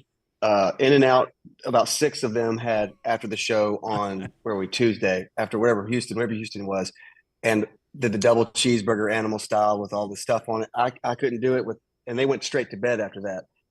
So I'm worried about them for that, but I could not do a double In-N-Out. I don't understand it. It was a great burger. I don't understand it though. Hey, look, Lance, your turn. Well, no, it is real. It's very difficult to outwork a bad diet. But the text I got from you the other night, I don't know if you were high on excitement from going about to go on the stage, but you said, damn good. It was damn good, but I'm saying it wasn't one of those things where I would seek out. Like a lot of these guys in the band are like, wait, Sacramento or the next place we can go to In-N-Out. There's one in so-and-so we can do this. And I'm like, once is enough for me. I thought it was a really good burger, but it's nothing something I would be like, guys, we're hitting In-N-Out today because there's one a mile away. Well, that's the philosophy of you want what you can't have. Okay, but it was I think it's more of the presentation that it looks like it's stacked so beautifully and everything. Like you can see every ingredient and it's not a smashed old burger that you get at a regular fast food joint. But yes, Dunaway, I did weigh myself and I'm concerned. I'm trying my hardest to stay away from desserts. We had our drummer had a birthday on Wednesday night, so in case we had cake and ice cream in a dressing room. It's hard to stay away from that stuff. That's the problem is desserts with me. That's my problem. I think you'll lose weight. I think he's going to come back under 186. Well, my problem is that when we did the Johnston RV Center drive up to the national championship game, Brown and I sat in the front seat. LT was pounding Bud Lights in the back, laying in the bed. Brown and I sat in the front seat, and it was constant M&M peanuts, and then we were eating a bag of chips, and then we had Sour Patch Kids. Yeah, but you know what we weren't doing? Going on stage for 2 hours. No, that's what I'm saying. Yeah. So I felt like I was only gone 4 days, but I felt like I was eating something riding down the road. How much of being in that bus, I guess you're sleeping usually when you're riding? Yeah, but we get there after the show. You kind of review the show, talk a little bit about everybody, and then because it's such a long run, I'm usually the first one that goes to bed because I know I got to get up and do it all over again tomorrow and sing. And you're not a big drinker too. I would imagine a lot of people have drinks. I know. The problem is you're around. You got people here that have their radar on. Like there's a great deli on this city. There's a great burger joint in this city. We got to go to this place. And so what I usually do is blow it out at lunch. And then on the bus, we have like deli meats and like mustard and mayonnaise and bread. And I'll make like a shitty sandwich for dinner just to kind of even things out. Because usually you're hungry after the show and you got everything on the bus, but not kidding. They got every potato chip possible. They got every beer possible. So I try not to eat as much after the show and try to get to bed, which is hard because your adrenaline's kicking because you just had a good show. Last night was interesting at the House of Blues in Dallas. We had it's 2 venues in one. So they had another group playing at another room, and it was a hip hop group. And I have never smelled the devil's lettuce stronger in my entire life than this bus when you just walked by. Because we walked to Dealey Plaza a couple times yesterday because it was like 4 blocks away. And the smell of marijuana on this bus was it was a contact high immediately. Even guys in our band that some may partake were like, damn. So those guys get after. I don't know what they did. But it was a hip hop group. Don't know where they're from. We didn't get to meet them, but we know they smoke. Well, I wanted to ask you this because you talked about how excited and how much people anticipated a new town, a new In-N-Out burger. What about legalization of the weed? Because you guys, I know New Mexico, Colorado, Nevada, Arizona, California, Oregon, Washington, all those are legal states. Have Cast and crew been talking about this? There was a mention of, because we're at Colorado Springs, and I think somebody said it is almost by city. Colorado is legal, but it's not legal in the city or something like that. So Colorado Springs is where it's illegal, I think. And there was a bit of bitching and moaning last night when they were talking about that. So some people are not upset that we're going to Colorado, but not the right place in Colorado. So you're telling me you may come out light, you come back lighter, less than 186 pounds with better eyesight. That's what you're telling me. Oh God, I don't know. It's like this venue we're here today. We're in Corpus Christi today. Last night was the House of Blues, and it was a teeny tiny dress. So there's 2 dressing rooms. The girls get one, and then 10 of us guys and get this teeny tiny dressing room that's for like 4 people. Now this venue is immaculate. It's right on the water. There are dressing rooms all over, but the Wi-Fi doesn't work in the dressing room, so I had to come in. I'm in a production room right now, just off the stage. I didn't want to do it from the stage because you would have heard them yelling at each other, hanging lights and everything. I know you've talked about the 80s classic before with me, The Legend of Billie Jean. It actually took place, filmed entirely on location in Corpus Christi. Do you think there's any chance? Really? Yeah, you talk about that, you guys being on the water. Do you think that souvenir shop where he actually shot the owner, do you think it's still there? I was going to say, is that mall even still open where they drop the marbles? Doubt it. The one thing I've noticed about Corpus Christi is that water is murkier than the Cahaba River here. Like there's not a chance in hell I would go out in the Corpus Christi Ocean. Well, I'll try to take. It's literally right by our bus is the water. I'll try to take a picture. It looks like there's a Navy ship out there. So I mean, it's a cool venue. I'd like to walk around. It's just you're limited on time. You probably get 45 minutes here and there to actually do something. So you can't get an Uber and do something. So if it's something within the walking distance of the venue, I would try to do it. All right. What do you? How's you guys been doing? We've been doing really well. Brown's already off today. He started his weekend an hour early. So we'll dock his pay for that. You missed Dunaway did a shot of tequila on set yesterday, Rocky. I don't believe that at all. It went exactly as you would think it would win. He really did. Taylor also did one, and she did it manlier than I did, everyone said. So remember Brett brought us those shot glasses, and I brought up, so we were talking about Dobell, and I was like, let's do a shot. And Dunaway said, do you have shot glasses? I said, I've got some that Brett brought us. So Taylor poured us 3 shots, and 2 of the shot glasses had hairs in them. And I was able to, I swear, pull the hair out of mine before I did the shot. I figured the tequila would kill whatever was on it. Dunaway had a clean shot. Taylor did her shot with the hair in it. What a trooper Taylor is. There she goes. It's good luck. It's good luck like it's good luck like at the worm, right? At the bottom of the bottle. It's the same thing. It's the same thing. That's good. It's a interesting texture on your teeth. So what are you wearing tonight? What's the wardrobe tonight? You gonna go with your black t-shirt, black pants, black jacket?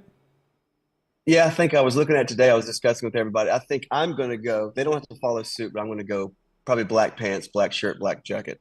I'm thinking about it, but I don't know if I want to break rank or not. If you came out with a black Kango and you were wearing a black cape, would Rogoff get upset?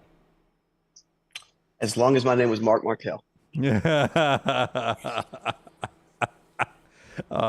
been fun. It's just been fun. It's just been a lot of work.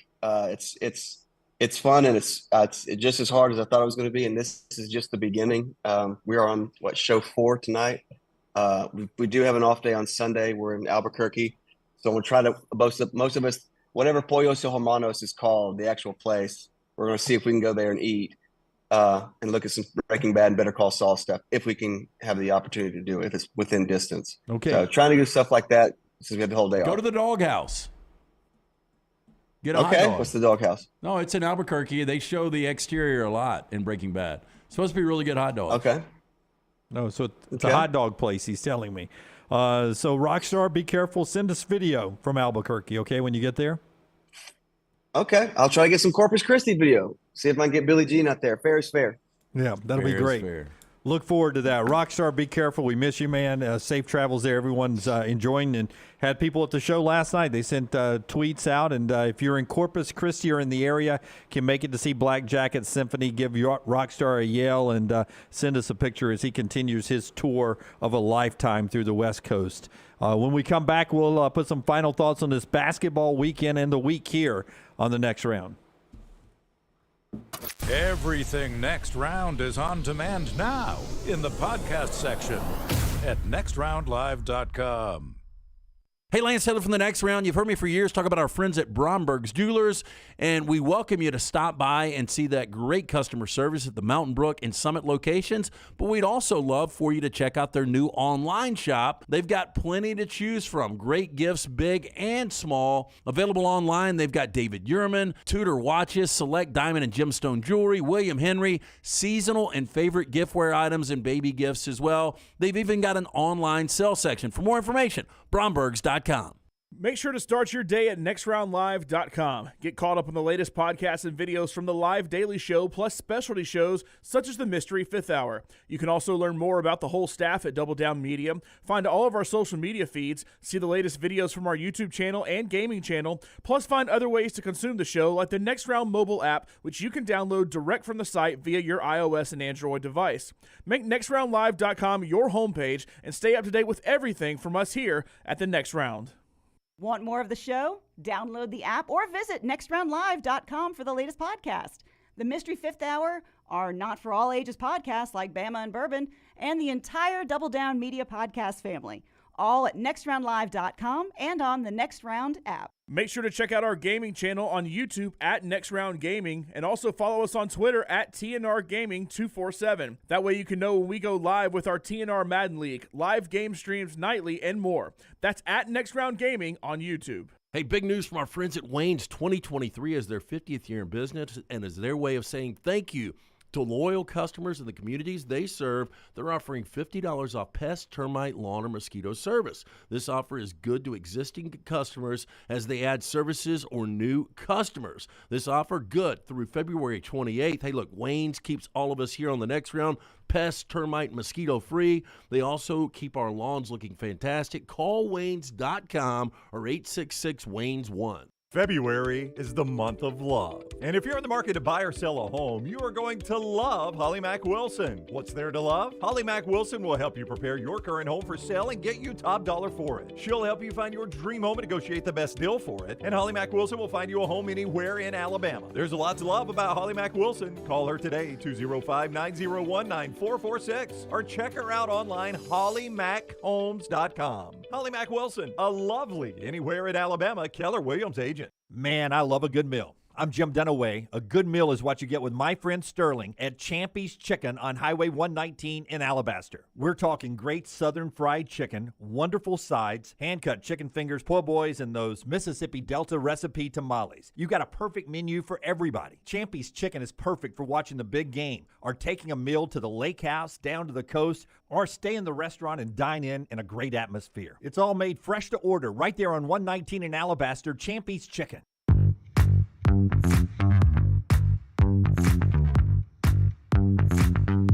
All right, final segment, getting ready for a big basketball weekend and a big sports weekend. If you are watching Tiger at the Genesis, I'll give you an update on what he's doing today. Also, the Daytona 500 coming up on Sunday. The XFL kicks off this weekend, and it's just a big basketball weekend, which we'll get back into in just a second. But Redmont Vodka, Redmont Distilling coming up in a few weeks. We'll have our bracket challenge, as you'll have an opportunity to win Chuck's Bucks. That's Charles Barkley, our buddy. He's the founder and owner of Redmont Vodka, Redmont Distilling. Here's the details about how you can win Chuck's Bucks. But as LT tells you about it, that QR code that'll be on your screen for a minute or so here, use that QR code and go ahead and save your place so you don't get left out of this big competition. Yeah, go on and scan that QR code, find out exactly what we're doing. But the opportunity, perfect bracket, $1 million, win Chuck's Bucks. It's his final pour bracket. And again, the weekend is here. Pick up a bottle of the locally owned and operated Redmont Vodka, where their aim is clarity and taste, color, and smell. It's vodka perfection. Redmont Vodka made from corn, which not only makes it gluten-free, also provides that smooth finish, no harsh aftertaste, 8 times distilled, available at your local package and ABC stores. Ask for it by name. It is Redmont Vodka. All right, out at the Genesis, and it's one of those things that if Tiger were to be in contention, no matter how big the tournament is, right, it would draw huge numbers. That's a fair statement, correct? That is correct. Yeah.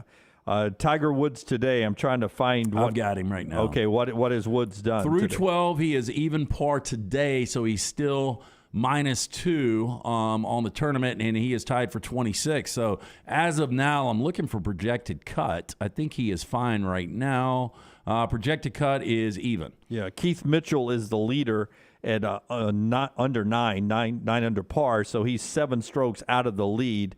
So still in contention. Max Homa, who has a later tee time today, the lead after round 1 was 7. Tiger was 5 off that. He's still 5 off of that, but maybe Tiger can get a little momentum going here down the stretch a little bit as he wraps up round 2 today. But it looks like he'll be easily inside the cut, and he's through 12. Remember, he birdied the last 3 holes yesterday, 16, 17, and 18, when he made his big push. Those are some big names in the top 10, though. When you look at, majors champions like Scotty Scheffler and Justin Thomas, Shane Lowry, Roy McIlroy, John Rahm, Colin Morikawa. I mean, it's a pretty nice leaderboard right there. UAB with the win last night. We talked to Jelly Walker earlier. That's podcasted for you on all of our platforms. The basketball weekend ahead.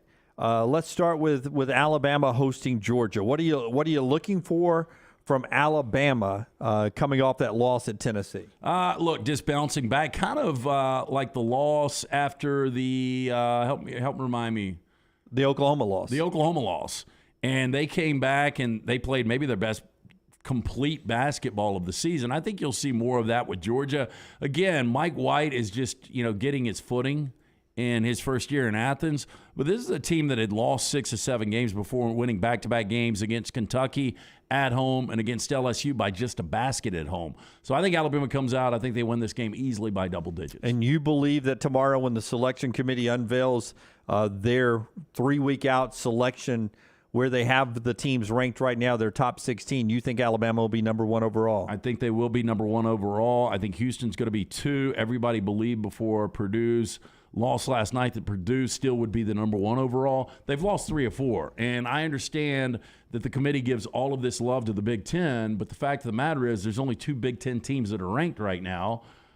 Indiana, which, by the way, lost this past week or this past couple of nights ago to Northwestern, and now Purdue, who's lost 3 or 4. So I would have Alabama, Houston, UCLA, Kansas. Most people believe it's going to be Alabama, Houston, Purdue, Kansas. That's right. So you love UCLA right now, who, like Tennessee, they play good defense, right? They play good perimeter defense, which really resonates in the tournament. Yeah, Mick Cronin's always had really good defensive teams, even if you go back to his Cincinnati days. I think the unknown there is we know Arizona's good. USC's pretty good, with the 1-2 punch with Boogie Ellis and Drew Peterson. But people just aren't sure really how good the Pac-12 is overall. Auburn had their best game of the year against Missouri. Can they do that back-to-back games now on the road at Vanderbilt? Or what are you expecting from Auburn? They didn't play bad against Alabama. No, not at all. I mean, they missed those final shots down the key stretch in the last few minutes. But it all came together this past week against Missouri. I think Auburn will play well here. Again, this is one of those tricky games, though, because when Vanderbilt, with Liam Robbins back in that lineup, they're kind of a dangerous out, and they can sneak up and, they can beat a really good team on a given night. All right, so that's some of the games this weekend. Obviously, Tennessee, Kentucky could have NCAA tournament implications for the Wildcats. Our final thought today comes from Jim Bowden, the writer, longtime baseball writer, who's written for Sports Illustrated, several other folks, now with The Athletic. And we've got a lot of changes happening in baseball. And I don't know how you feel about the pitch clock and the larger bases, the no-shift rule. What do you think of all the new rules we have coming in this year? I don't know. I really don't care about the pitch clock. It's going to be weird, but again, you've seen it. I've seen it. It really doesn't affect the game. Bigger bases, I know we're trying, player safety, but, it was one Buster Posey where he got destroyed at the plate, but we've changed all of the collision rules of the plate, which to me was the most exciting play in baseball. Now we've got bigger bases, the shift. I hated it when it came into play, and it's, been 15, 20 years since we've had shifts now? I don't know. I mean, the one thing I don't want to take away is the human element, where we've got right now in the minor league systems, AAA, where we've actually got the AIs that are actually calling strikes and balls. Yeah, so we'll have that in AAA this year. But Jim Bowden writes that he believes, and he has sources around Rob Manfred that thinks we are moving to a point where we will not have American and National League the way we always have. We've gotten rid of the designated hitter. How is that? And they may still call it American and National League, but they're going to there is at least a study being done to have an Eastern and Western conference, basically, and pair these teams more geographically. And I want to know if that interests you or not, first off, and then we can talk a little bit more about it. But, for instance, the Yankees and the Mets would be in the same division, Tampa and Miami, Baltimore and the Nationals, around the Angels and the Dodgers. They would do this geographically. And if you just go by divisions, it would take the Dodgers and Giants out of the same division the way Bowden laid it out there for the first time ever. Yeah, I don't like this at all. And look, when we expanded in baseball and we went to 3 divisions per league and we started having wild cards, I didn't mind that because when you had 2 divisions, just the East and the West and the National and the American leagues, you could win 100 games, still be left out of the postseason. So I think the current way it's set up is good, but there is something about winning a pennant. And with this, you're going to kill a lot of the rivalries. And I think, for some people, baseball's overplayed when you're playing a team 19 times in a year. But there's something about the rivalries. There's something about the American League, National League. You're completely changing the game. If you pull out your schedule this year, the 2023 schedule, you'll notice one thing. There's more interleague games than there's ever been before. See, and I really don't notice the interleague as much. That would have been something that jumped out the first couple of years of interleague.